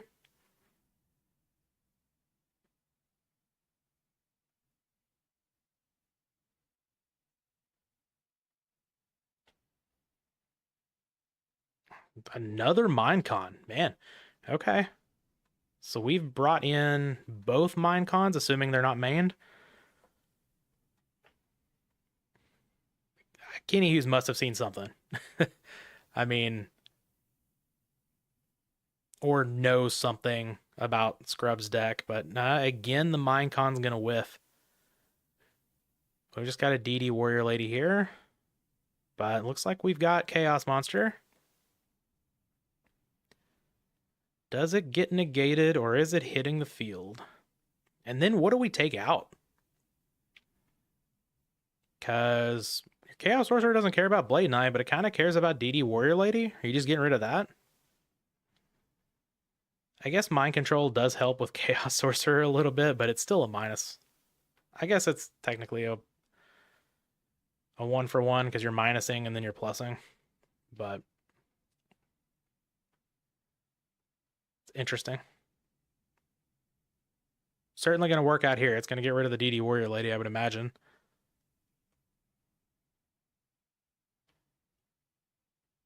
Because we know 3 of the 4 cards in hand can't take care of it. And it can just take care of the Chaos Sorcerer and then you're dead.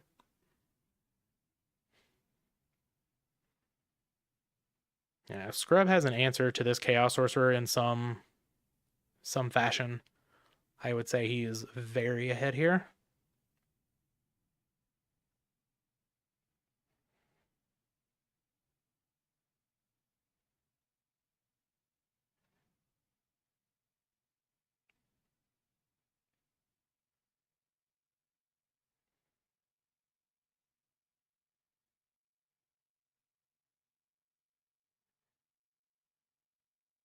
All right, we are getting rid of the DD Warrior Lady.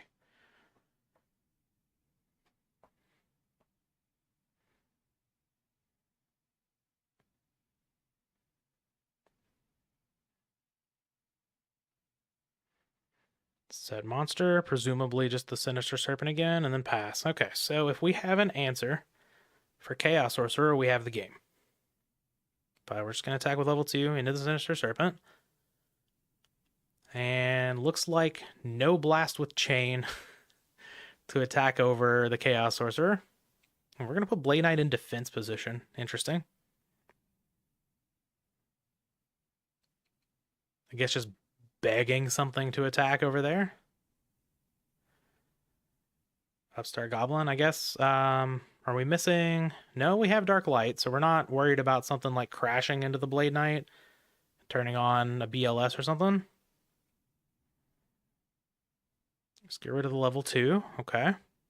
Now we can start setting monsters other than Sinister Serpent. Because level 2 is gone, Exiled Force is gone.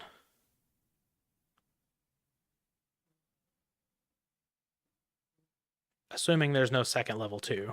Some warrior players do like to play multiples. All right, here comes the Blade Knight back into attack. Right into a spy. Okay, well, we have the Great Wall of Chaos over here.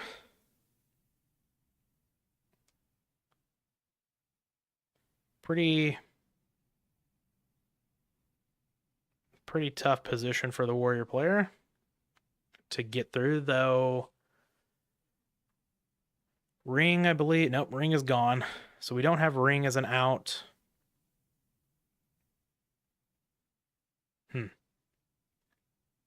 Sasuke is gone, but Sasuke's in the graveyard, so Prima could get back Sasuke.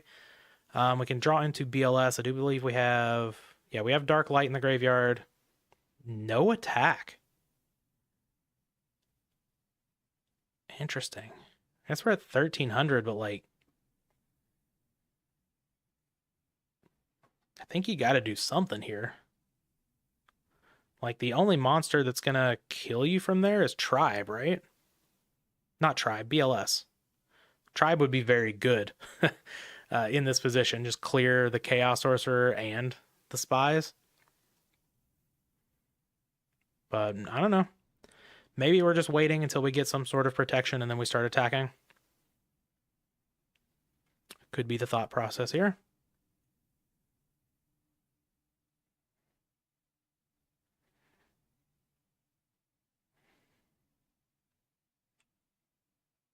What's up, Gobi Guide? Yep, streaming the PWCQ today.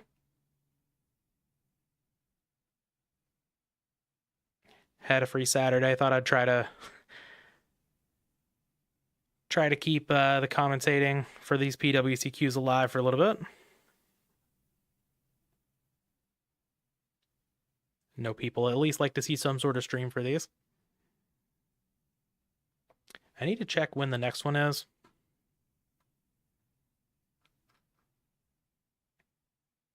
68 is October 5th. I'm not going to be able to do that one. So, unfortunate, I will be in Atlanta. Assuming things hold anyway.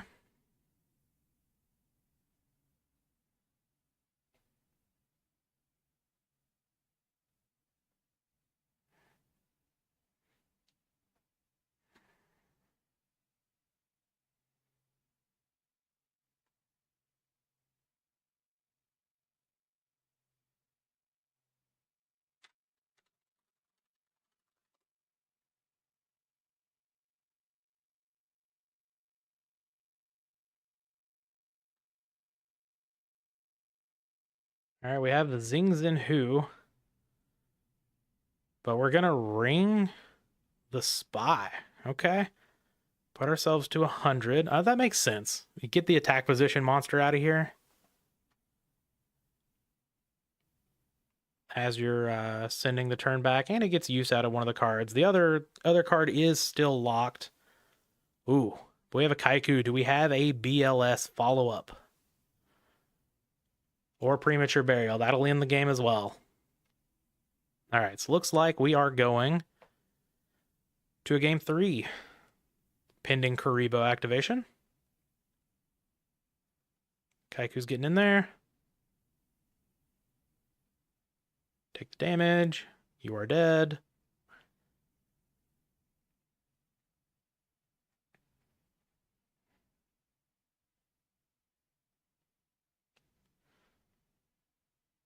Wonder if Kenny Hughes is questioning whether or not they can... Yes, Zing does lock the other one down.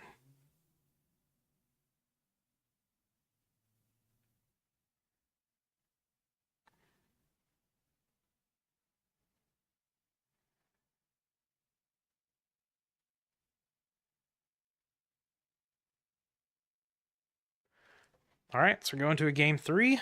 Warrior is still in this. SDL Killer, of course, was undefeated going into this round with Warriors. Scrub, I believe, was X1, right? Yeah, Scrub 3-1 going into this round. So we got a couple Warrior players doing all right here. Love to see it.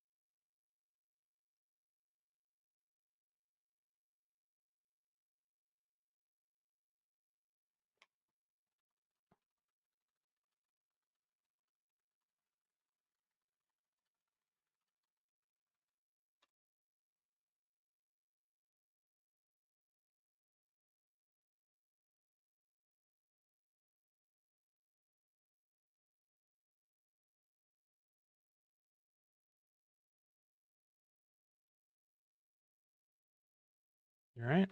Got game 3 going here. And we've got, I want to say, over half of the matches are done. Ah, Big Noodle lost. Unfortunate. Maybe it can squeak in at 4-2. See what the breakers were looking like. Yeah, Noodle has decent breakers, at least so far. Actually, really good breakers. Okay. So, yeah, Mr. Big Noodle could definitely bubble into the top 8. We'll see. Would love to see the Fusion Gate deck top 8.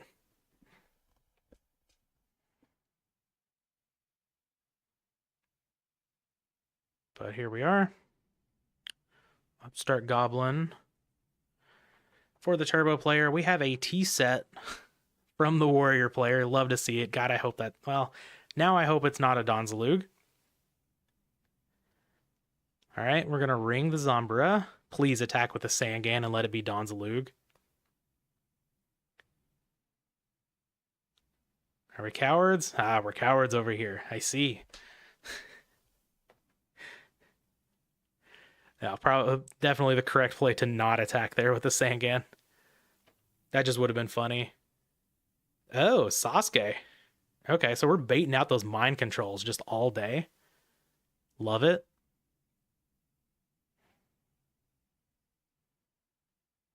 Sasuke attack over the Sangan. Hit in there with the Kaiku.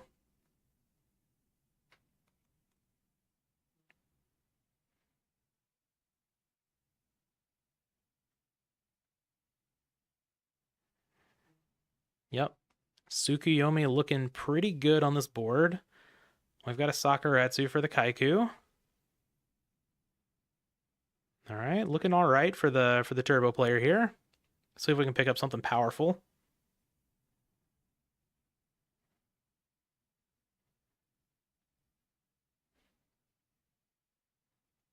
Tsukuyomi is already a very powerful, very annoying card for Warriors to deal with.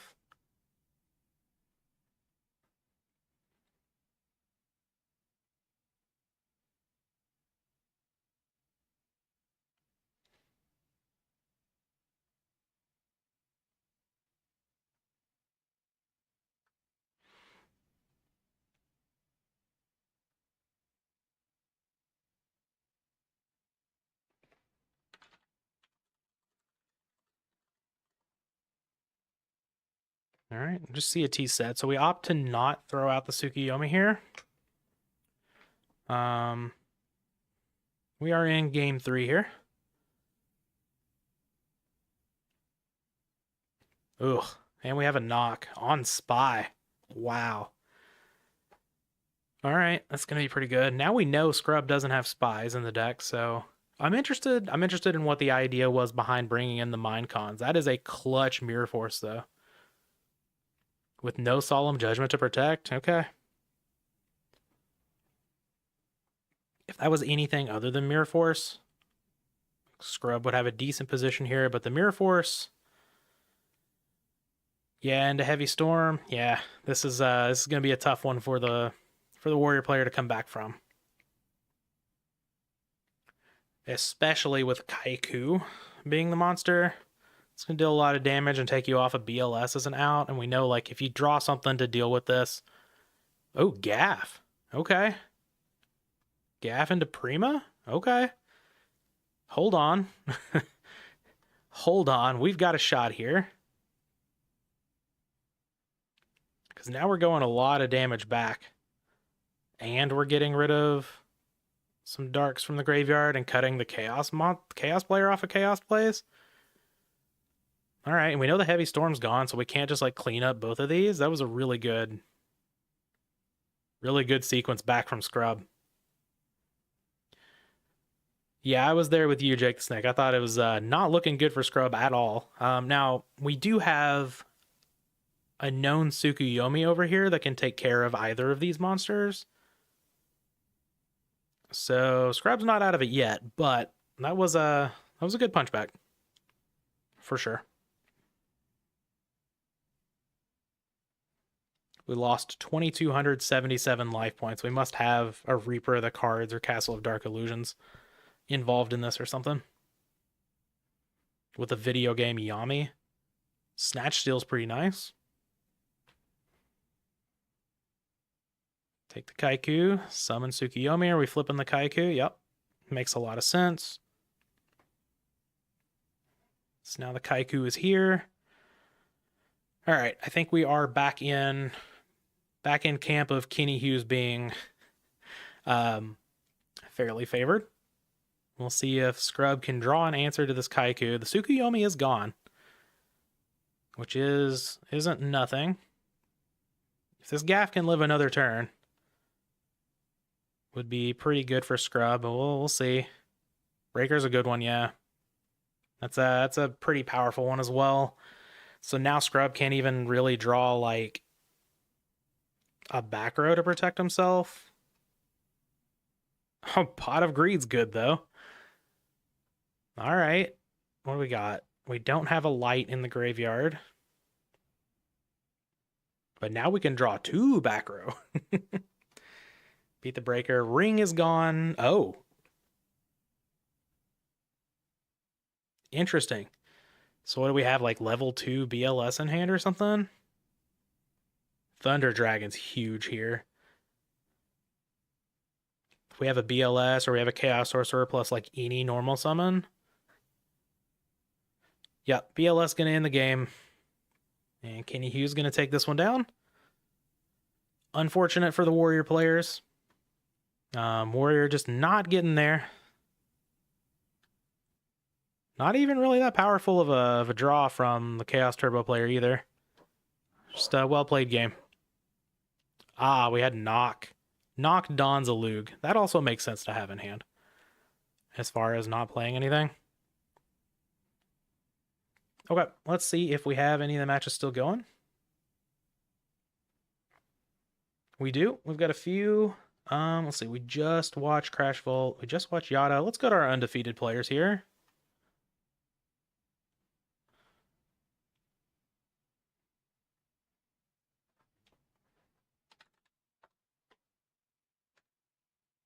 Nope. Apparently they are not playing. We're just waiting for...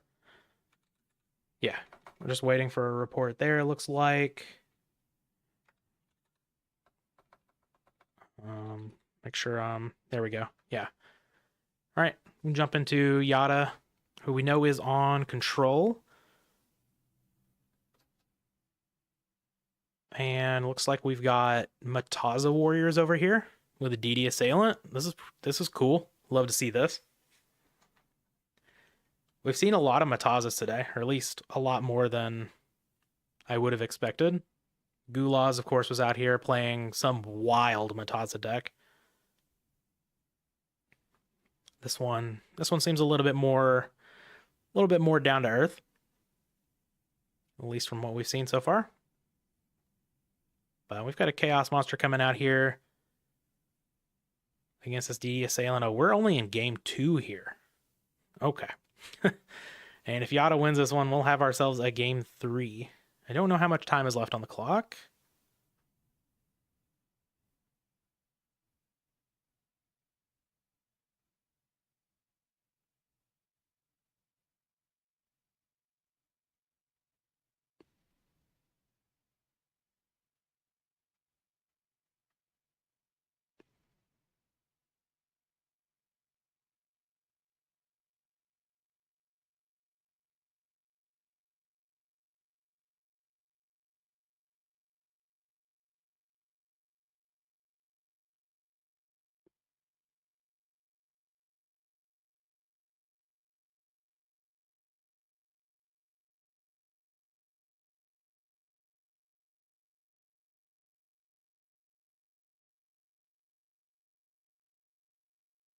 Okay, it's not this one.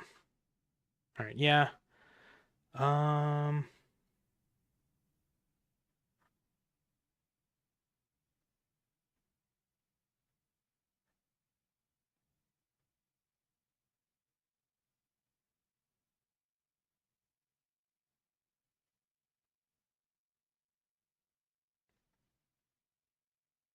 Okay, just making sure things are good here. Looks like we've got 12 minutes left in the round. Which we very well could be going to. Going to time here. Assuming Yata wins this game. Oh yeah, Ben K Mataza, totally different deck, though. From time to time, there we go. You do see Mataza thrown into the warrior decks. It's just a powerful card. It's good against Thousand Eyes Restrict, so seeing it here against Go Control makes a whole lot of sense. Or Chaos Control, if you want to be technically correct about it. All right, we've got a T set from the warrior player.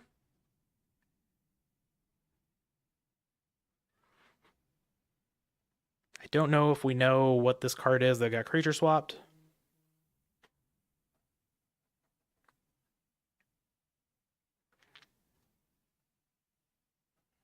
We are down to 10 minutes left in the round. It's a Blade Knight, okay. That thing is not going to be 2,000 attack anytime soon. Sort getting in there. Unscathed. Take Pablozoic down to 600. I guess Yata's at 16, so I guess a Ring of Destruction could draw the game. And we do see a back row, so better hope that's a ring or a goat. Or a Mirror Force. I think Mirror Force is gone. Yeah, Mirror Force is gone. So what we got? It is the ring. Oh boy. There's no way in 9 minutes we can see a game 4. I guess it's actually up to Pablozoic here. So they are the ones who have to win fairly quickly in order for that to happen. But of course, Yata gonna do what they can.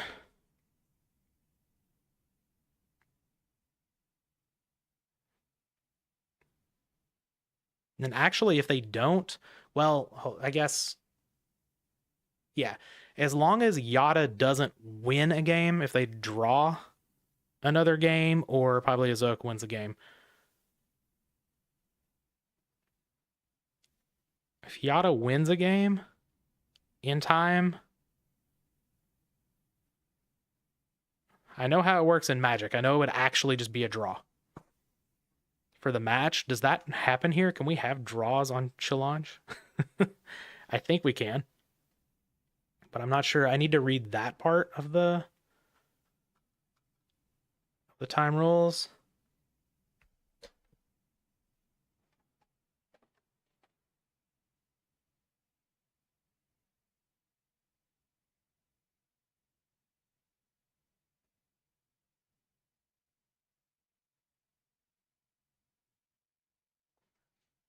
Okay, no, we go to a sudden death sort of situation. They play 4 turns. And then sudden death. Okay. Neat.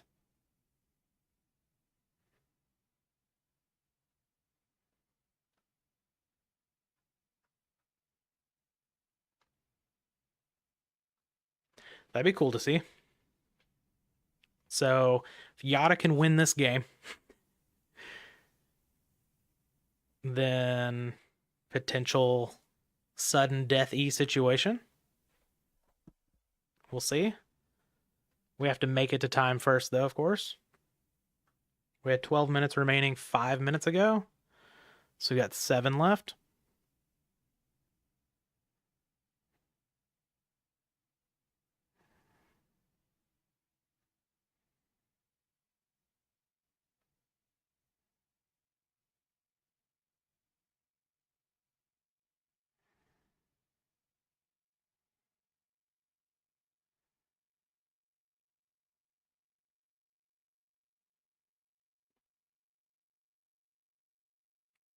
Looking like Yata might be a little bit ahead here. There's one Thunder Dragon in hand, so it's the final countdown. Do do do do. Do do do do. Oh, Moth is really good here. Got 2 really good choices again.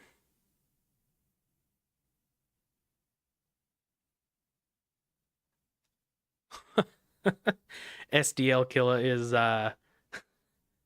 deciding to no-show for round 6 because they're undefeated. Just gonna take a shower before top 8. That's awesome. All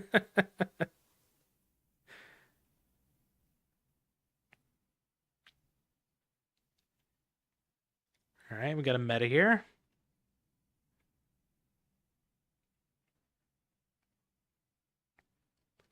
Thousand Eyes Restrict, sucking up that face down. Do we have a way to stop that? Yeah, I generally shower before tournaments as well. In fact, I showered before this tournament, and I'm not even playing in it.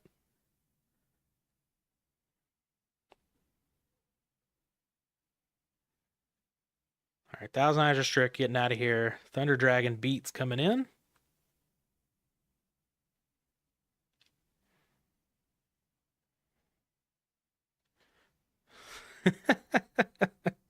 Undefeated guy is going to be the least sweaty one.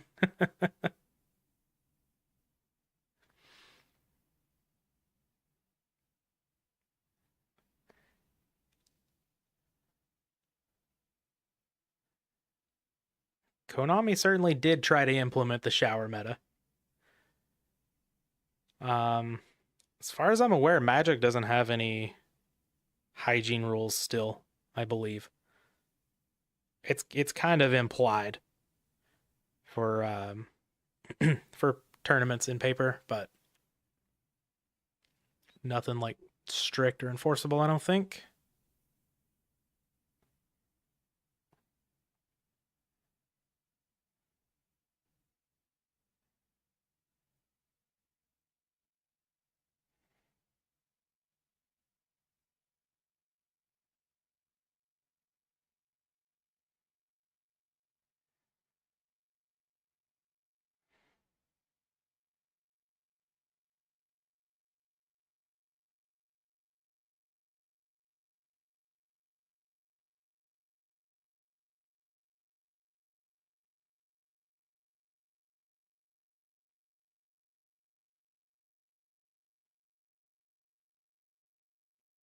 We have the Ashura Priest in. Okay. Interesting.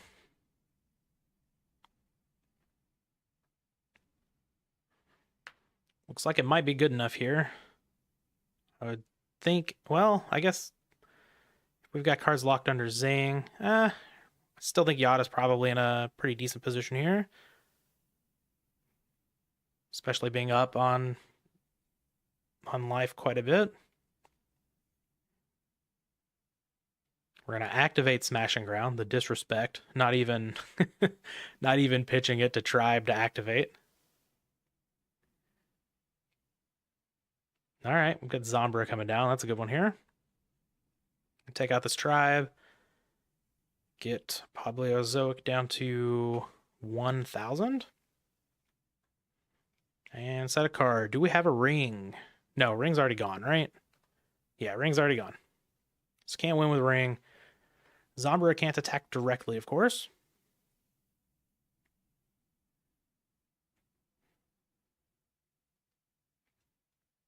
Looks like we're going to Dust Tornado here, probably just for information. Yeah, we get rid of the Mirror Force. And here we go, game 4. How much time do we have left, though? 2 minutes. 2 minutes on the clock here.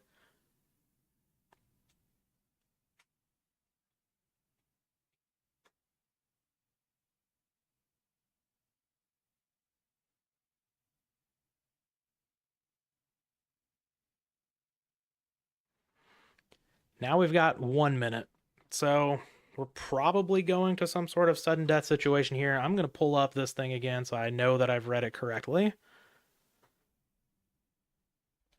After determining the winner of the game in progress, player wins blah, blah, blah, blah, blah. If both players have an equal number of game wins, then they will start a new game. This game will last for a maximum of 4 turns, 2 for each player. Side decks may not be used before starting the game. At the end of the 4th turn, the player with the greatest life points total wins the match. If the life points are equal, continue play until the first change in life points. Okay. But it looks like as long as sideboarding gets done here, we'll just go to regular turns.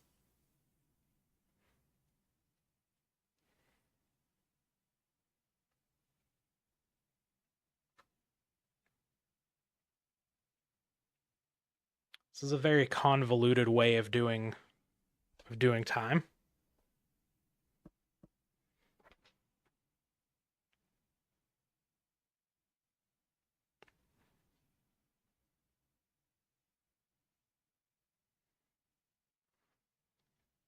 Here we are. We have less than 1 minute. Yeah, game 4, less than a minute is wild.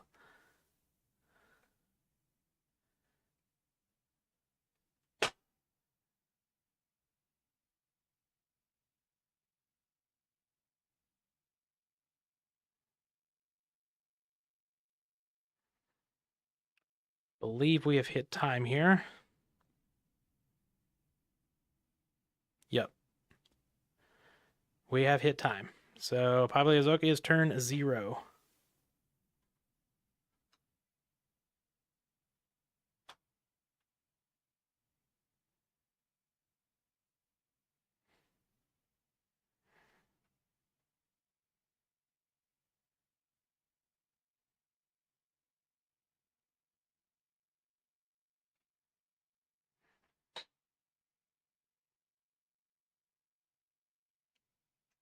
All right, we're sending back the Tsukuyomi. I imagine time favors the warrior player here. But we'll see.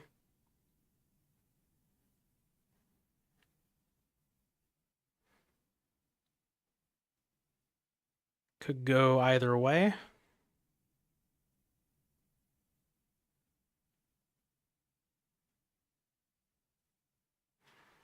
We're just going to activate Scapegoat. Okay. So we are protecting the life points here for what we were hoping is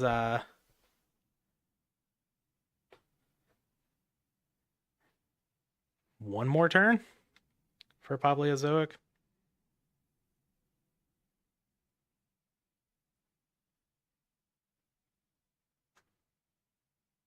Take out the Dust Tornado.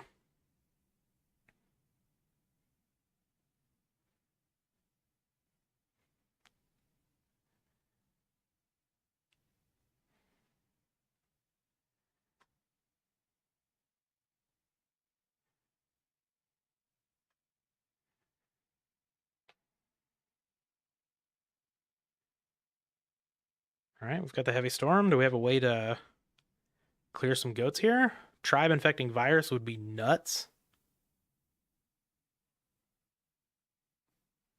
It'd be a very good card here.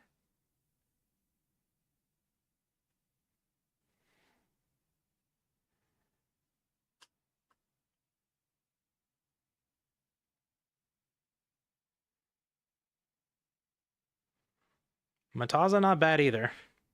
That at least gets rid of 2 of the goats.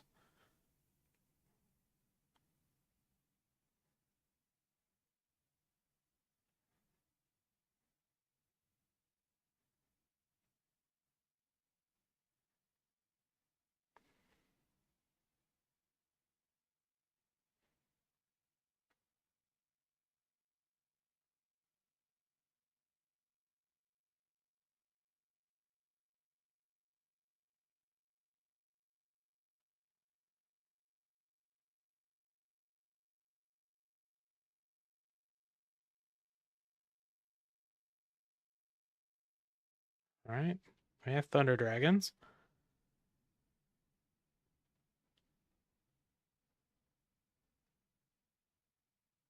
And meta. Okay, well, we can stall out the game for a while. But we can't take that Mataza. That's for sure.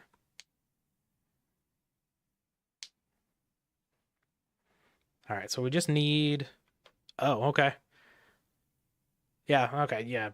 Right, we can just tribute for Thunder Dragon. Oh, and BLS. Uh-oh.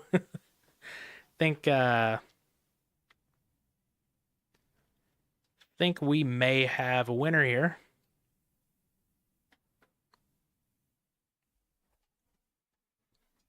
because it's going to be really, really, really hard to deal enough damage in a single turn when there's a BLS, Thunder Dragon, and a Goat on the board.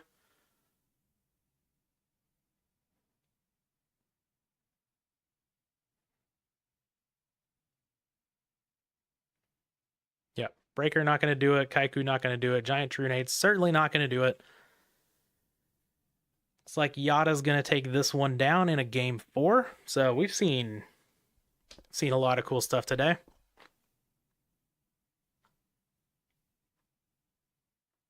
Got to see Fusion Gate win a game. Got to see Gulas' wacky deck a game 4. We get to see that interesting Steingate situation with a gigantic Thousandizer Strict with a big bank shot. All right, 4 round 6 pairings go up. I'm going to run to the bathroom one more time. I should be good until the end of the tournament at this point. Be right back.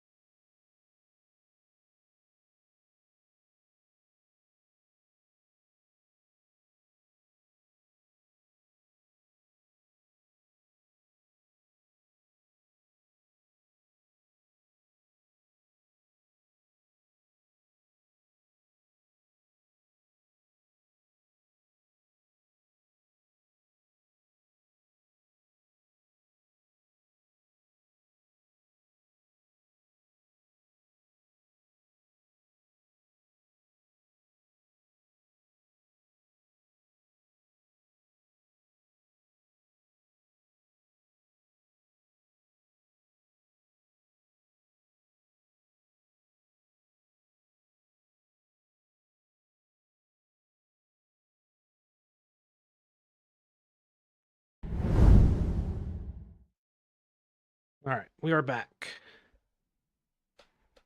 And I don't think we have round 6 pairings yet. At least not that I can see. Mr. Big Noodle is at the top of the 3-2s, though. So I think we may watch some Mr. Big Noodle. What even happens there? I have no clue.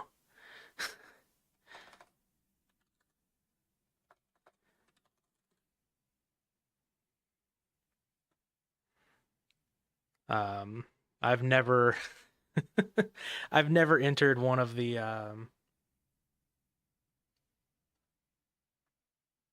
custom card things. We are heading into round 6. Getting the final round of Swiss here. We have... Oh. Did we cut a round of Swiss?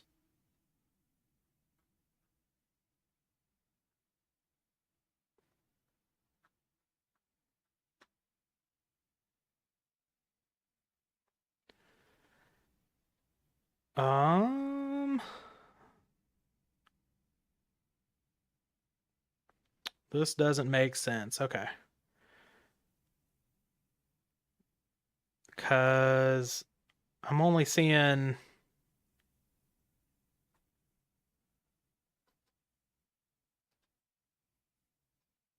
Unless we got a different... I don't know, maybe Challenge is just being weird. Oh, there we go. It updated. Lord. Okay. So, yeah, Mr. Big Noodle has the best breakers of all of the X2s. So, Bubble Time. We're going to start there. We're going to watch Fusion Gate. We're going to see if Fusion Gate can make its way into the top 8. Who is Noodle playing against? GhostRider? Okay. A formidable opponent.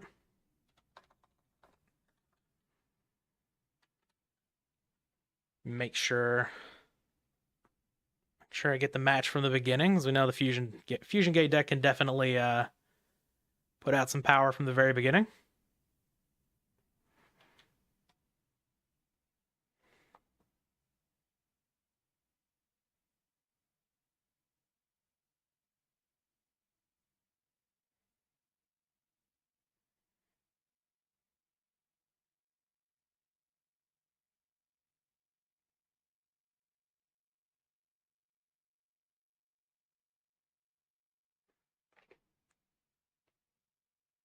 But we need the match to start first.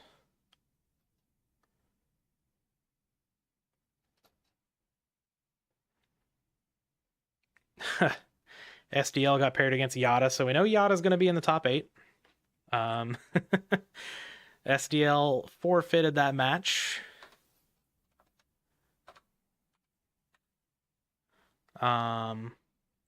So we have Chaos, Control, and Warriors in the top 8 for sure. We have another drop, but I don't think that match mattered. Did not.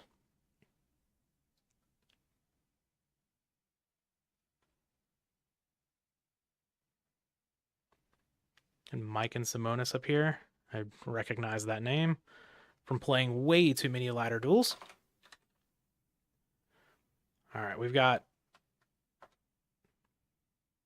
Oh, GH is inside of Kenny Hughes. I'm like, why did that match show up whenever I type in GH? Okay, just waiting on GhostRider and Noodle here. Kenny Hughes and Patron, are they playing for top 8? Maybe? Patron looks like they can't really make it. Kenny Hughes, maybe.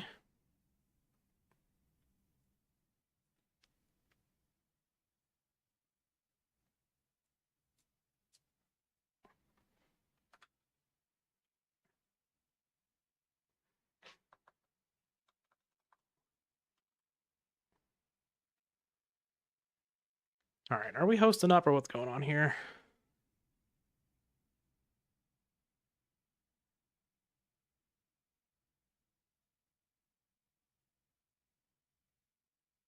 All right, GhostRider says they're hosting. Cool.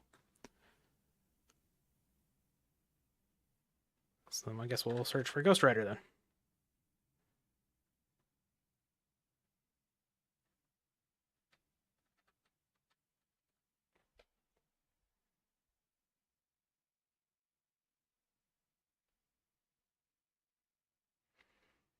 If we can get Fusion Gate in the top 8, that'll be a good thumbnail. If we get a video for the top 8 deck list for this one. Kind of like when Not So Fast got the got the Dark Magician on there. A lot of people thought it was just clickbait.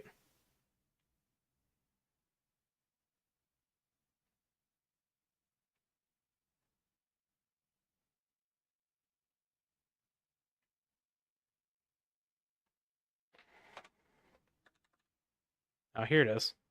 I don't know why it wasn't showing up, but here we are. So we have our Fusion Gate hero, top right blue corner, getting duoed on turn 1, which is unfortunate. But GhostRider on Chaos Turbo.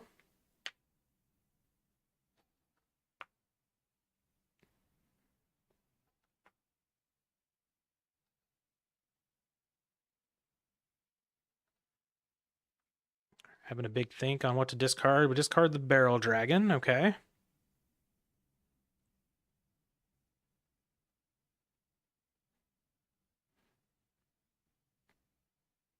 We can still have a big follow-up from here. Though, obviously, Fusion Gate deck certainly likes to keep its cards. You're already kind of putting all of your resources into making some big things happen. If you're low on resources, not the best. Yeah, Fusion Gate being expensive makes makes a lot of sense. You had Dimension Fusion, Gatling Dragon. And highest rarity Reasoning Gate. Anybody? Anybody want to, sell their house to buy a max rarity Reasoning Gate deck? God, especially if you're playing Metamorphosis in it.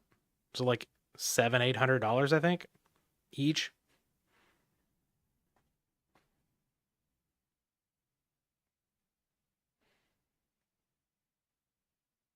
All right, we both start off on set monster, set 2 back row pass, Night Assailant. Are we going to get this Morphing Jar again?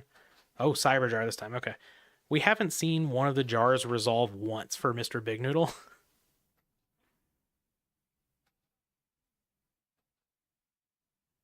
You could have an RGT Smokescreen in it. Yeah. I think a lot of the, or some of the decks choose to just run Reasoning anyway. And I'm not so sure that would be like the best competitive Smokescreen anyway, because your opponent's sideboard plan for both is kind of going to be the same, so you're not really juking anything there.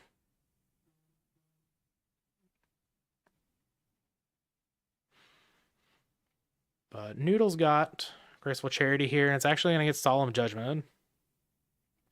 So we are having no fun from the Noodle camp in this game. Let's see if we can... Still not out of it. I mean, well, now we might be. Magician of Faith, Get Back Duo. Yeah.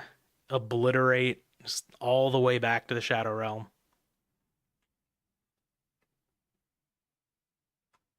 Oh, that hand was awful anyway. I guess maybe we can get a Prima to get back Graceful Charity. Maybe that's a Call of the Haunted. Even then, I think you're still pretty far behind. Yeah, especially knowing there's a tribe that can just take out your DMOC if you maybe summon it here. Now, obviously, you could just take the 2100 and then you could call back the DMOC after your opponent isn't able to use tribe to kill it.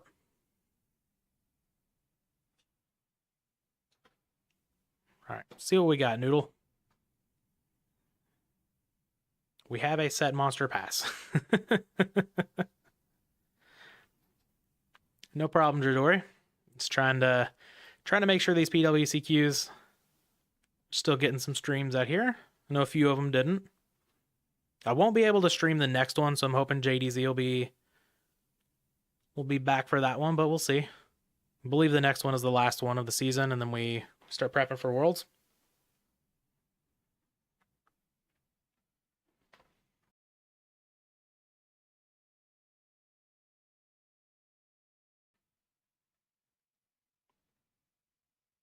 All right, so we drew Thunder Dragon, and that puts... Okay, we still need a Dark in the graveyard, which is probably pretty trivial. Honestly, we can just activate Tribe and name Fiend. That would do it if we really want to.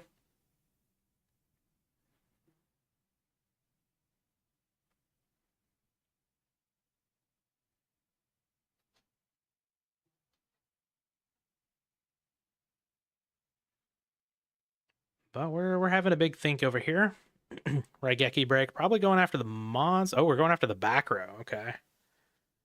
Which is Dimension Fusion, which is doing absolutely nothing here. So I'd imagine, yeah, we tribute off for Thunder Dragon, summon BLS, eat this up. Yeah, okay. Very trivial. Honestly, we probably just attack with the BLS. Go for game, because, worst case, this is probably a Morphing Jar. Because the Cyber Jar is already gone. Yeah, I think you just attack with the BLS. Though I'm not sure what Noodle could really draw. Snatch Steal? Yeah. Yeah, I'd just attack with the BLS, because Snatch Steal's a potential out. Yep.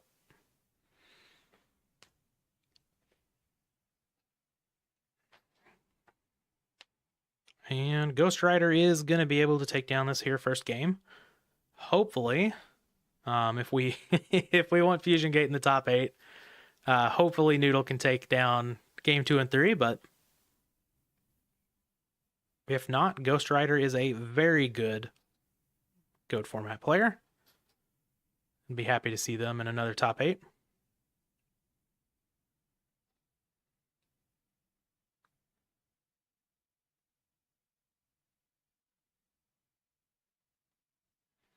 Who else do we have here on the bubble? Sui, Chopper.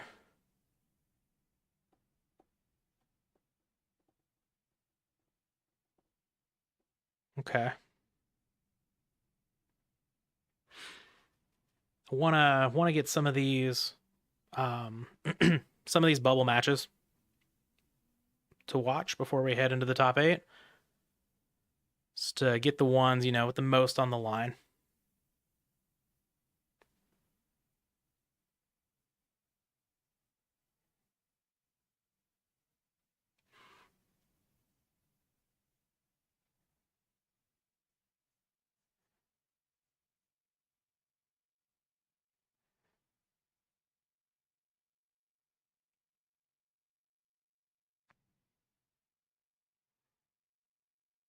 Okay, see a T set from Noodle. Nothing too fancy on turn 1, but maybe ooh.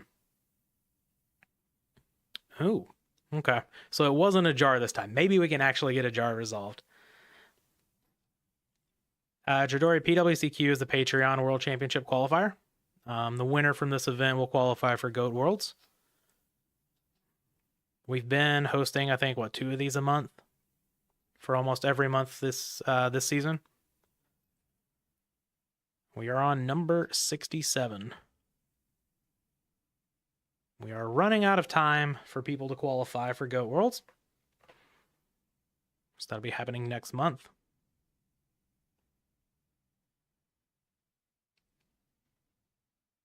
All right, we see another set from Noodle. Maybe, well, probably not a jar again, unless the hand is just not good. I want to recycle, just get better cards. Could be bricked up with big monsters, who knows? Maybe it's an Owl of Luck, and we're gonna put a Fusion Gate on top of the deck so that we can use that on the next turn. We got Breaker coming down. Taking out the Royal Decree, okay. That would have been a nice one to keep. Lord. And we have a Raigeki break for the monster. The Cyber Jar. Alright, so it's been like 4 or 5 times now we've seen Noodle's jars just get obliterated without being resolved.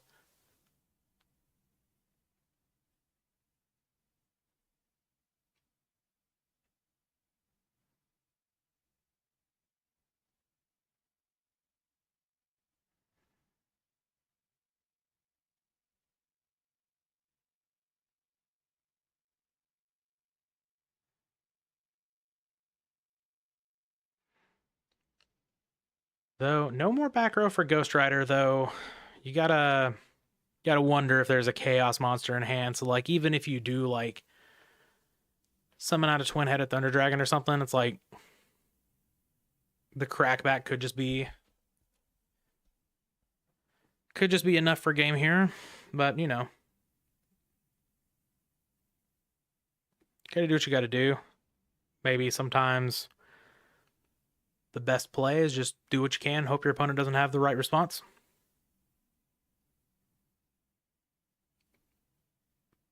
Of course, you know, we could see some ridiculous turn like Fusion Gate, Thunder Dragon, Twin-Headed Thunder Dragon, somehow pitch a D-Mock, and just like do a whole bunch of stuff. There are ways for the Fusion deck to win here. Fusion Gate deck, there we go.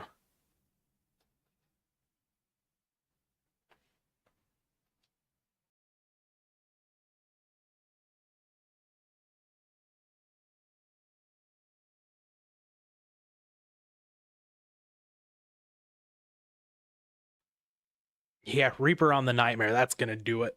You can get 2 of them out. Take out the whole hand. This is round 6. We are in the last round of Swiss.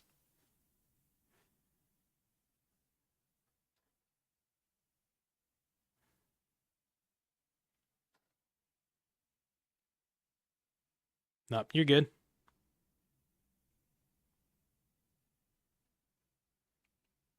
We are summoning Magical Merchant. Here we go. All right, we got BLS then.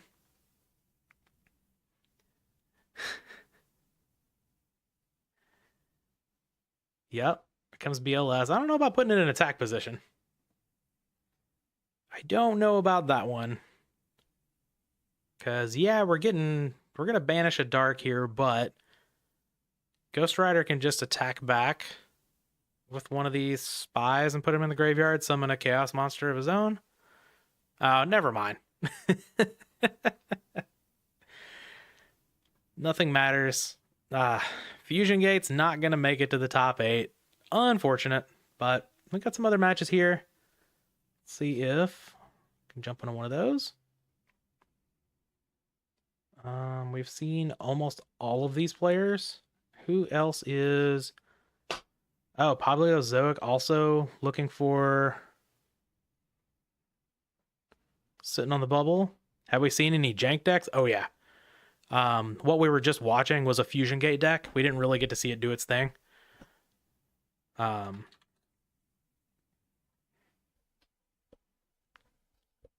we've seen Fusion Gate.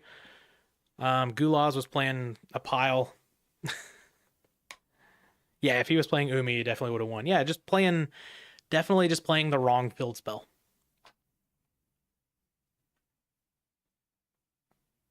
All right, what do we have here? Oh, we have Relinquished. Okay. All right, this is the first time we've seen Relinquished today. I believe, yeah, both of these players are kind of on the bubble. Pablozoic for sure, who picked up game 1, and now looks like we're going to a game 3. So we've got Warriors versus Relinquished. Generally favors the Warrior player. Though I know a lot of the Relinquished players have been working on this matchup specifically. Try to get it a little closer or to tip it in favor of Relinquished. Certainly, it's not a blowout.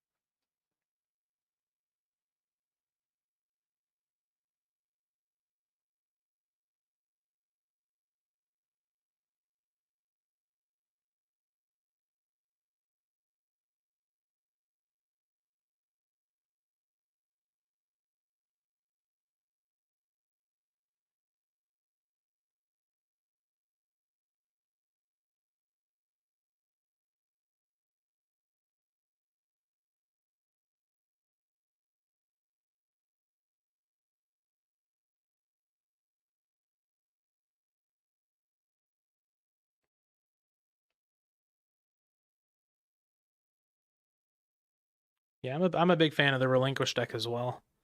For the Atlanta tournament I'll be going to here in a couple of weeks. I'm like 99% to play Library, but the other 1% is Relinquished. Actually, I think maybe 0.5% Relinquished, 0.5% Pac-Man. I can never like truly let Pac-Man go, but I honestly don't know much about the Speed Duel stuff other than the cards say Speed Duel on them. And they've made quite a few cheap reprints with it. But I didn't know it had necessarily another purpose. I don't keep up with like a lot of stuff that's going on in more current Yu-Gi-Oh, unfortunately.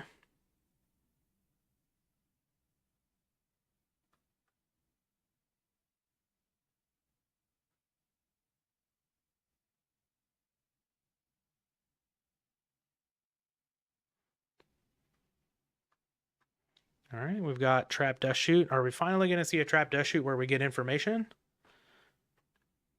Maybe. We see typing. Give us the hand.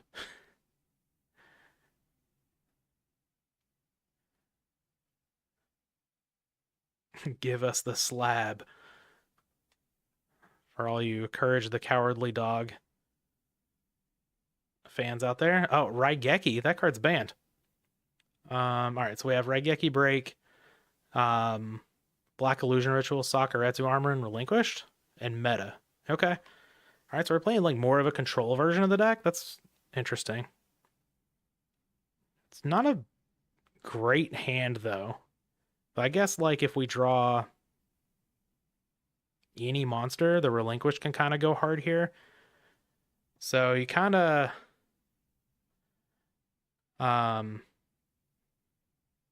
there we go. We've got a Courage the Cowardly Dog fan here.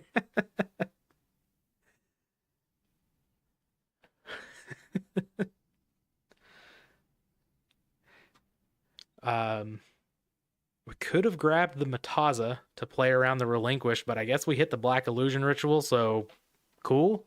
That works even better. Oh, are we playing multiple copies? Or are we just searching out a dead Relinquish here? A lot of lists only play the one Black Illusion Ritual, and it appears, yeah, appears like we are just searching out a dead Relinquished. We do get to crash with the Donzalug, assuming there's no battle trap here, but ring even better. Yeah, so what? We've got Saku, Meta, double Relinquished? Yeah, not... Oh, and we get rid of the Saku. Yeah, we got Meta, double Relinquished. This looks great for the Warrior player. Into Graceful Charity, yeah, even better. It's like Pablozoic, especially with Noodle being dropped out of the top 8 contention, looks like Pablozoic may be jumping up in there.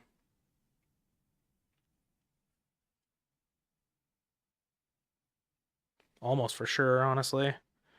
Yeah, this game was a beating.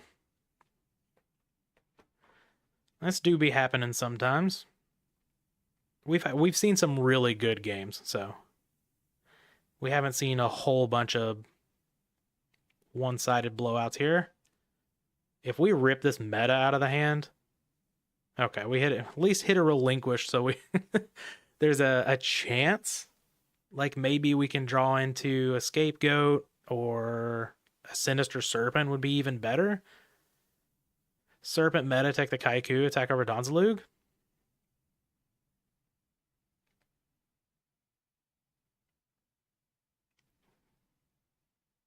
Well, Sork not the best of draws there. So Pablozoic looks like is going to take Warriors into the top 8, which means we're going to have 2 Warrior players. Not for sure, but if Breakers hold, believe they've got a really good shot here. See who else we've got. Are they still playing? Yes. Oh, I'm sitting here looking at Advanced again. Come on. All right, jump back over here to Scrub. Scrub, I don't believe, can make top 8 on Breakers. No shot. But Sweet is actually looking to be pretty close on the bubble here. Looks like we've got Turbo against Warriors. We've got, looks like BLS coming down for Scrub. That's going to be pretty good, especially when your other monsters are Kaiku, though. Torrential, very, very good Torrential there. We'll see if Sweet can follow up with anything good here. Just a back row and pass. We have the ability to...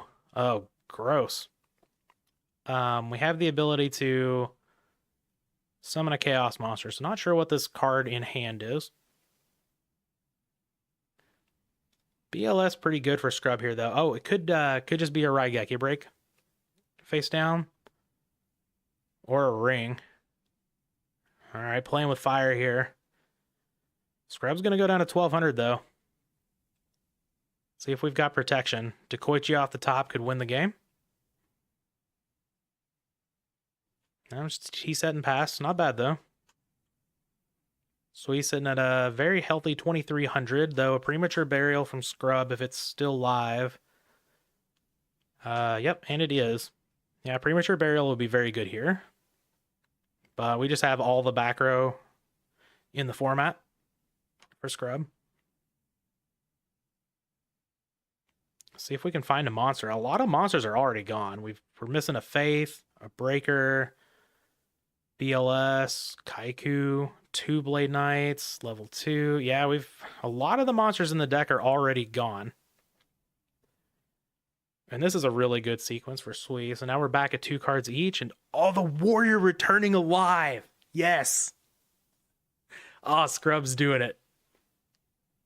This is awesome.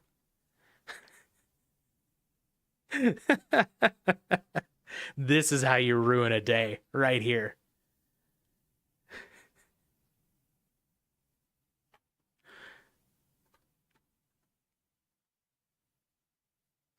Give me a screenshot of that real quick.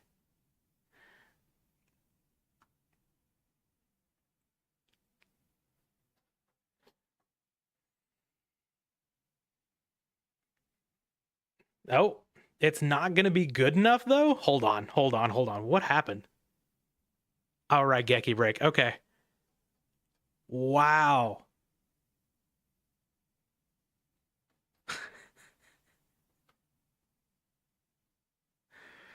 That was a wild ending. The P stands for Patreon. Patreon World Championship Qualifier.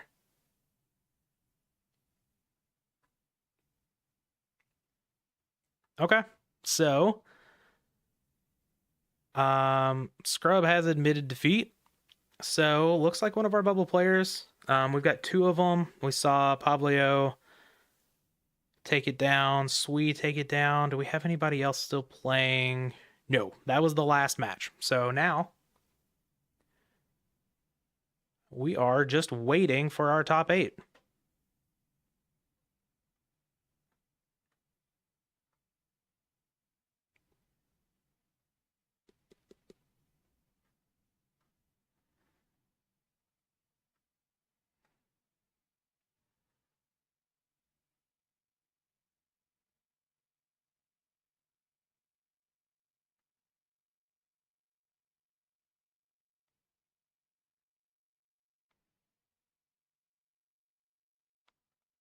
I think it automatically starts, right?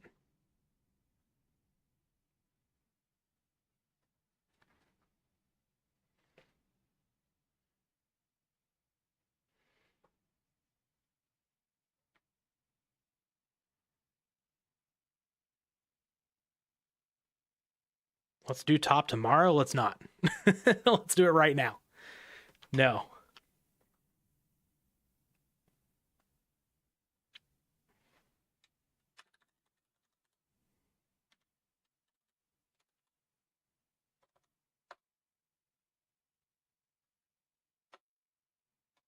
Always feels bad to see Warriors lose. Yeah.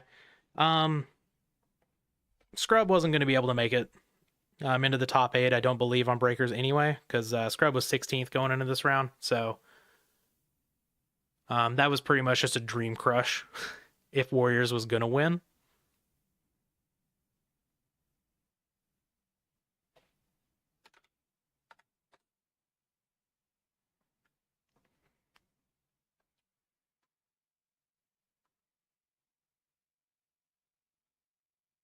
So we're just waiting on the old top 8 here. All the matches have been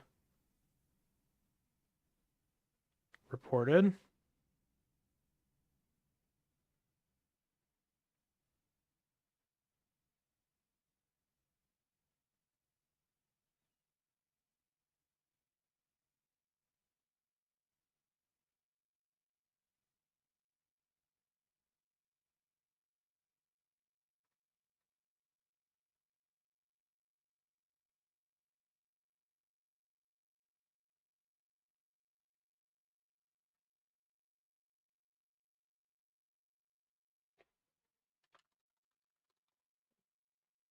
I'm glad we got to see the Warrior returning alive moment, though. Whether it worked out or not, that's I've been wanting to actually get that card in the warrior deck for so long, and I just can't ever justify it really.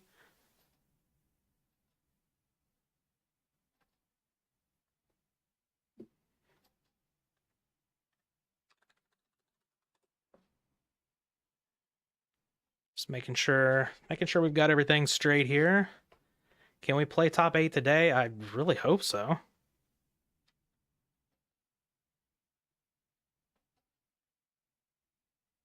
I wasn't aware that this was supposed to be a 2-day event. Apparently it's not. But people are always going to ask for it.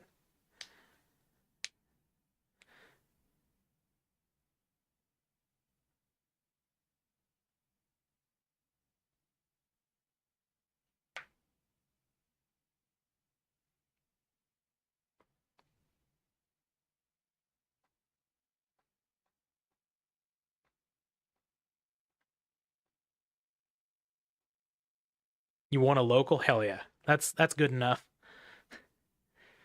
Alrighty, we have the top 8.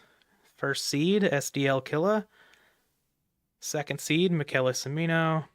Third seed, Yata 88. Fourth seed, Oops of Cow. Fifth, The Mock. 6, Pablozoic. I do not know how to pronounce the other name. 7, we have Swee. And in 8th place, oh yeah, in 8th place we have Bills. Very nice. I do not remember what some of these players are playing. But I know we have Warriors at the top. Michele Cimino is on Turbo. Yata's on Chaos Control. Pablo is on Warriors. Swee, we just saw, was on Turbo.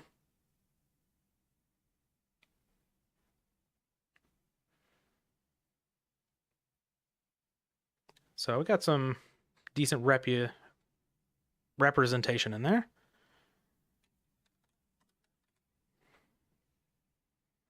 All right, so let's get into this.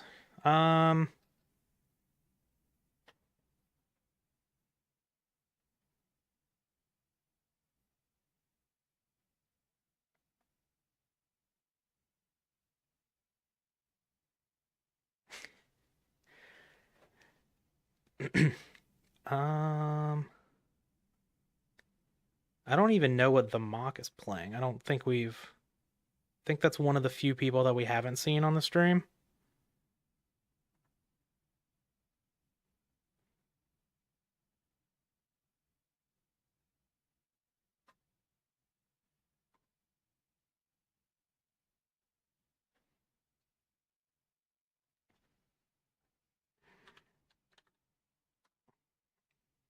Bills gave a shout out. Well, Swee gave a shout out too, but we just watched that person. So bracket. Do we have a new bracket?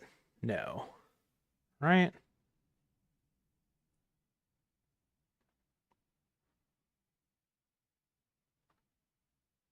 I don't know. I feel like Control's just kind of always popular on ladder. People just love playing Goat Control and Goat format. I'm not sure. Especially like a bracket reset or whatever.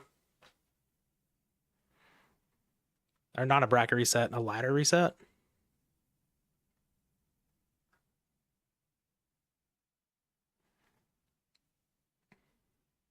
Oh yeah, I a lot of times I'll see Control more than Turbo. I think a lot of people, I don't know, a lot of people that are playing on ladder are just kind of playing casually.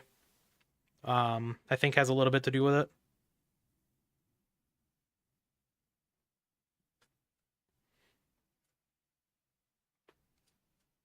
All right, we are waiting for the judge to tell top 8 to start.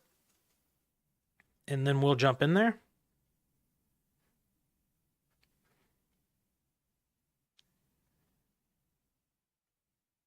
PWC. Okay, we do have a new bracket. So let me open up that real quick. And I guess I can update Nightbot with that too. So we'll have the correct bracket here.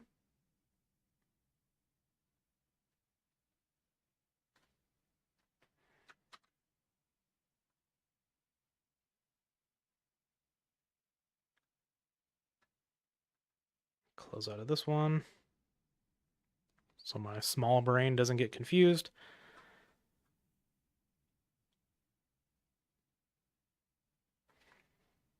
All right, we have the top 8 lists. And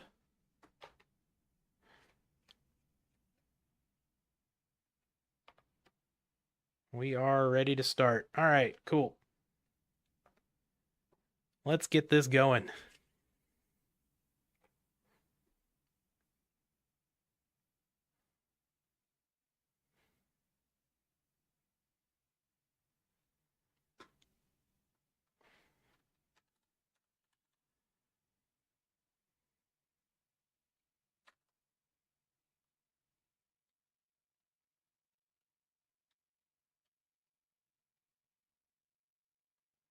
Yeah, your seeds will not be changed. Cool. All right, we're in here. We got the Revival Jam sleeves going on over there. Love it. I just got my Revival Jam in for my cube yesterday, too. That's the second time that I've said that about a card. I actually really like the art on that card. All right. So we are here in the top 8. We have the number 1 seed, SDL Killer, on Warriors. The number 8 seed, Bills, I can't recall. I think we saw Bills just for a very short time earlier, so I'm not totally sure what they're playing, but we will see fairly quickly, I believe.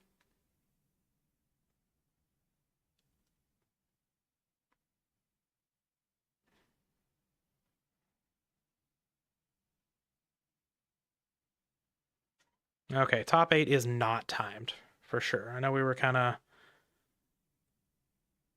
debating about that. Oh, that's right. It's Earth Aggro. Okay. Just going to rip out this MST. Okay. And free +1 over the Blade Knight. Don't even have to use the Smashing Ground. All right. We have Smashing Ground, Call of the Haunted, and Snatch in hand. Okay.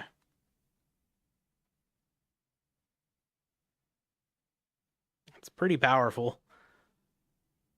The MST is gone, unfortunately. Kind of almost would have wanted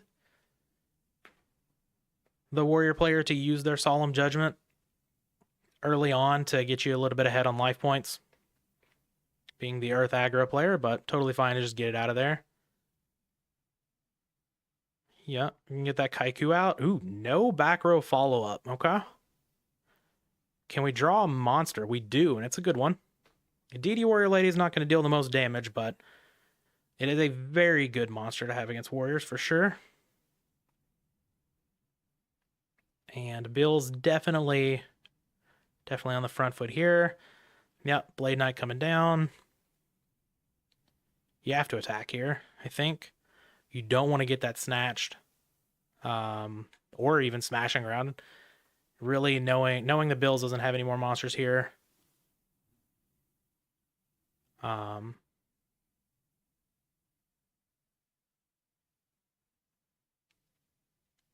Really don't want to just want to take your chances. The Bills isn't going to have more pressure.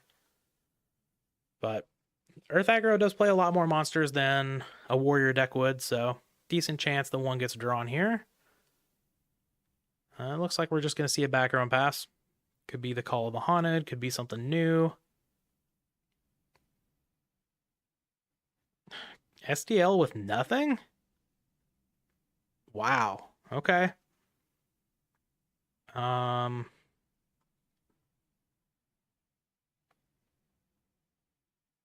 Interesting. That was a Dust Tornado. Okay.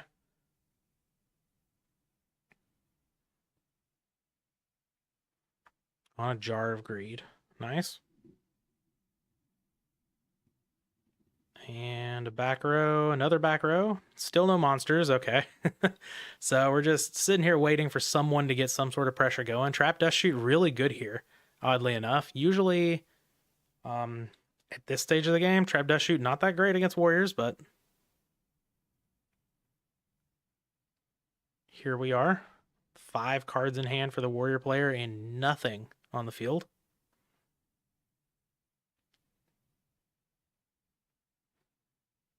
We have Exiled Force, BLS, Saku, Solemn Judgment, and Heavy Storm. Okay, so that's why we haven't been playing back row. It's because we have a Heavy Storm in hand. I mean, this makes sense, actually, for not playing any cards.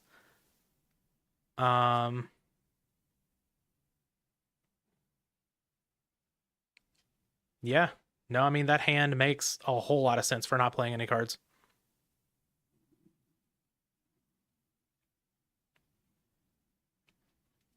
We'll see if we rip off the Heavy Storm now. So we can go for a 1-for-1 on it. And then just set the rest of the back row, because we do have some good back row here. Well, I guess we have Saku, Solemn Judgment, but it's pretty decent.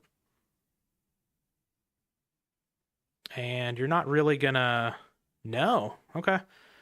There aren't a whole lot of situations that you're gonna really plus against Earth aggro on a Heavy Storm, especially if it's known. But I guess knowing that there's a Call of the Haunted and a Snatch Steal over there, maybe we're just waiting for a chance to get some pressure down and then fight back against the Snatch Steal. This is awesome.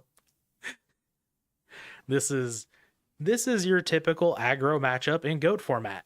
Draw, go.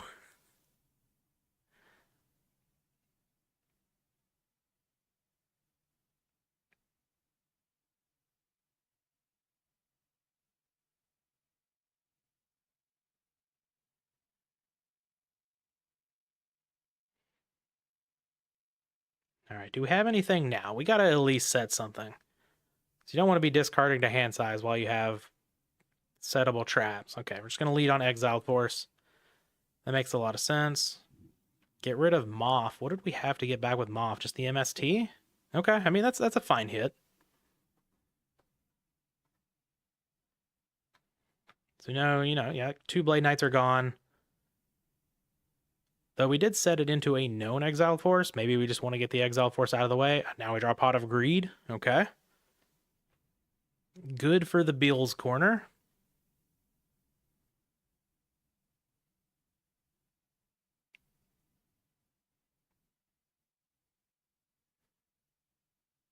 So we've got a pretty good representation of aggro here.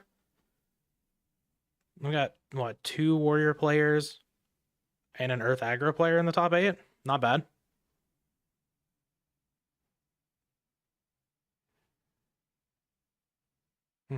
Saku taking out the DD Assailant. Do we have the Call of the Haunted down?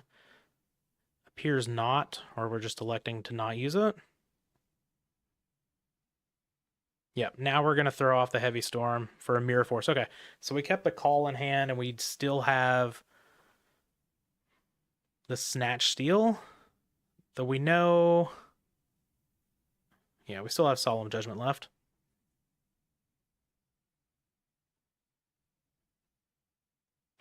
Yeah, definitely could have wanted to bait with the Moth, because it wasn't... Had that thought in my head. Just didn't say it out loud, started talking about something else.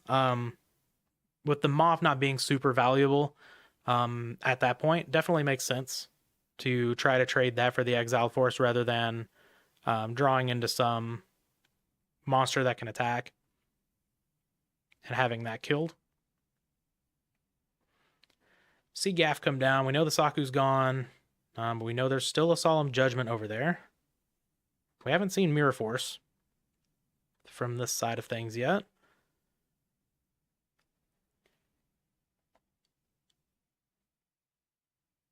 Could be running into it here, though not that big of a deal, since one of the monsters was taken by the Snatch Steal.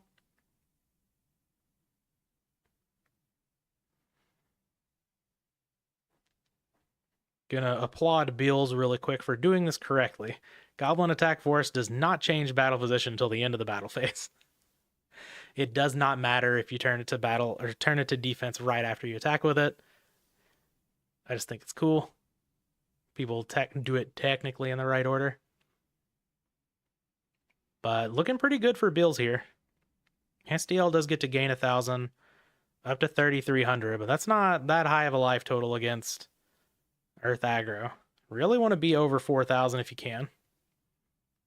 And we know Heavy Storm's gone. We know we have a Call of the Haunted over here. And a Smashing Ground that still hasn't been used. Level 2, yeah. Take out the Goblin Attack Force. We in there.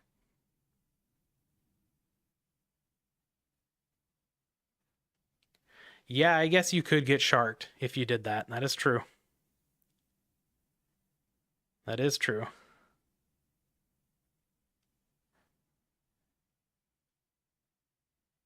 That's true. Yeah.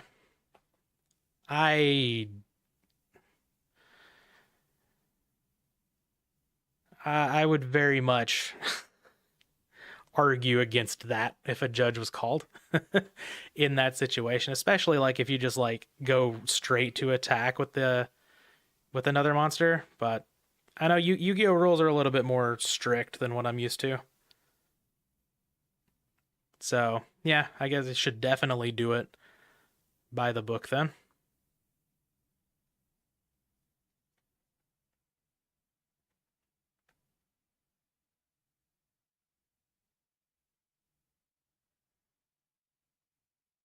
Yep, here's the Call of the Haunted we knew about. Getting back that Goblin Attack Force. Are we getting in there, or do we have another Battle Trap? It appears we do not.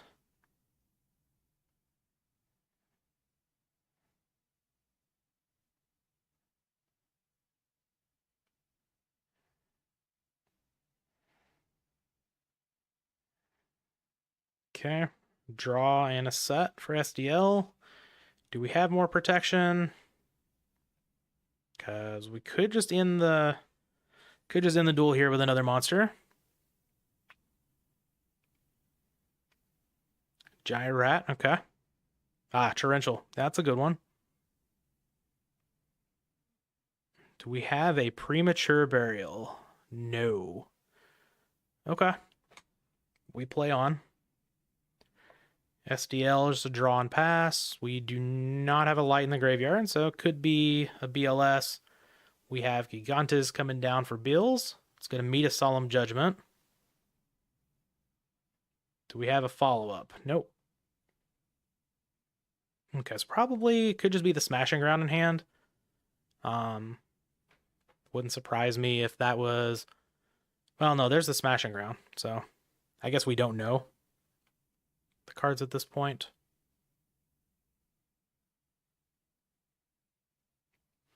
Breaker pretty good here. Do we have a Torrential? I don't believe that's gone. Ew, we have a Ring, okay. And meeting another Solemn Judgment, so that is all 3 Solemns. Cool. All right, 225 life points. Breaker gets its counter. And we take out, okay, a Knock that was set for bait. Pretty good for Bills there. Not losing out really any value. Do we have anything that can attack over this Breaker now? Gigantes would be ideal. That would end the game. Giant Rat can... Okay, so we're just going to do it this way, try to go for game. That makes sense. I'm going to say Giant Rat can attack into Breaker and go get a Lily. It's going to get met with a Sakuretsu armor, so here we are. This is more like an actual aggro game. In GOAT, whittle down the resources and start top decking. We have Gigantes. All right. Game 1's going to go to Beals.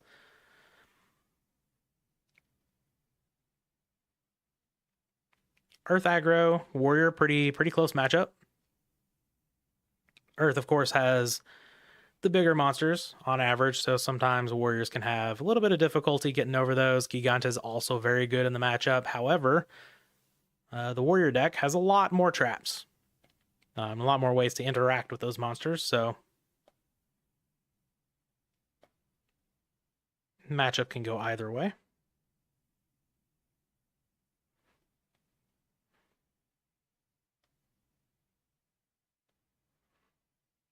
Always feel pretty good taking game one in the matchup. The warrior deck also has solemn judgments in there, which I know a lot of players go back and forth on whether or not they side those out in the matchup. So you definitely have some pros and cons either way. But SDL Killer, of course, is going to be going first here. We have a set monster in a back row. We have the old Warrior T set pass. We do. And Bill's going to lead on Pot of Greed. Okay. Slightly stronger start. And Swords. Okay. It's a good one. Flip up Spy. Yep.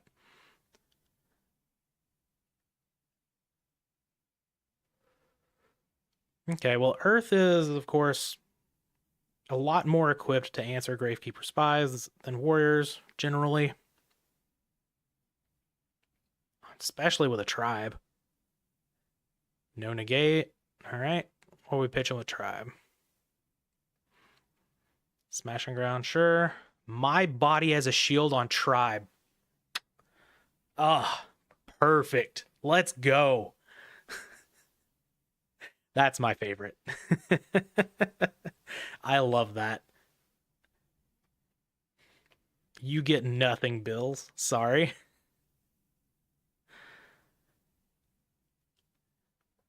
Can't attack, though, so no pressure here, but man.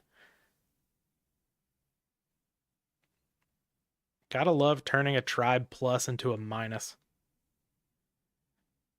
Gaff can certainly attack over a Spy. And I guess we've got enough turns on the Swords that Gaff can live to attack over the other Spy. But, obviously not as efficient as just clearing them all with the Tribe.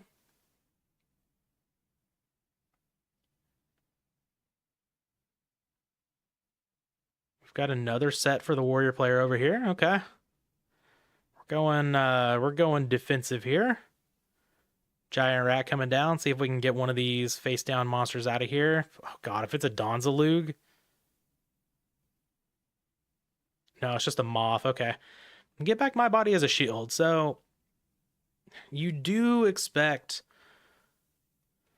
the Earth deck to side in like Sakuretsu's potentially, stuff like that. And they've got Tribe, Exiled Force. So like My Body as a shield isn't bad in the matchup, but paying 3,000 life points is a lot.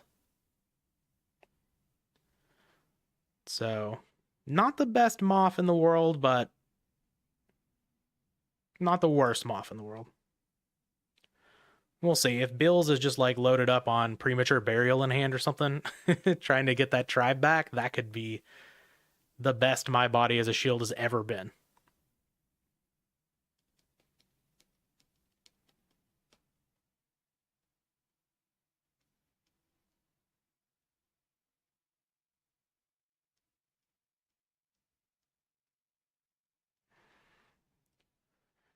All right, Gaff trying to come in, getting eaten up by Sakuretsu. I think we are. SDL is firmly ahead here. But Giant Rat is annoying. Rhoda probably going to be able to take care of it, whether we get Exiled Force or Sasuke. Sasuke makes a lot of sense. Get that on the board. We can protect it with My Body as a shield. Bills is at full 8,000, so any way to get the Injection Fairy Lily online here is pretty good. This is really good, though. Ring? Nah, we just protect that. Kill the Giant Rat, get in with Donzalug, take a card out of your hand. Yeah, this one's looking a little bit over to me. Get rid of the Snatch Steal, just insult to injury here. Breaker, sure. It's not the worst card ever. We're going to attack first, all right? Go for that +2. And Ring of Destruction. Yeah. GG. Go to game 3.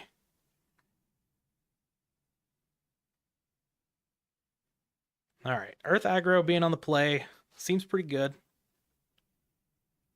But if we get some more blowouts with my body as a shield, man.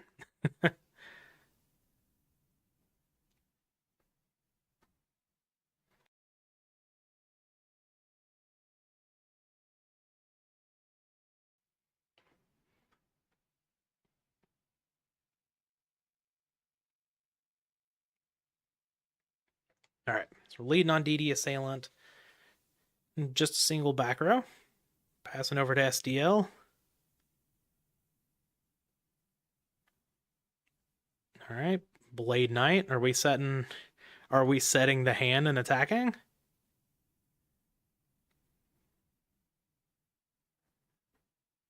Yup. It would appear so. Yup. Set at least 4. And we'll attack the assailant. All right. So Blade Knight gets out of here too. And we at least get the Dust Tornado one of the back row. That is a Solemn Judgment. That's a good one to hit. Oh, can we follow this up with a heavy? I hope that's a heavy set.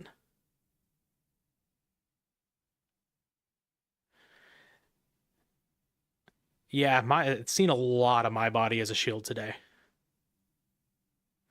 I don't think the card's unplayable. I think it's good. It's just it's hard to justify it. In a lot of sides, especially with like Chaos Turbo being, well, actually I like it against Chaos Turbo if you're a warrior player. I certainly only think it's good in the aggro decks. But even then, there are just a lot of other cards that you can play instead, generally. Card's cool though. All right, we actually get in with the DD Assailant. So that's pretty good. Yeah, it is dead a lot of the time. You're not wrong about that. It certainly has to be drawn under the right circumstances at the right time. It's very narrow, but whenever it hits a tribe, that's good stuff.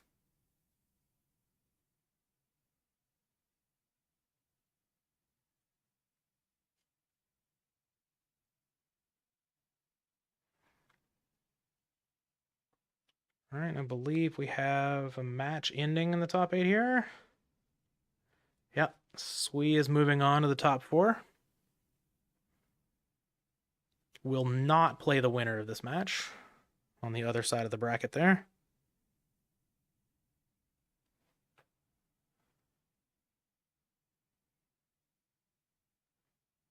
Yeah, early game's right where you want to see it.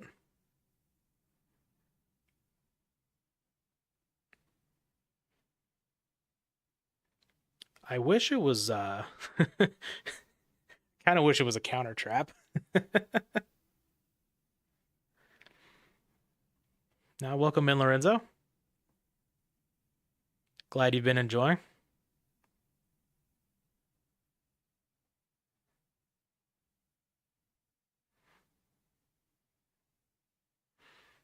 If I was going to travel out of the country, Italy is actually one of the top places that I would like to go. So, maybe one day.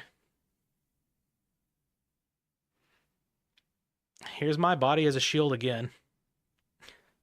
That was not the best my body as a shield has ever looked, but got a DD Assailant off the board, I guess. Yeah, if you could use my body to like counter Solemn Judgment. No, I guess the monster has to be on the field. Never mind. Still would be better if it was a counter, obviously. I guess you couldn't use it like proactively on your attack, so I guess pros and cons. If it could stop Solemn Judgment as a counter trap, if the monster didn't have to be on the field, that'd be kind of wild. Kind of like Curse of Royal. Curse of Royal can stop Solemn Judgment from time to time. I love that card in Pac-Man. All right, Big Blade Knight coming in. Mirror Force going to take care of the... How many of these do we have? What on earth? Okay. We have multiple copies of My Body as a Shield in this list. Good lord. Do we have a third? No. That would have been insane. Just flip over the third copy of My Body as a Shield. Updated bracket? Yeah. Exclamation point bracket. We'll get you the updated one now. And we have Call of the Haunted. We just have like, yeah, just the DD Warrior Lady. It's not a bad one. We accept.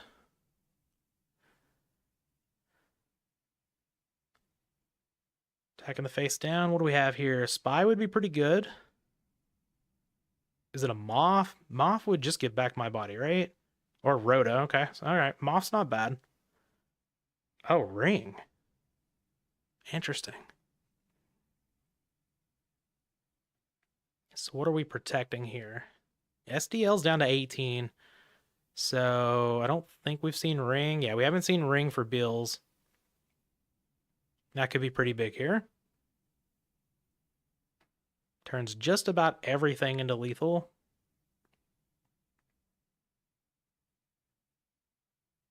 SDL came right from 2005-6. Yeah. Okay, so we do have a Moth. Interesting. Interesting. And we're getting back My Body as a Shield. Wow. Do we have a way to put a Dark in the graveyard and we're just going for lethal here? Mobius. Oh, God. What's the face down? Spy? Do we have a Spy? Oh, we do have a Spy. Okay. Wow. Double My Body as a Shield, pushing its way into the top 4. Impressive.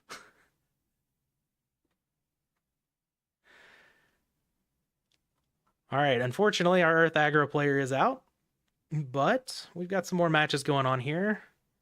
Let's go watch Oops of Cow.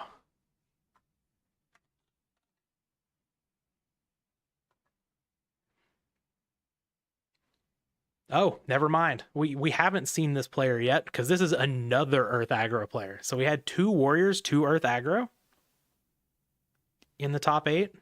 Not bad.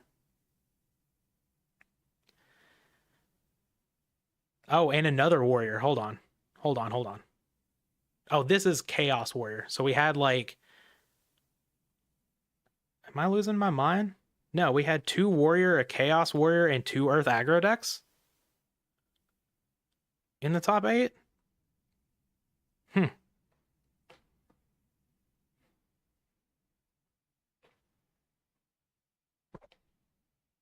I currently have 3 guinea pigs.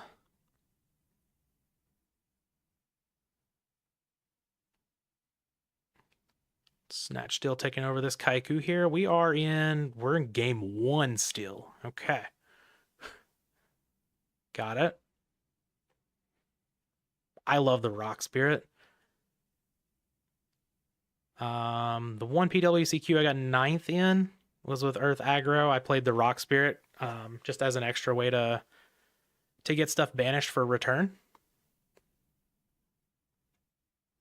So I haven't seen anything from this duelist list, but we could be seeing potentially return or something here. Would be cool. I'm a big fan of return. 2 turbo. Good. Yep, and then 1 control. Yep. Very nice to see. 2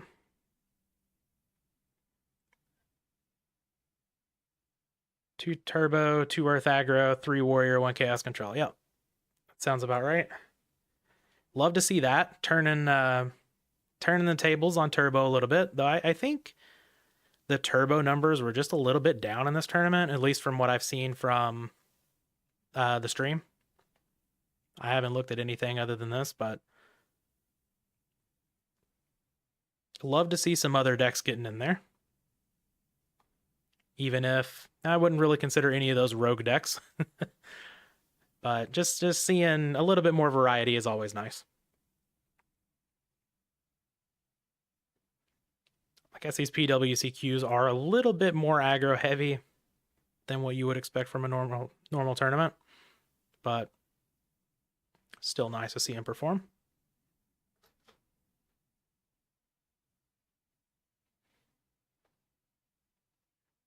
Graceful Charity, not a bad top deck, though this is a Borg. I guess if you've got the Zaborg in there with the spies, this is what, more Thunderclappy? All right, Snatch Steal. Can we turn the game around? Nope. No, we can't. Mirror Force gonna stop that right there. Do we have a way to pick up lethal? Yes, we do. That is a Sasuke. All right. Is Cow able to pick up game one here? I actually really like pretty much all of the versions of this deck. One Earth running the Monarch variant was the Borg Grandmark. I love that. Hell yeah. Get more Grandmarks in this format. That's what we need. That card's so cool.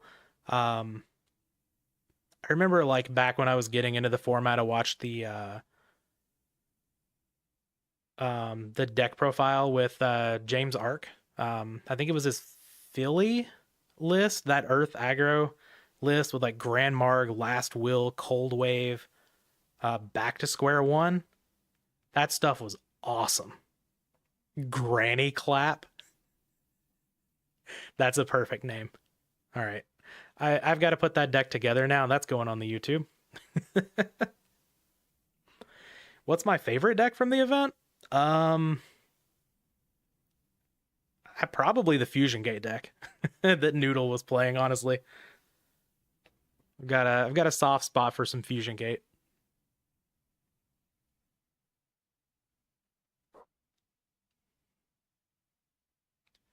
I believe it's only first place that goes to Worlds from this.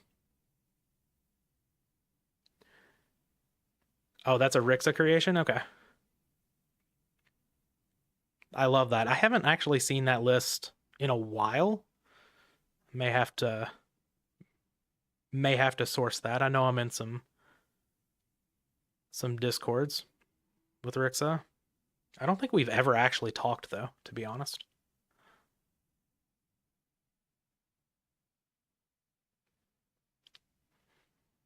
I believe we don't have...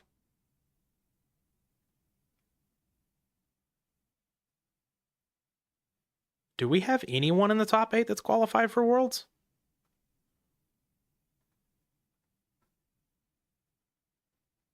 Is SDL already qualified? I think that's the only one that might be. I've got so many people qualified now, even though Alvarado's won every tournament, that I'm just not I'm just not sure on some of the players. But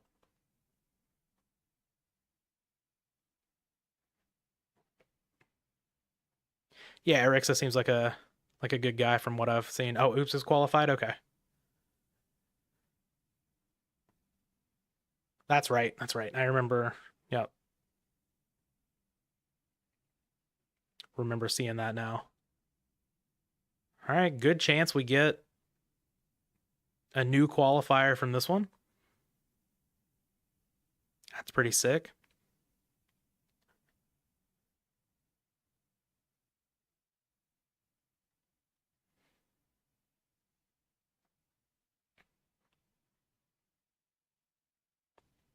Hopefully Earth aggro over here with the Grand Margs and such can get it done. But we'll see. I've been a huge fan of the Oops of Cow deck list. Just like every time I see him, I'm like, yeah, I'm gonna play this at some point. Just the whole mix of the aggro and value stuff is always really cool.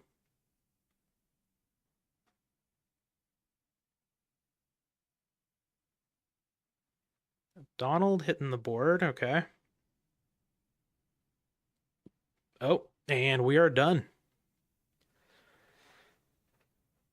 All right, so we have the cow moving on to top 4. Let's see. Looks like we've got our other match running here.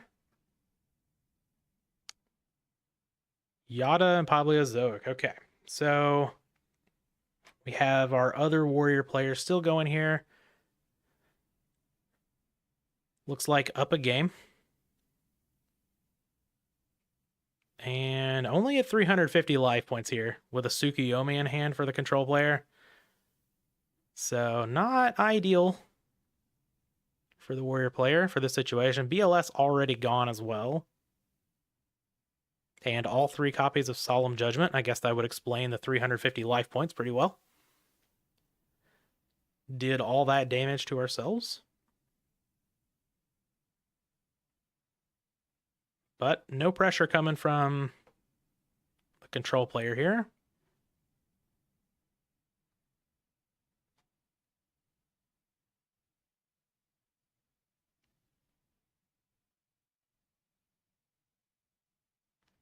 Oh, this is return? This is still top 8. This is the last match of top 8.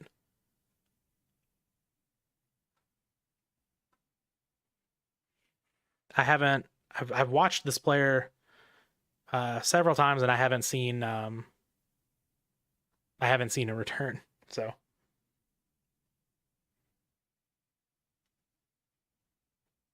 suppose that would make sense. I've seen Mataza though.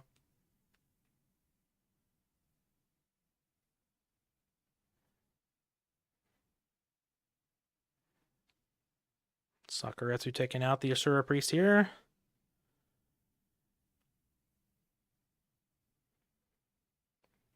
Ooh, Sangan's not one you want to see here because you have to kill it if it attacks and you have the means to. But then, yeah, okay. Just going to scoop it up here, go to a game 3.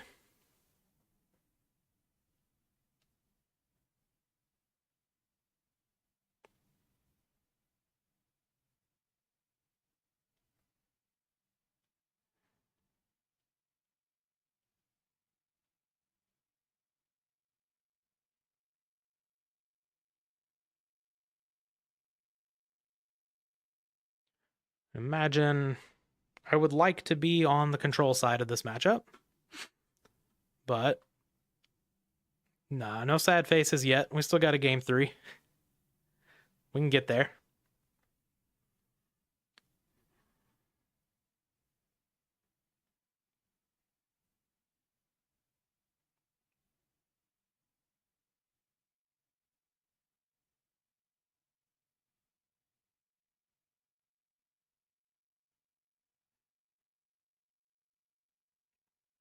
All right. We are done with the sighting.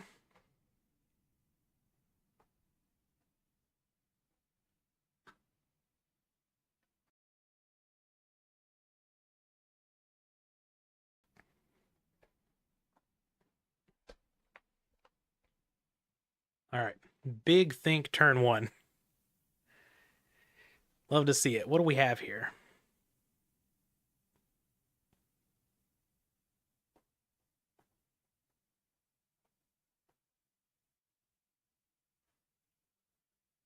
Okay. Just Kaiku in a back row. Not the worst start in the world. And no trap dust shoot. Okay. Good for the control player. Yeah, starting off with a delinquent duo is pretty good.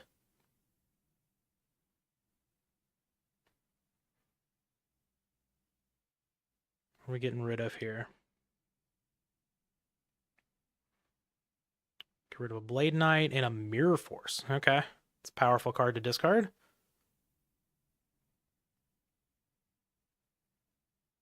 No shoot, no fun. All right, we're just going to activate the Scapegoat. Got to play around the Dust Tornado MST. What else do we have? After that, pretty much on the same amount of cards. Scapegoat's kind of half a card, I guess.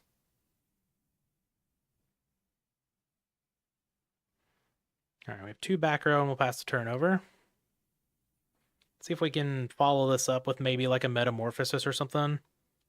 Thousand Eyes Restrict could go hard here.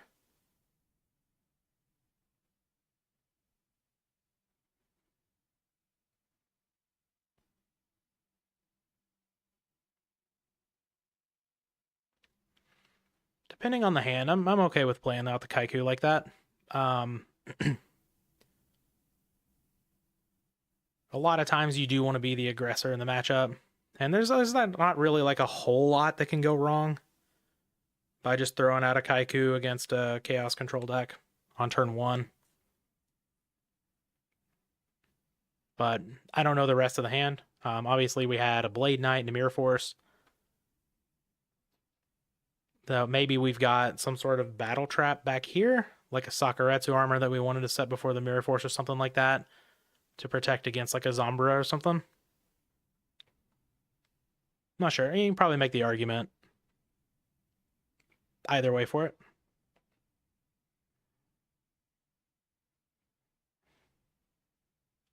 Yep, there's the Metamorphosis. See if this Thousand Eyes Restrict can get a suck here.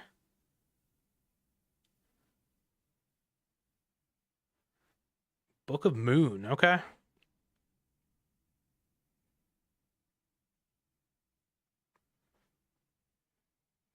I don't think saving it is always correct. Kind of depends on what you've got going on.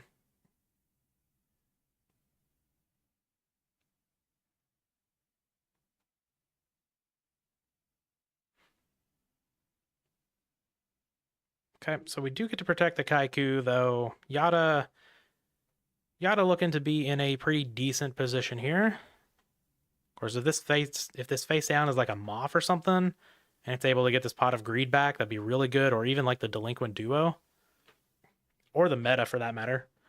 A lot of really powerful cards in the graveyard. We have seen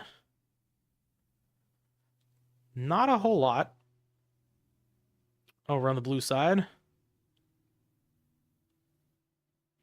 Sure, Priest looking pretty good here, though. Assuming it can connect. Get all these things off the board. We're going to attack the face down first. Interesting. All right, it's just going to get Sakuretsu'd. And what about the Kaiku? Do we get to a... Don't get to connect with the Kaiku either? Okay, yeah, Yata looking to be in a great position now, I would say. See how many we set here. We don't set any. Okay. So that is a Moth. Things can go very badly now. Even if it's a Spy. Spy would be really good here too. Just getting a lot of pressure in. Attacking it for 2,400. Breaker's not bad. See if we set anything behind it, or if we just play around the Snatch Steal. All right, we do set multiple. Okay. All right, we are not scared of Snatch Steal.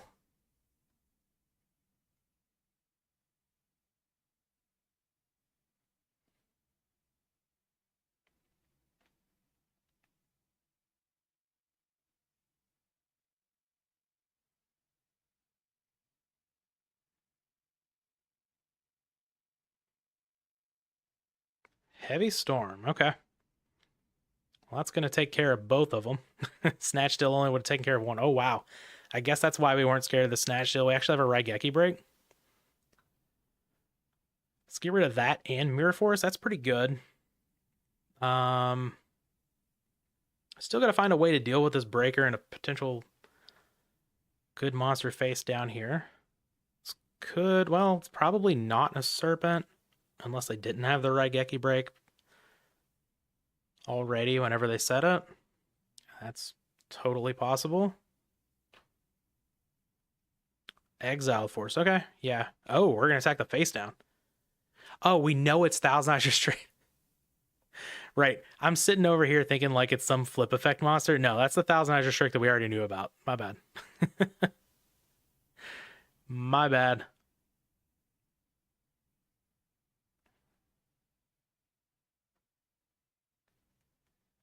All right, pick up some Thunder Dragons, but now I'm starting to think Yata's not ahead here. And that's one of the problems with the control decks from time to time. Just have problems closing out the games. So, like, you can gain an advantage, but, like, if you're not actually winning the game, you give your opponent time to get back into it. Just like +1s here and there. Like, we got a plus off this Heavy Storm. We got a plus off of the Exiled Force. So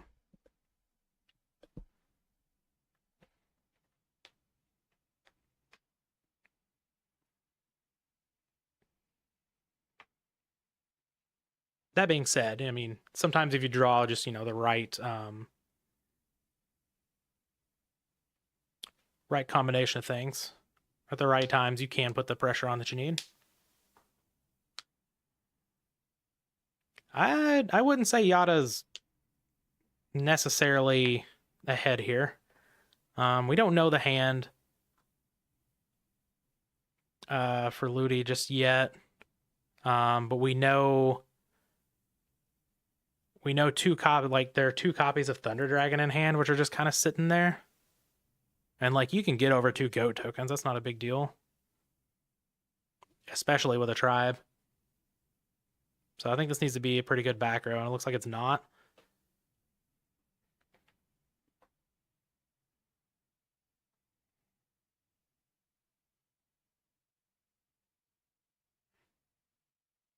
Ah, Snatch Steal. That was a good one. Yeah, now we can just tribute this off for a Thunder Dragon. Pretty good. A lot of stuff can get over that, though. We'll see. We have been through several monsters, but we did pitch a Kaiku to Tribe, so I would imagine we've got something, right? Maybe we kept something like a level 2 or something, because it has a little bit more utility, but I don't know. Kaiku seem pretty good.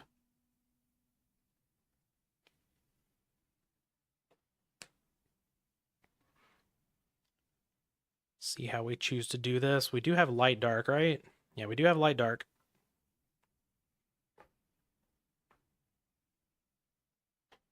Yep, there's the BLS. The tribe attack got through, but that doesn't mean that we don't have some sort of protective thing down there. We could have just been wanting to use the out of Snatch Steal. Could be like a Raigeki break. No priority. Okay, and we're allowing it to go through. Good bluff there by Yata. Could still be a battle trap, but Mirror Force and 1 Saku are already gone.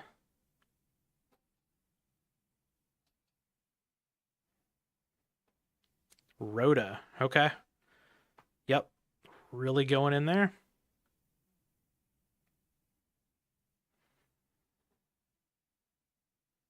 Yep. Summon out the Blade Knight too. Let's go. We are going for game. Yep. Sakuratsu. Still get to take out the Thunder Dragon, so we know 1 Thunder Dragon in hand. Lots of draws off the top here, though. Chaos Sorcerer is really good. BLS is game ending. Face down monster, probably not great unless it's a spy, to be honest. But, oh. Spy? Sangan, okay. Yeah, very good. Very good for the Blade Knight here. Now it doesn't get eaten by a Tsukuyomi in response. That was a savage knock top deck. Heavy Storm is not going to do it. The GGs have been called. And we are going to be making it on to top 4.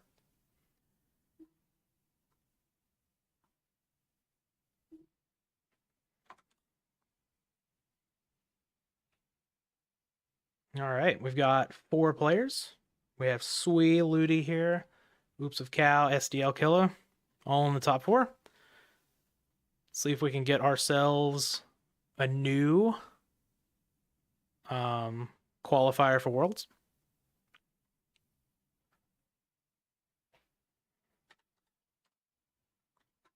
All right, we'll run over to this SDL Killer, Oops of Cow match.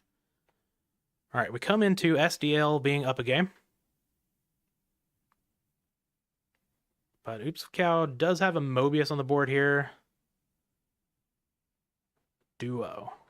All right, so we're putting our faith in not being able to die here. Got it.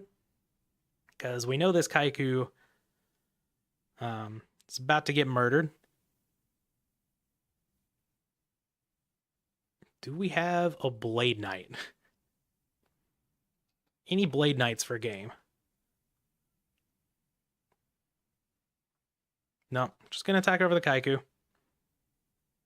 SDL is going to go down to 2,000.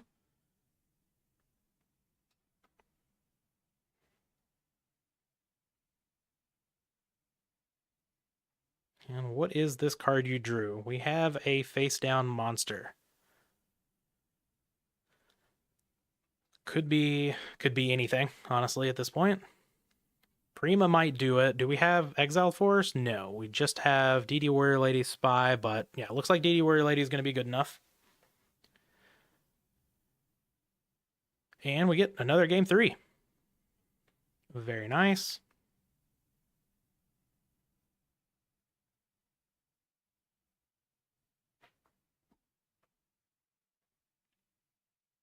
All right, so winner of this course, moving on to the finals. And yeah, we've only got one Chaos Turbo player left. So we could have a very fast top 4 bracket here. We shall see. I mean, this one is likely about to be over already. All right, so we've got SDL going first. The more I look at them, the more I like these Abyss Dweller sleeves. It's pretty cool. So we have the old Warrior T-set pass again. See what Cal's got.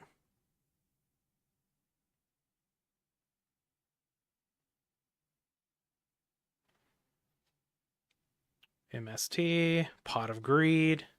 Okay.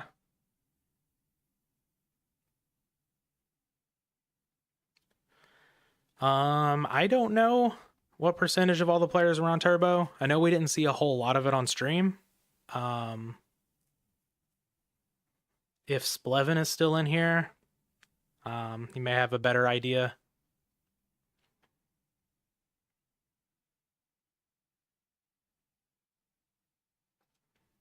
See Blade Knight attacking to Spy. So that's not going to clear that. We're just going to build up the giant wall. See if we have a third Spy here. We do not. DD Warrior Lady taking out the Blade Knight. It's pretty good 1-for-1 there. And we just see a set from Cal. Yeah, I'm glad to see more people coming out with the aggro decks.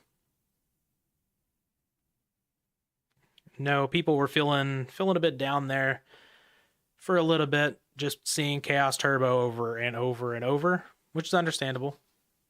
But always happy to see a pickup of some more variety going on. I would honestly like to see more combo decks in the format as well. I think that would help the variety, but we'll see. Oof. Okay. So I had to flip Moth into a Torrential, activate a second Pot of Greed into Graceful Charity. That's some big game there. See if SDL is able to overcome this.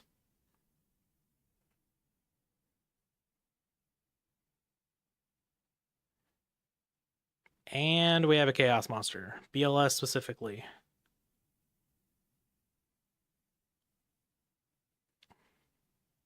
Getting in there. Sakuretsu. All right, no My Body as a shield, unfortunately. Seen so many of those today. It would have been nuts there. All right, just set the whole hand and pass. That's fine. We have more back row than our opponent has cards total. Got it.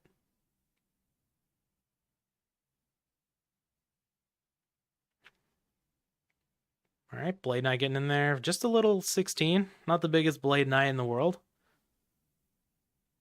But it is certainly doing its best.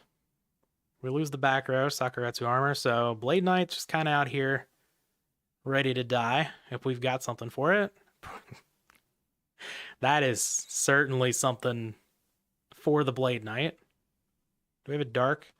Well, we already have dark light, so yeah, we're just crashing in here, getting in a ton of damage. Hole 44. Well, you got SDL.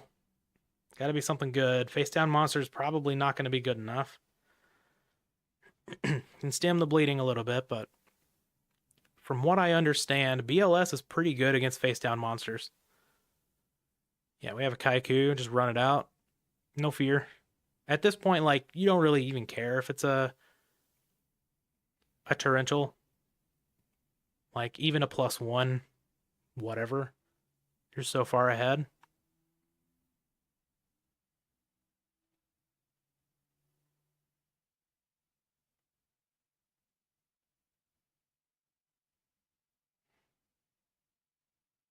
Yep, Blade Knight. Cool. Sure can attack over that Kaiku. I think we might be seeing this match be over. Oh, okay.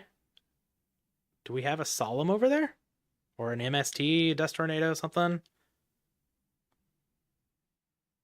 No, we get control of the BLS, and we're going to take out the Kaiku. Okay. Yeah, I think it's the highest upside there. I guess you have to take out the Kaiku too, right? Because you're at 1800. Smash and ground. Do we have a monster to end it here?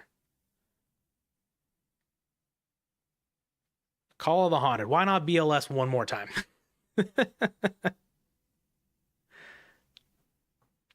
Got a battle trap? No, we're giving the GGs.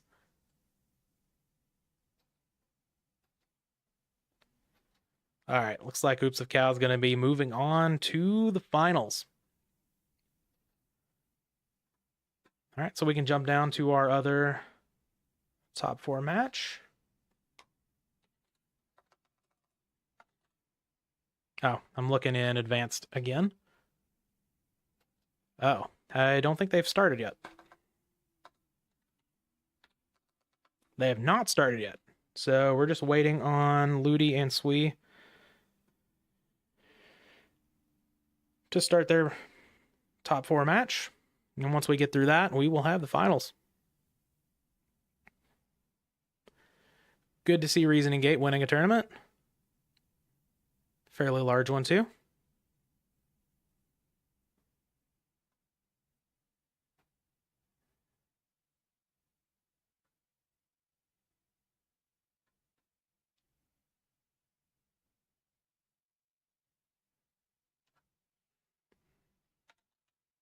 There we go.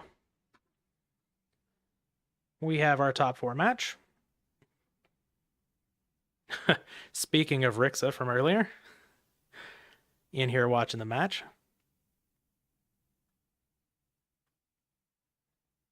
All right, who will have the pleasure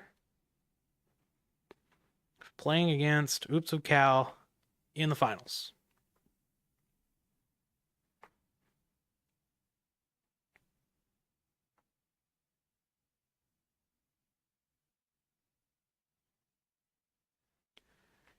All right, leading on Delinquent Duo.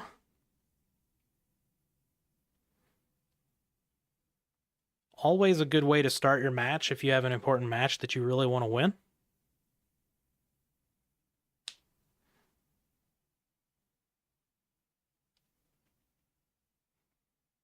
Having a big think on the second discard here. Getting rid of a Chaos Sorcerer. Okay. I'm always pretty excited to see both Spy and Chaos Sorcerer hit the bin. If I'm an aggro player. And just a set monster and pass. Okay.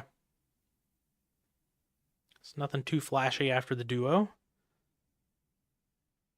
I'll lead on Upstart Goblin here.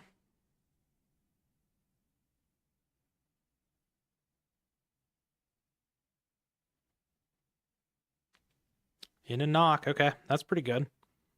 We get rid of Moth right off. Man, if that Moth could have gotten back the duo, that would have been nuts. Oh, you're Rixa. Okay. We mentioned something about your Granny Clap deck. We were talking about it earlier. I was gonna hit you up for a list.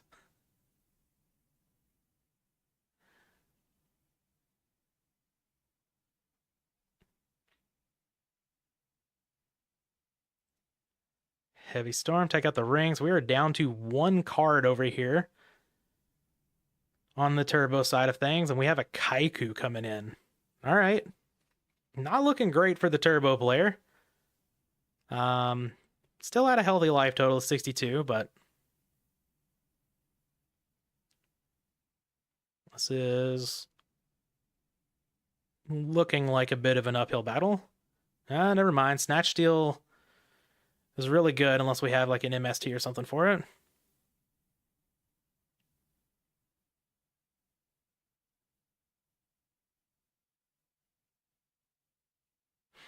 All right, I'll shoot you a message a little later. Appreciate it. Kaiku, okay. Interesting. I let that go through. Okay. Well, we have a back row, and we've got 3 cards on the other side. And Kaiku's going to connect once again. So, could be something like a discard trap. Not totally sure. We're passing the turn over. If it is a discard trap, of course, now we have a card we can discard. Yeah, an immediate pass over. Makes me think. Could be like Raigeki Break or something here. Though, yeah, I guess you can just still take some more attacks, right?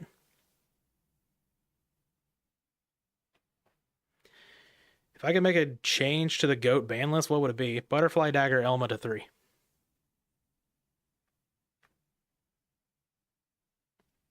Lock it in. I think the people that have worked on Modified GOAT have done a pretty good job with it as far as the changes that they've made.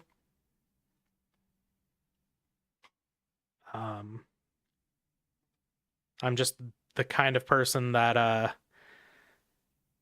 likes combo decks. So, you know, Butterfly Dagger. Honestly, I don't think the Butterfly Dagger Elma decks would actually be good. So, I mean, we're not ever going to see Butterfly Dagger Elma, like, in the format, I would say. But, I think it'd be cool. At least from my brain's standpoint. No, that's the real answer. Ban Duo. Yeah. Yeah, get Duo out of here. I don't know. Like I think the modified GOAT list is actually pretty good. Something like that, though. I like GOAT how it is. I'm fine with it. We are certainly not going to legalize Fiber Jar. Houdini has this pipe dream. Oh, Mirage to 1? Don't tempt me. That card is messed up. I guess we do have emergency provisions at 2, right? Of the changes that haven't been made already in Modified GOAT, Butterfly Dagger unban, Maki Yura the Destructor unban, Honestly, I would like to test Dark Hole in the format, and I want Protector of the Sanctuary to 3. Fiber Jar does not check Chaos, Houdini. There's no shot Fiber Jar checks Chaos. If I can add one card from Cybernetic Revolution, I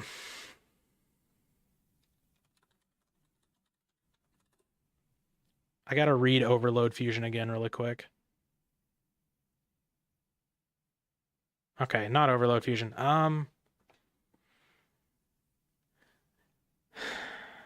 want to say Cyber Dragon is like the obvious card. But Cyber Dragon, if you put Cyber Dragon into GOAT format, Warrior ceases to exist. So I don't want Cyber Dragon. Power Bond is a good one.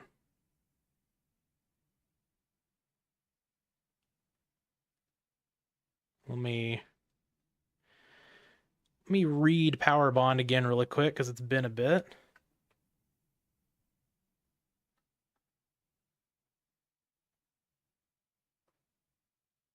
That didn't help.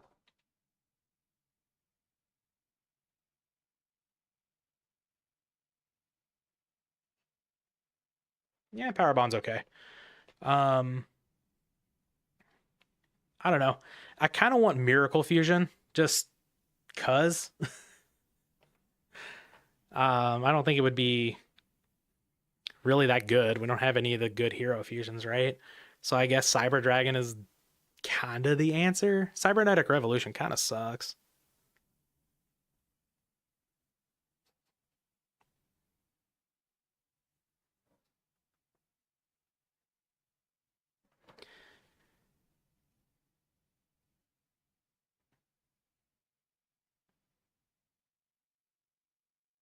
Yeah. It'll be interesting. I kind of want to, I don't want to like go too far down a rabbit hole while we're in the top 4 here. I kind of want to look up a list of all the cards from Cybernetic Revolution. I did this before. But like Bubble Man wouldn't do anything to the format. Cyber Dragon would do bad things to the format. I think anyway.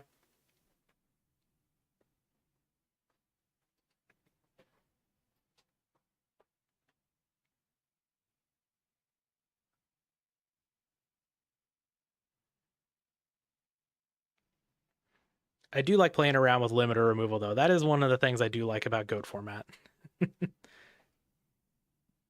3 copies of limiter removal is the correct amount of copies of limiter removal for your format.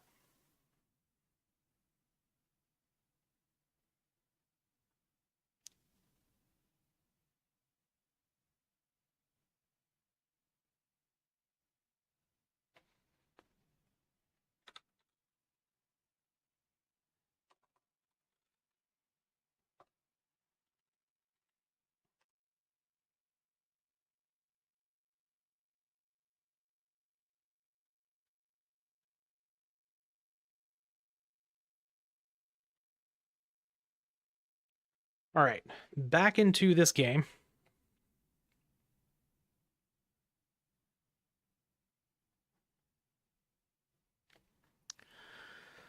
Tribe's going hard here. This could, I guess, not potentially lethal because we can't get rid of the breaker as well. But we certainly can get rid of the warriors, which is pretty good.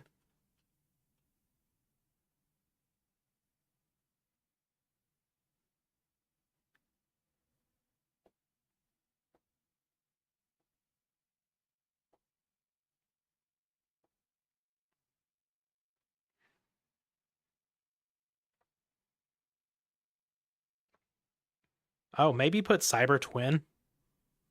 Maybe that's the answer. Just put Cyber Twin Dragon into the format without Cyber Dragon. That way we can have easier OTKs with Cyberstein. That's what we need, right?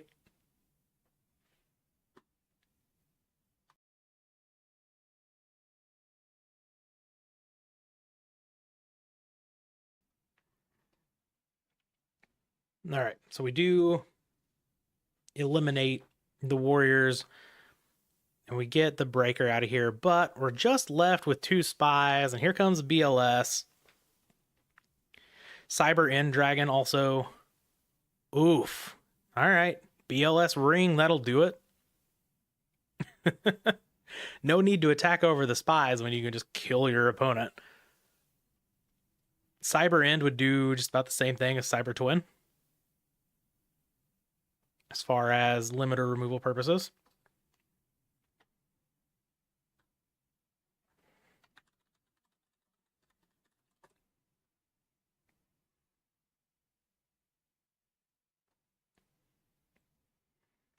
I used to play with Cyber End Dragon back in the day. I certainly wasn't summoning it, but I was banishing it from my extra deck so that I could summon Malefic Cyber End Dragon.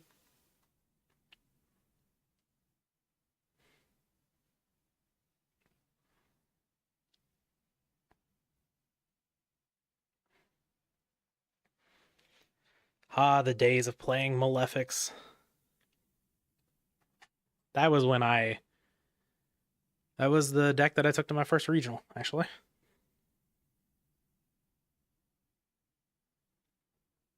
When I didn't know that slow play was illegal and I let someone slow play me to a win, and I would have topped the tournament had I known that that was illegal and done something about it. Add Des croaking and nothing else. I'm down. I actually have a Des croaking playmat. Oddly enough.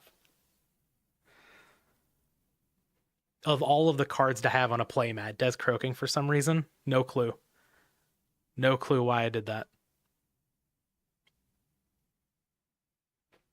All right, here we go. We've got game 2. And we are starting off on some Thunder Dragons.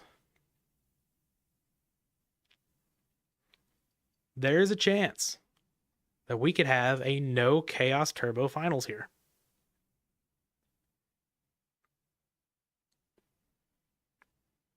Yep.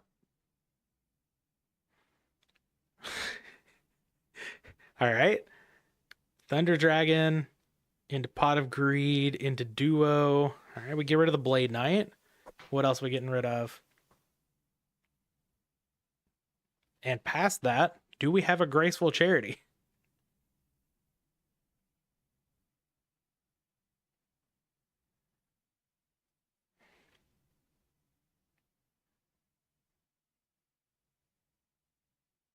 All right, we get rid of Tribe too. Okay. Ooh, God, we have a card destruction too? Ugh. What'd we discard? A Solemn Judgment, a Snatch Steal, and a Knock. Man. Oh, and it's into set 5?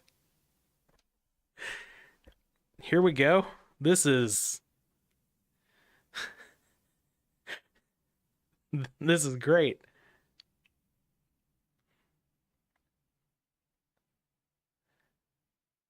All right, so we're 4 on 6. All right, we've got a Graceful Charity. Okay. I'll just snap Solemn Judgment. Okay. Something tells me we have another Solemn Judgment down here.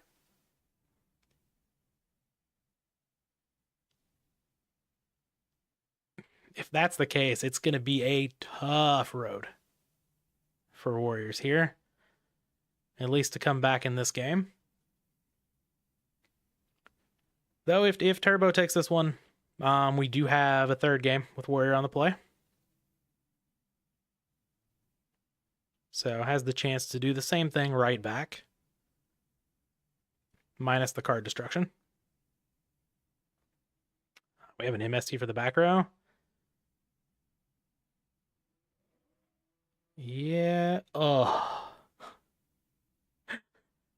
Yep. How about 2 Pot of Greeds?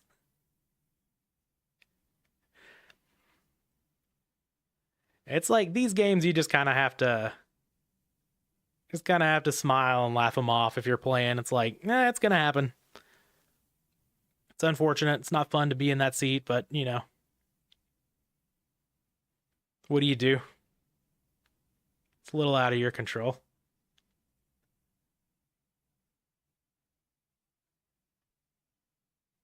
Give it your best shot to get back into it. If you don't, whatever. Move on to game 3, win that one.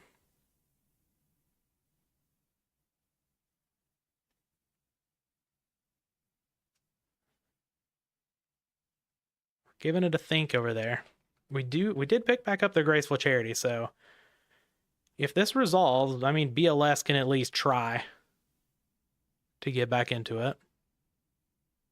If we happen to draw, because we do have, well, we need a dark too. Okay.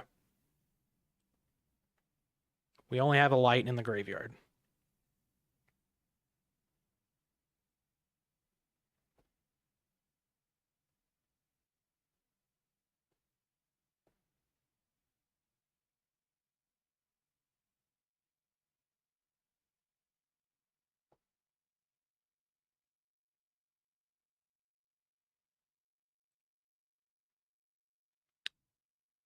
Yep, get rid of level 2. That makes a lot of sense.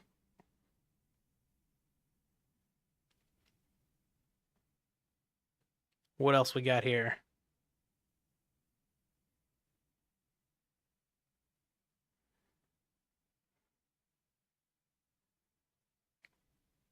Dust Tornado. Okay. So no dark. So we're not living the BLS dream here. We do have a Rhoda. She is a very powerful card.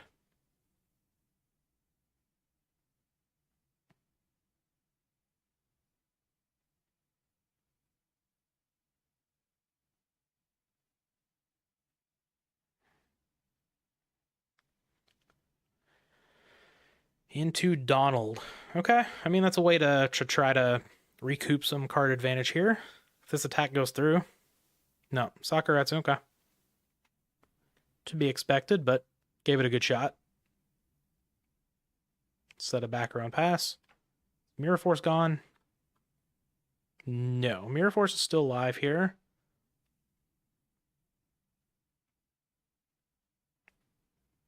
Though I'm not sure if you even Mirror Force.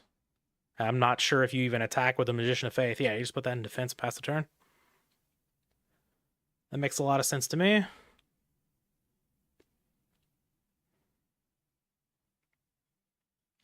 Exile Force. Okay, take out the face down. It's a good one to hit.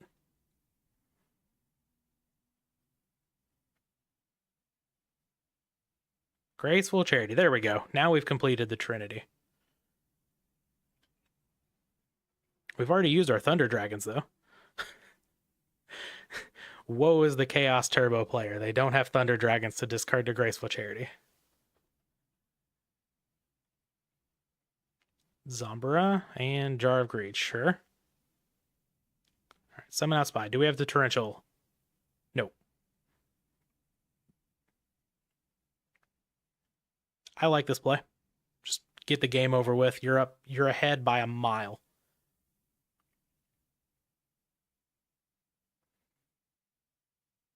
We still don't have a... No, we do have a dark. Yeah, that's right. We wrote it up the Donald. Okay. DD Warrior Lady can attack over Spy, I guess. I imagine we have Dark Light. Yeah. We've got half the deck in the graveyard.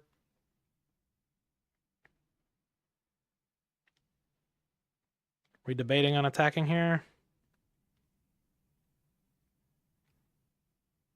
I think you just have to be aggressive at this point. Like, if it runs into a battle trap... Oh, never mind. There's a little bit of a lag disconnect over there. Yeah, I agree with this play. If it runs into a battle trap, it runs into a battle trap. You have to, at this point, just hope your opponent doesn't have things. Take the aggressive routes to climb back into the game. All right, well, there's a BLS off the top. Get in there, 4,200. And do we have any more turns, or are we done here?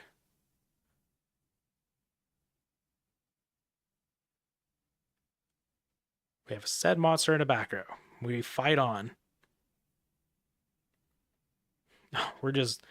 I guess this attack makes sense too. DD Warrior Lady's gone. Yep, we're going to Dust Tornado for information. There was a second Solemn Judgment. Okay, kind of thought that was down there. Okay, so just it's got to shake that one off, move on. You got one more game standing between you and the finals. It's got to win one game.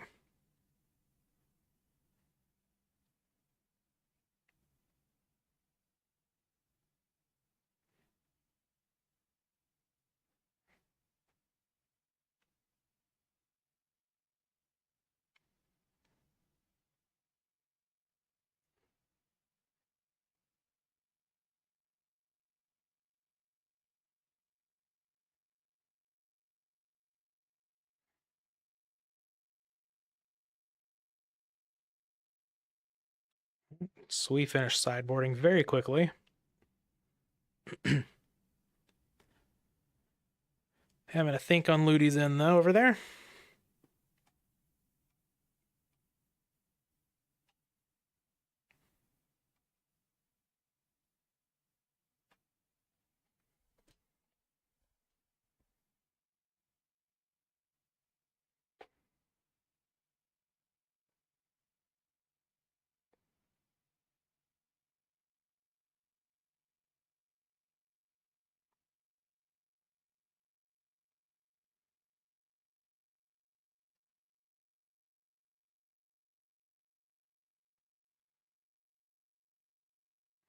My cards have been delivered.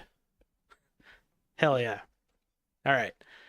Game 3, see who makes the finals. Starting off on a Graceful Charity. Much better start than last game. Well, I guess Graceful Charity was also the first play card last game, but after the gigantic start from Chaos Turbo. And it met a Solemn Judgment. See if we can chain this into like Pot of Greed, Blade Knight set 5. Is that too much to ask?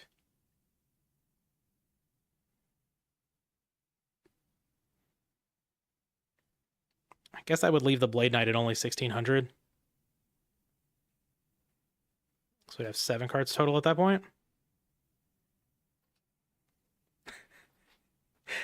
I guess you actually could make it over to my place in time to steal them before this tournament ends. I may have made a mistake by saying that. All right, we have set monster, 2 set back row. What do we discard off the Graceful? Tribe DD Warrior Lady. Okay.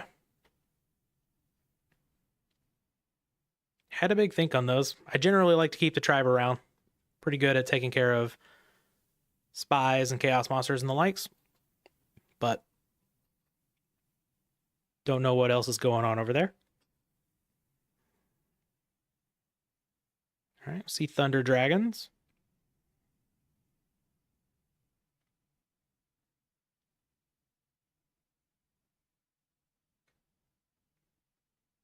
Into Upstart. Thunder Dragon into Upstart usually means Pot of Greed comes next. I was wrong.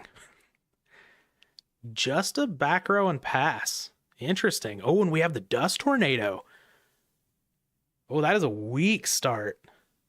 Okay. Can we get some pressure going to punish this?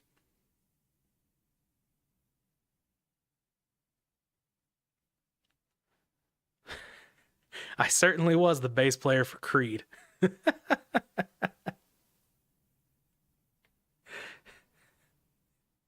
Yep, that was me. How old? I was 10 years old? No.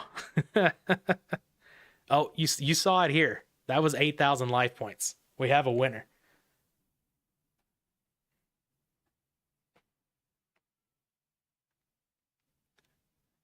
You know what?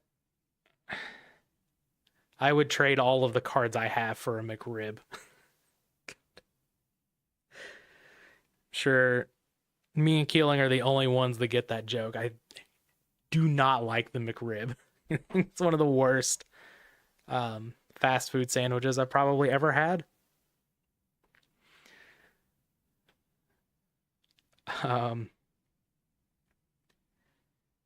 Okay. Get rid of the Night Assailant here. Dust Shoot makes sense to me. We have 2 Thunder Dragons, Ring, Sakuretsu, Raigeki Break, and I guess the other's Upstart. What about the McSauce? Okay, that was one of the funniest things you've ever done. That was funny.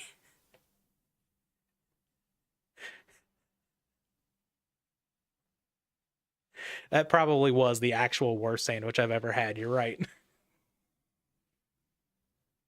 That was very funny, though.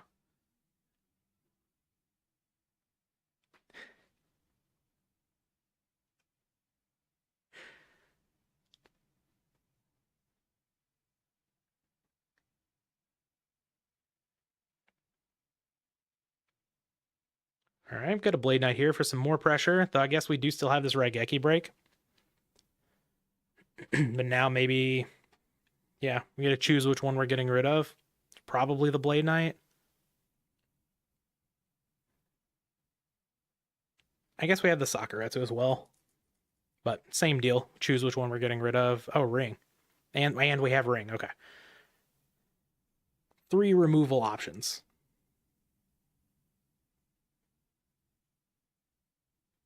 Breaker goes away. We've got Sui down to 4,200.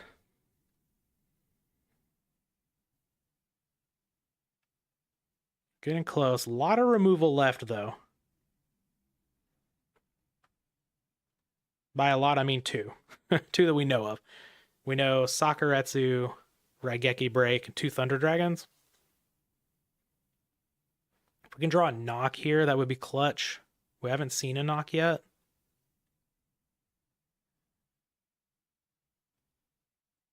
Exiled Force would be good as well.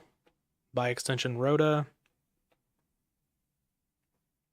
What are we worried about this being? Spy would be very bad. Moth wouldn't be that bad. Just get back an Upstart Goblin. The Koichi would be fine. Something along those lines. Oh, we do have the Exiled Force. Night Assailant. Nice. Yep. Sakuretsu taking out the Assailant. To be expected.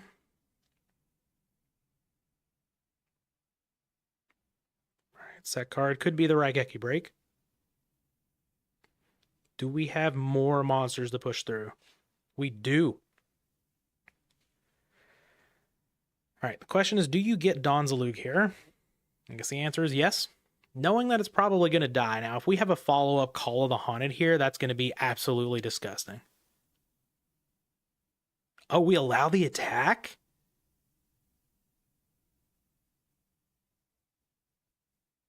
Interesting.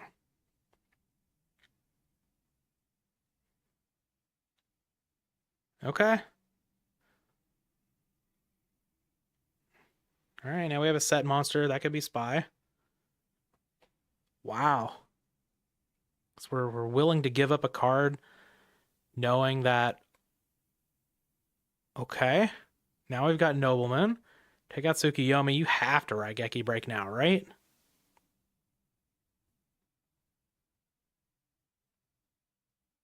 Looking for Ring over there. Ring's still live. Taking the 14 again.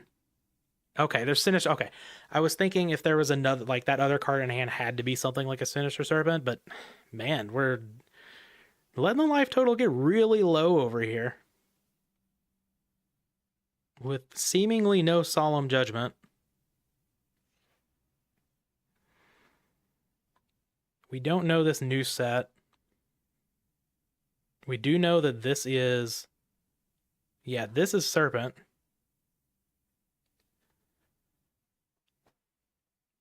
Okay.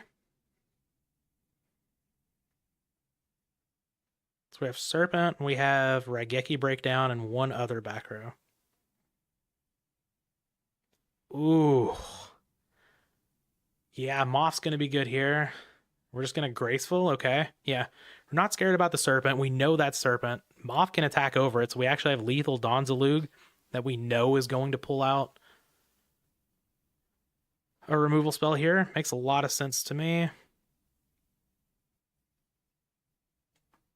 Trying to find... I mean, Heavy Storm wouldn't even be the worst.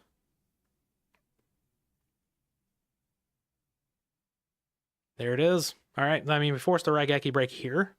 So if we have any other monster, and I would imagine discarding Kaiku, we've got another monster here, I think.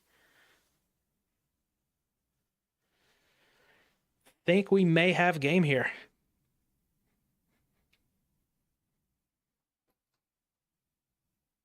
Everything I've seen makes me think that that's going to be the case.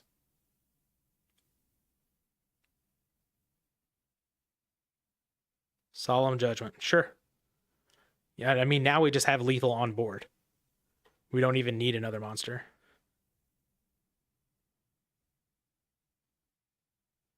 Sure. Knock for good measure. Why not? Why not? All right. Ludy moving on to the finals. Here we go.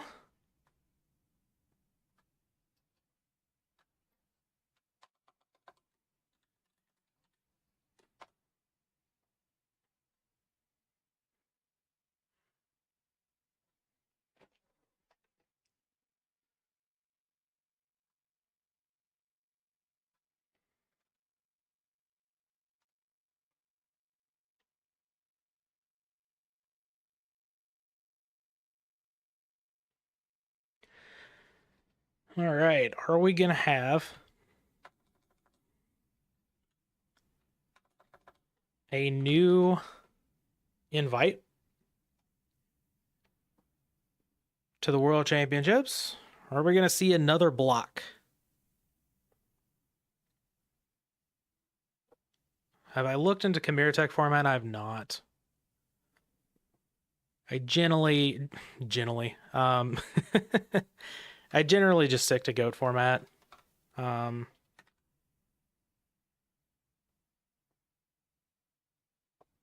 venture out every now and then, but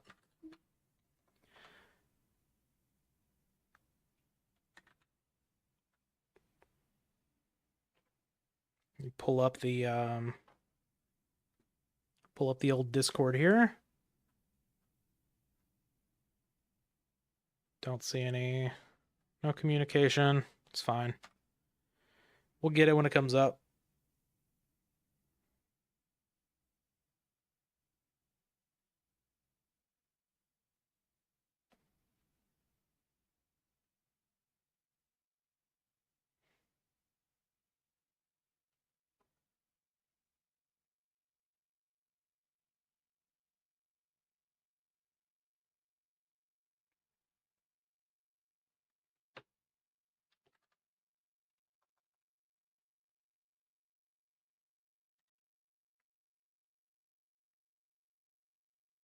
I've seen people talk about the Chimera Tech format.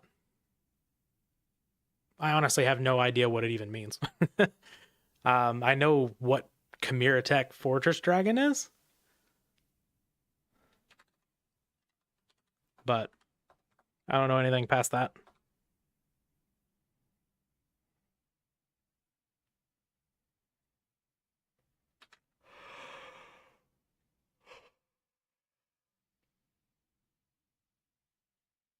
We are getting an all aggro final here, which is pretty nice.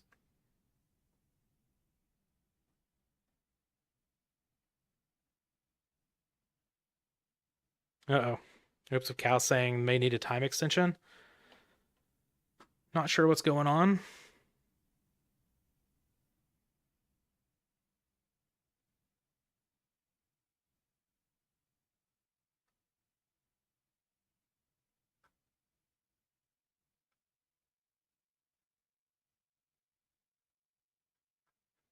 Hopefully we get this resolved.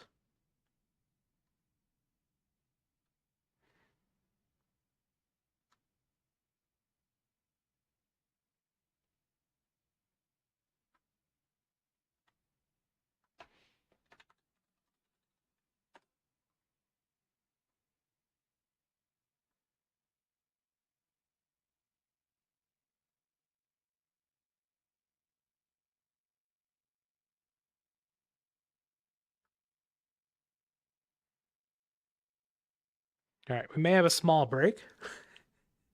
We will see how long the players need. 20 minutes. Oh boy.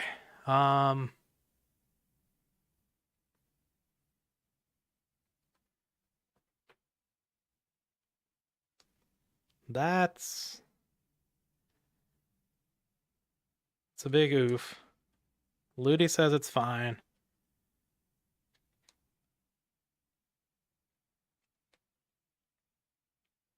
How do we fill that time is the question.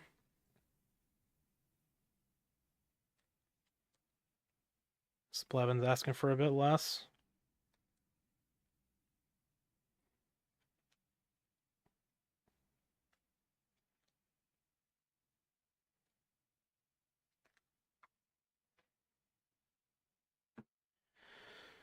Oops of Cow is on like a thunderclap variant.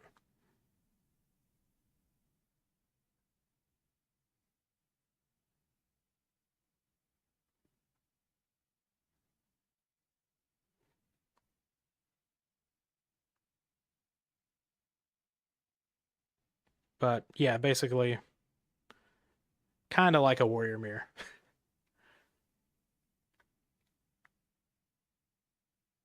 Thunderclap, Chaos Warriors. We've got some Thunder Dragons and stuff in there with Zaborg and Spies and all that good stuff. Self-destruct button on the ladder to fill the time. I think we've found the answer. We try 15. I got Ben K loaded up.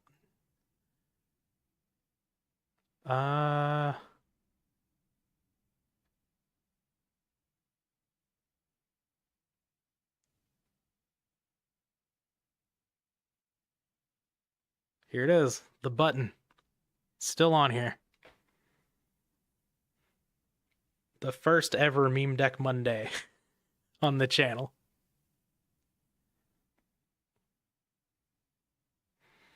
I really don't want this to end with just like, yeah, 15 minutes is fine. Give them whatever they need. I can fill some time. I got nothing to do.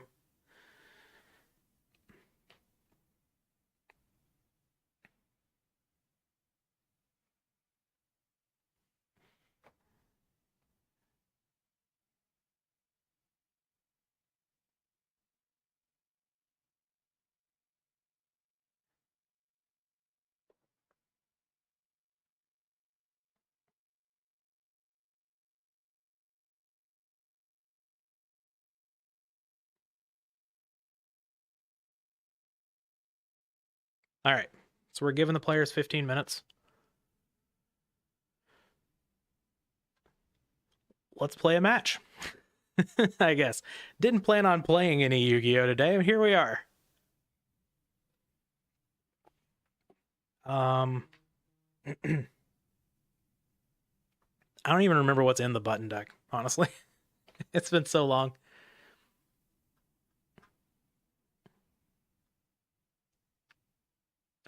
The button. There we go.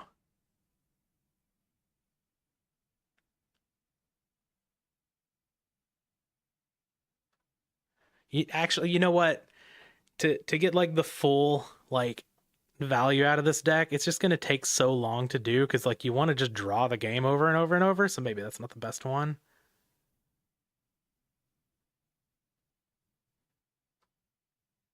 I haven't played the huge Revolution deck in a while.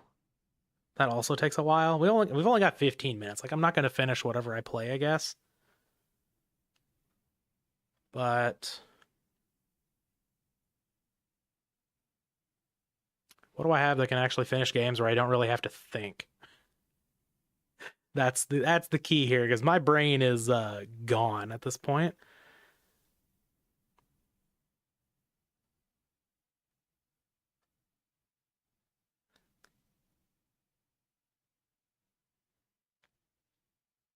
And how many people are going to stick around? Skill drain aggro. Oh god, I don't want to play. I'm so bad with James Ark's deck. Fine. That deck is not easy. This deck is not easy to play. Let me get a screenshot just so I know what's in my deck for last will purposes. We'll run it. Sure.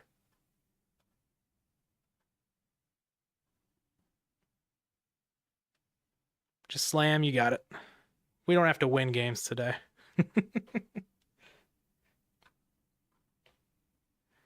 What's up, OG Chaz? Welcome to the stream.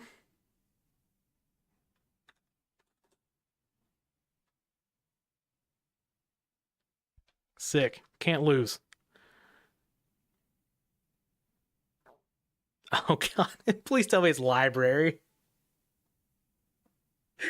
Yes, we paired into library. Oh, God.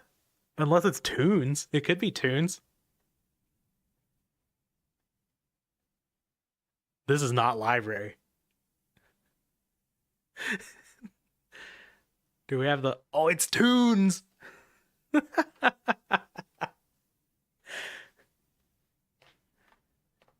Awesome.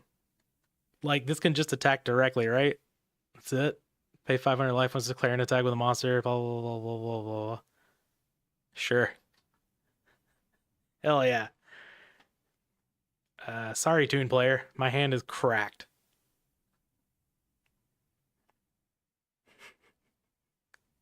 I hope people join the stream now and they see finals and they think this is the finals.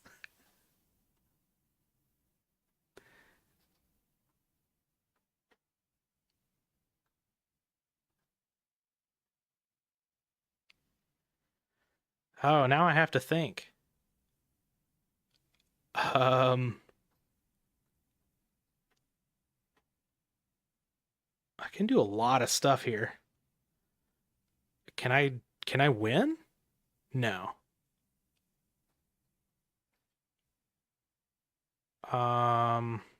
There it is. Janjo knows what's up.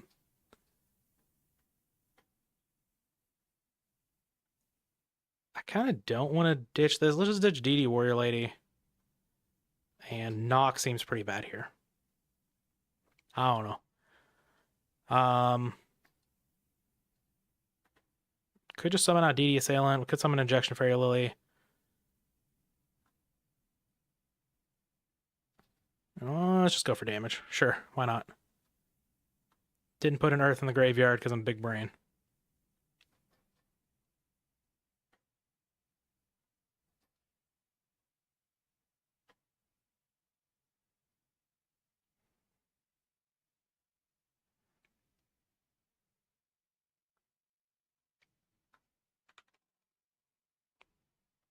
Just gonna assume this works.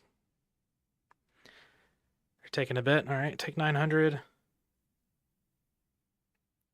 Pass the turn. Then we'll go for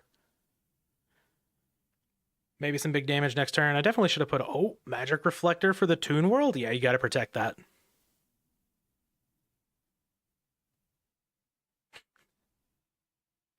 Oh no, I got rid of my knock.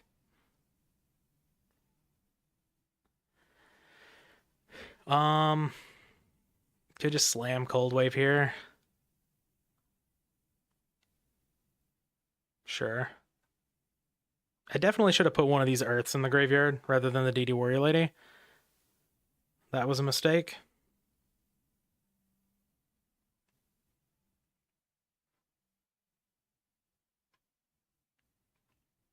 But I think we're probably going to be good here.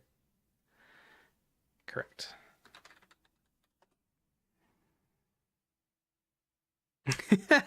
This is not modified goat, no. Oh no. Am I just gonna get walled up by Spy?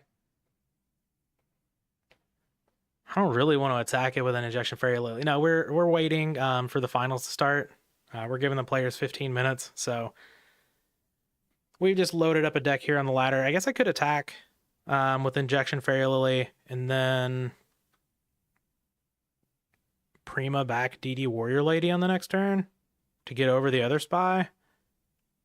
Aw. Could also just let him sit. I'm just gonna let him sit. It's fine. If I attack with the injection, then I only have one activation left. I go down to 3,700. We can find an answer to this. Like, we've got Koki in the deck, Exiled Force, Tribe, back to square one, which is not the best answer, but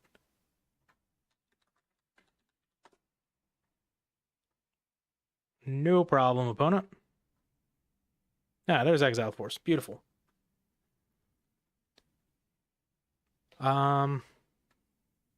61. We've got 51 on the board.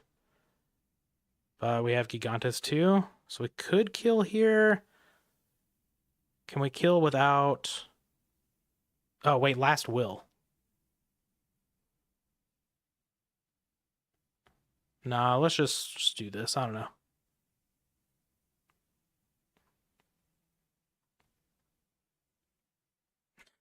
I am not putting the thought required into this. Splevin said just slam, and my god, we're doing it.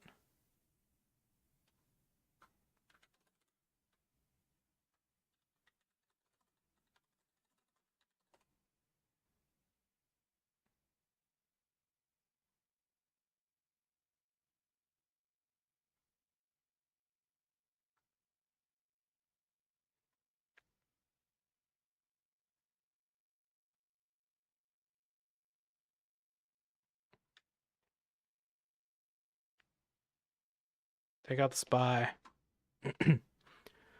Yep, see if these attacks can get through.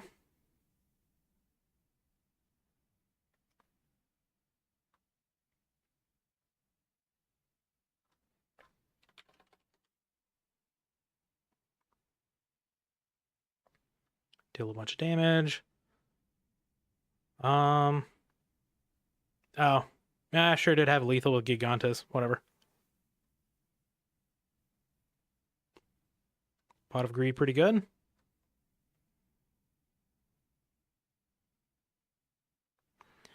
Yeah, no, certainly better lines could have been made there. Uh-oh.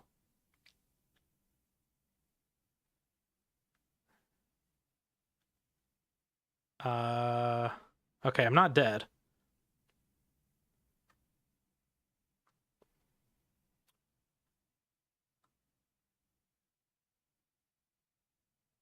Can't be. Oh, I thought it could attack the turn it was summoned as long as you had Toon World. That card's awful. Oh. Hold on. Toon World is destroyed. Destroy this card. Okay. Activate another Cold Wave.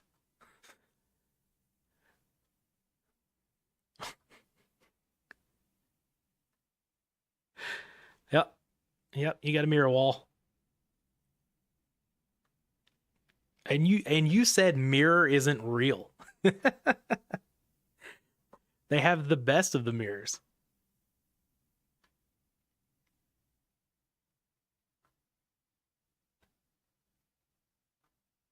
All right, get rid of your... Oh, no, Magic Reflector. No, I forgot about the stupid Magic Reflector. I'm gonna lose. No. I can just summon Gigantes and crash. We're good. We're good. We're good. 950. Yeah.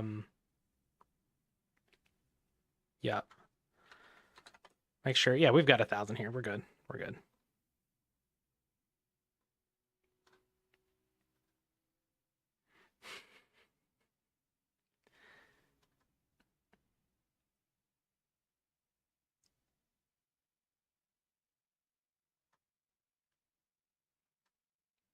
$2,500 minus 950 is 1,550. All right. Oh god. Vortex seems good here. I don't know. Mobius. We're playing like Mirror Wall and a bunch of stuff.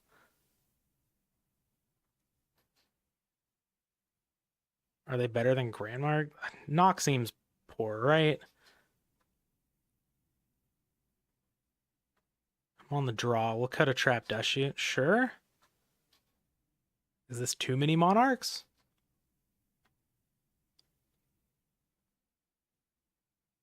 No, never too many monarchs. Slaps. Oh, wait, anti-spell fragrance? Why is there an anti-spell fragrance in this side?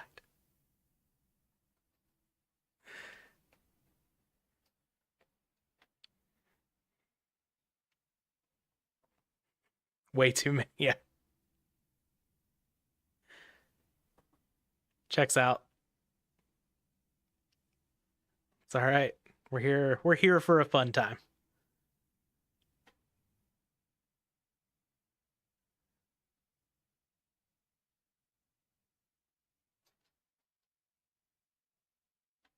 I do like this deck a lot, but like even when I try to play it correctly, I just don't.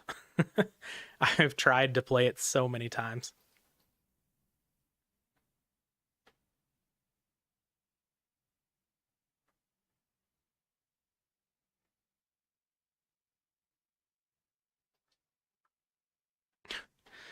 I guess sometimes you get bailed out whenever you just draw Pot of Greed, Graceful Charity all the time. How can mirror walls be real if our eyes aren't real? See, now we're asking the real questions.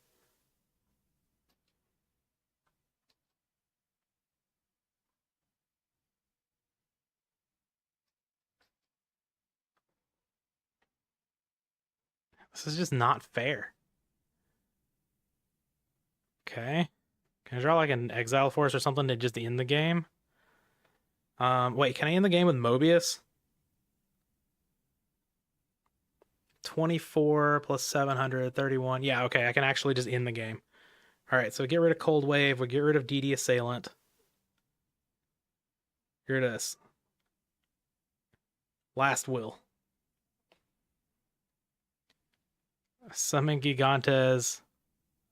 Banish this. Tribute for Mobius. Get rid of Toon World.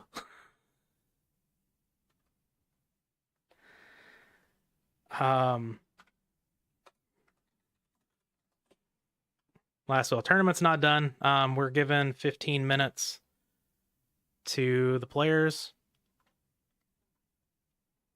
Because Oops of Cow needed a break for something. All right, summon Master of Oz. Crunch.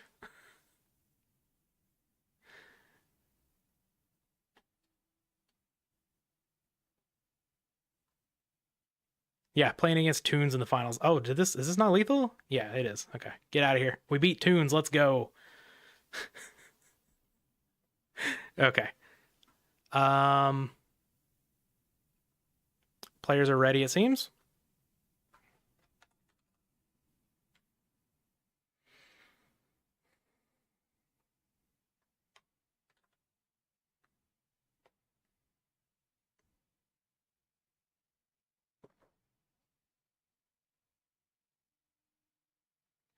Any way you can check out my sweet metal music?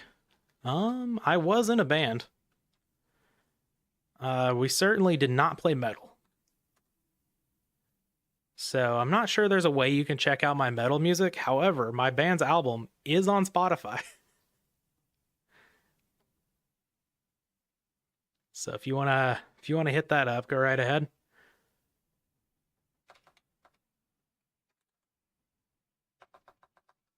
All right, we're just gonna make sure we get it right. Just gonna profile viewer.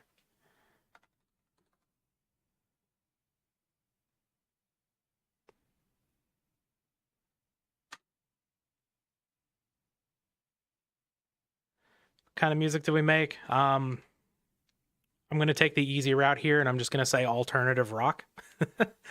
I know that's a very wide genre. People often compared us to Manchester Orchestra, if you know who that is. I think we sound a lot like the band Have Mercy, which is a lesser known band, but if you know who they are.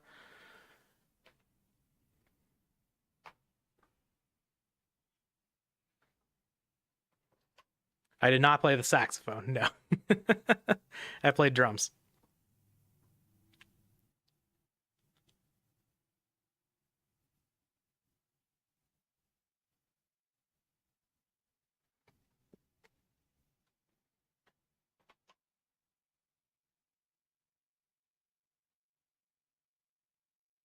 All right, here we go. We finally have the finals. It's not Tunes versus the James Arc deck from however long ago. Don't know either of those? Okay. I mean, you can check it out. The band's name is Angry Planet. It's on Spotify. For being recorded at home, it is very good quality. We spent a few years on it, but it's why I have all of this like equipment for sound and stuff. Like we had this mic, and I've got a whole soundboard, and I basically have an entire home studio. Made the barrier to entry into content creation a lot easier.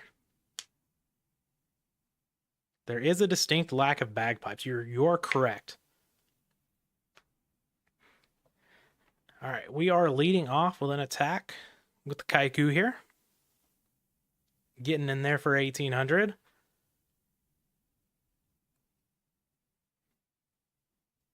Alejandro, I agree. Cyberstein is a well-balanced interactive card.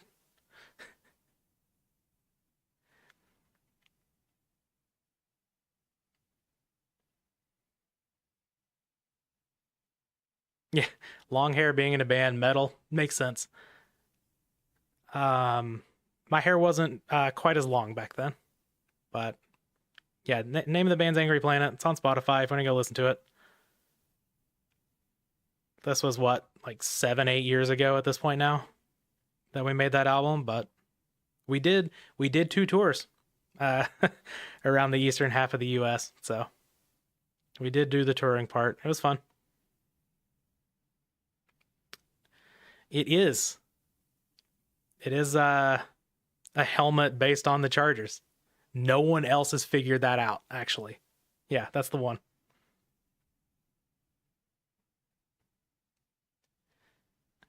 Now I'm gonna get flamed for everything, I'm sure. It's fine. I'm sure I've mentioned it before in videos, but I have a little bit of a turnaround here. Oops of Cow has the Donzalug with the Kaiku. If we don't have anything to say about this, this could be pretty bad for Ludy here. Do you still have Heavy Storm live? Heavy Storm would be nuts here.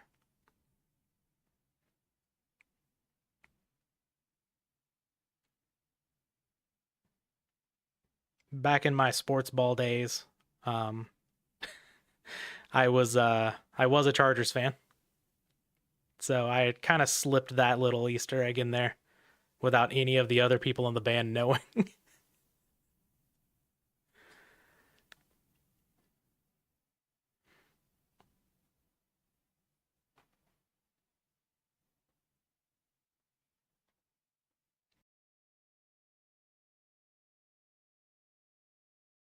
By other people in the band, I mean my one friend. It was just 2 of us that recorded that entire thing. All right, so we have some Kaiku on Donald Violence here.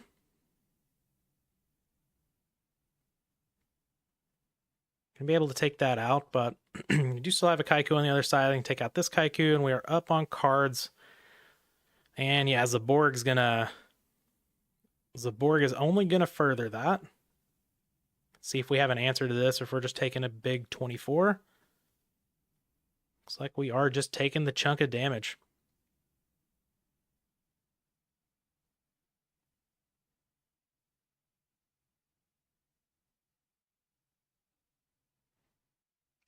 Zings in who? Let's see if we can lock these down, or if we have a response here. Okay, no response. Do we have a light? No. Just have Exile Force? All right, but I mean, it's essentially a +1 with that Zing here, assuming Oops if Cow can't do anything to deal with it.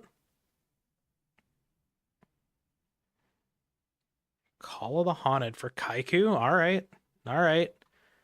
Stopping BLS before it even starts. But the draw was Pot of Greed. Okay. Very nice.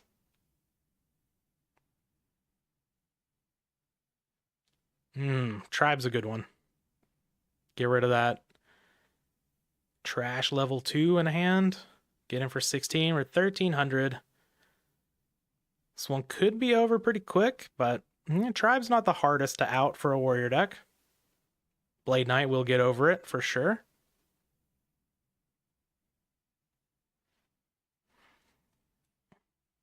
Yeah, we can get you on the channel sometime, Gulas. I'm down.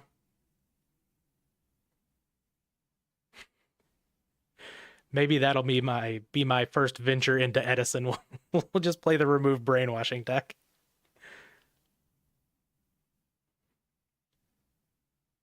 Zing is very powerful, and this is a main deck one too. I love that card. Ooh, Book of Moon. All right, so we get to protect the Blade Knight as well. Assuming that is not a battle trap.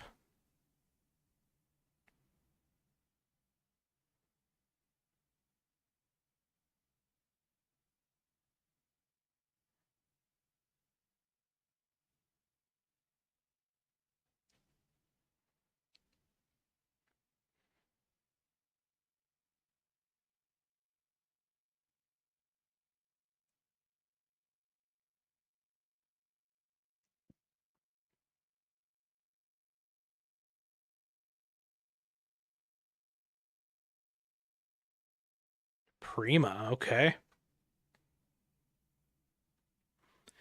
This would be quite a time for a Mirror Force. Yeah, I get what they were doing with moving it, trying to make it less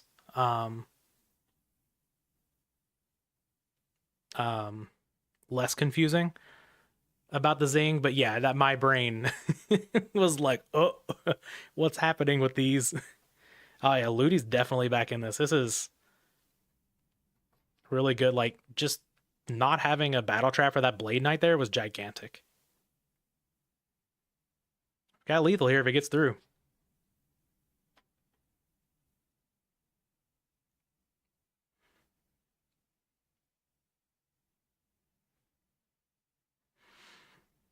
Zaborg puts a little bit of an end to this.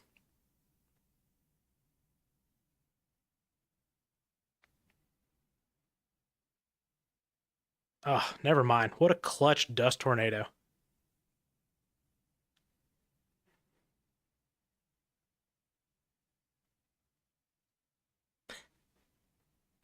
Wow. We had the BLS that the Kaiku was stopping too. Wow. What a game. I love the fast-paced games like this that are like still back and forth, but it's like haymakers back and forth. Love that stuff. The dustiest of tornadoes.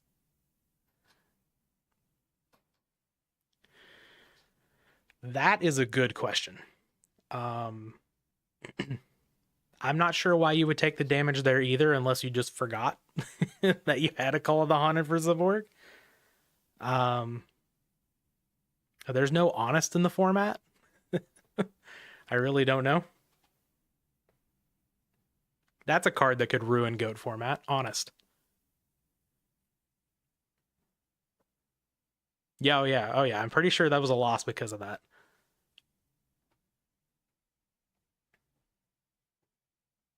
I'm not sure. Yeah, I honestly have no clue why you would do it that way. Could have simply just been forgetting. Sitting here in the finals, played, well, this is your 9th match of Magic today. Might be a little mentally tired.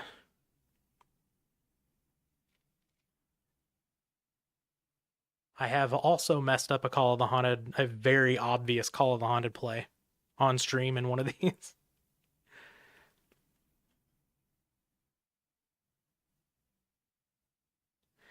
Turbo might not benefit from it, but Honest is just a card that you can't interact with at all in the format.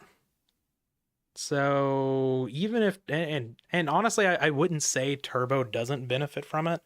They may not play it necessarily, but any deck with BLS, Honest is just straight up game almost every time. I don't know if that's a card that, like, the format wouldn't gain anything from having it. So I think it would almost be all negative.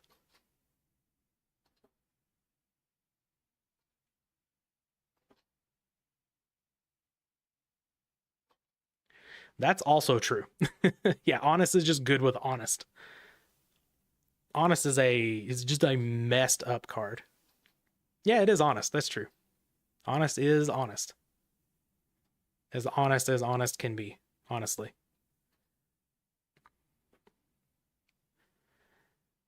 All right, we're seeing a turn 1 Kaiku again.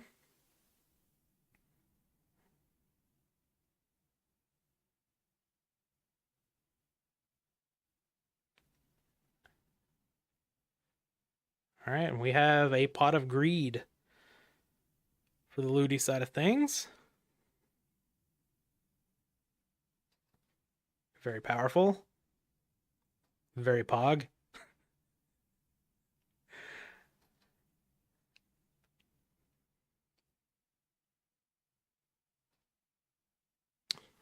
All right, yeah, Pot of Greed into Heavy Storm. Picking up a plus here into Graceful Charity. Here we go. Here we go. We can't summon BLS with his Kaiku on the board, but this is a good start to a game if you're wanting to win the finals here.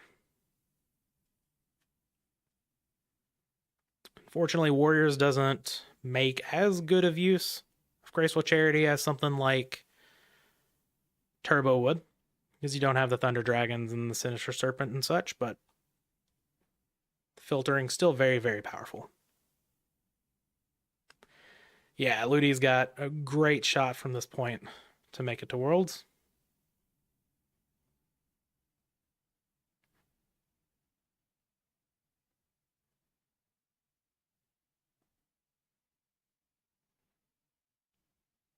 And Breaker, okay.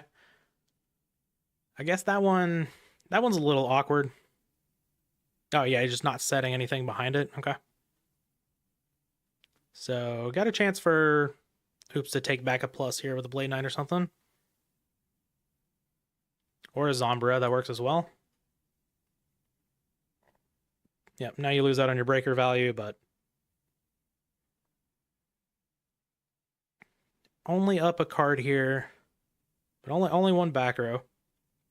So can make it through this maybe. Now that you don't have to worry about Snatch Steal, you can set a whole lot more back row of your own.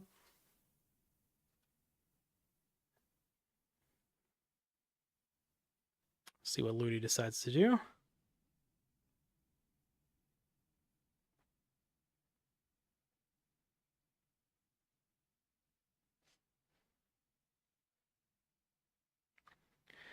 Yeah, for sure. I think there's almost certainly not an MST or a Dust over there, unless it was drawn. All right, just got the one back row. Do have a face down monster. That would be a very nice spy if that's something we've got here. Oof. Oof. Or a kinetic soldier. That's a good one too.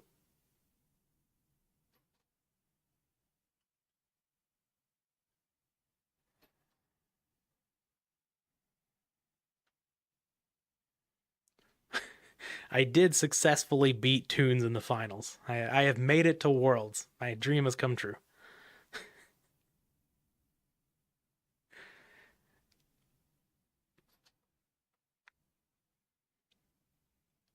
All right, Kinetic Soldier holding down the fort here. Exiled Force, probably taking out the face down. Torrential's gone, right? Yeah, so we can't even Torrential here, even if we wanted to. Ah, Spirit Reaper. Man, I love Spirit Reaper.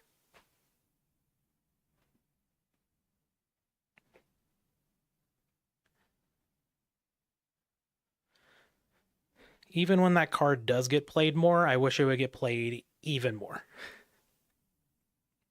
Oh, we're attacking. Getting in there. Let's be aggressive. Take this finals. No, no clutch, my body is a shield. I don't think we've seen that from Ludy, actually. I think that we saw that from SDL, and I can't remember who else was playing it. That's fair. Toon Mermaid? Toon Mermaid can get in there for some damage. Ooh. Donald?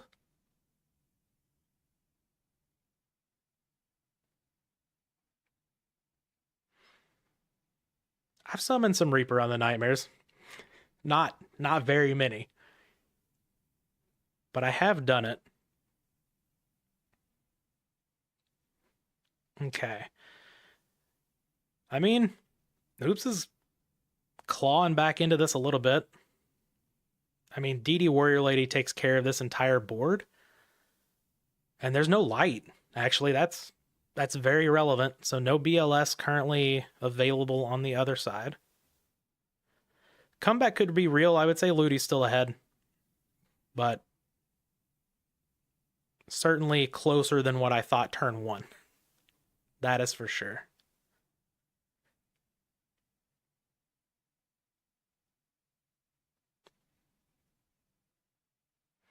All right. Blade Knight can take out the DD Warrior Lady. Or do we want... Yeah, we're just running Zombra into it. That makes a lot of sense. Keep the Blade Knight around as your light to get in the graveyard for BLS. Do we have an answer to this? We're taking 2K. Ring, okay. We're both taking 2K. 3,900. Do we have light dark over here? We do. All right. BLS plus monster for game. In this right here. Show me BLS. Oh. Donald really good here too. Oof. Is that a BLS over there? I bet it's a... No, it's a DD Warrior Lady. Okay. BLO. Yeah. Assuming that's a trap that can protect this Donald, we might be... Oh, no play? We are donezo. That is gonna be it. Show me Electric Snake. This one's for scrub. We drew the Mobius, and that's why I don't like siding in Mobius against Warriors. I guess it makes a lot more sense in like this style of deck. But hell yeah. Ludy's going to be going to Worlds. We have finally another new person qualified for the World Championship. And getting there with Warriors. Warriors stonk on the rise.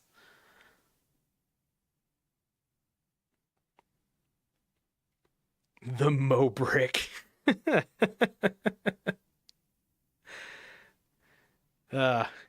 Love to see it.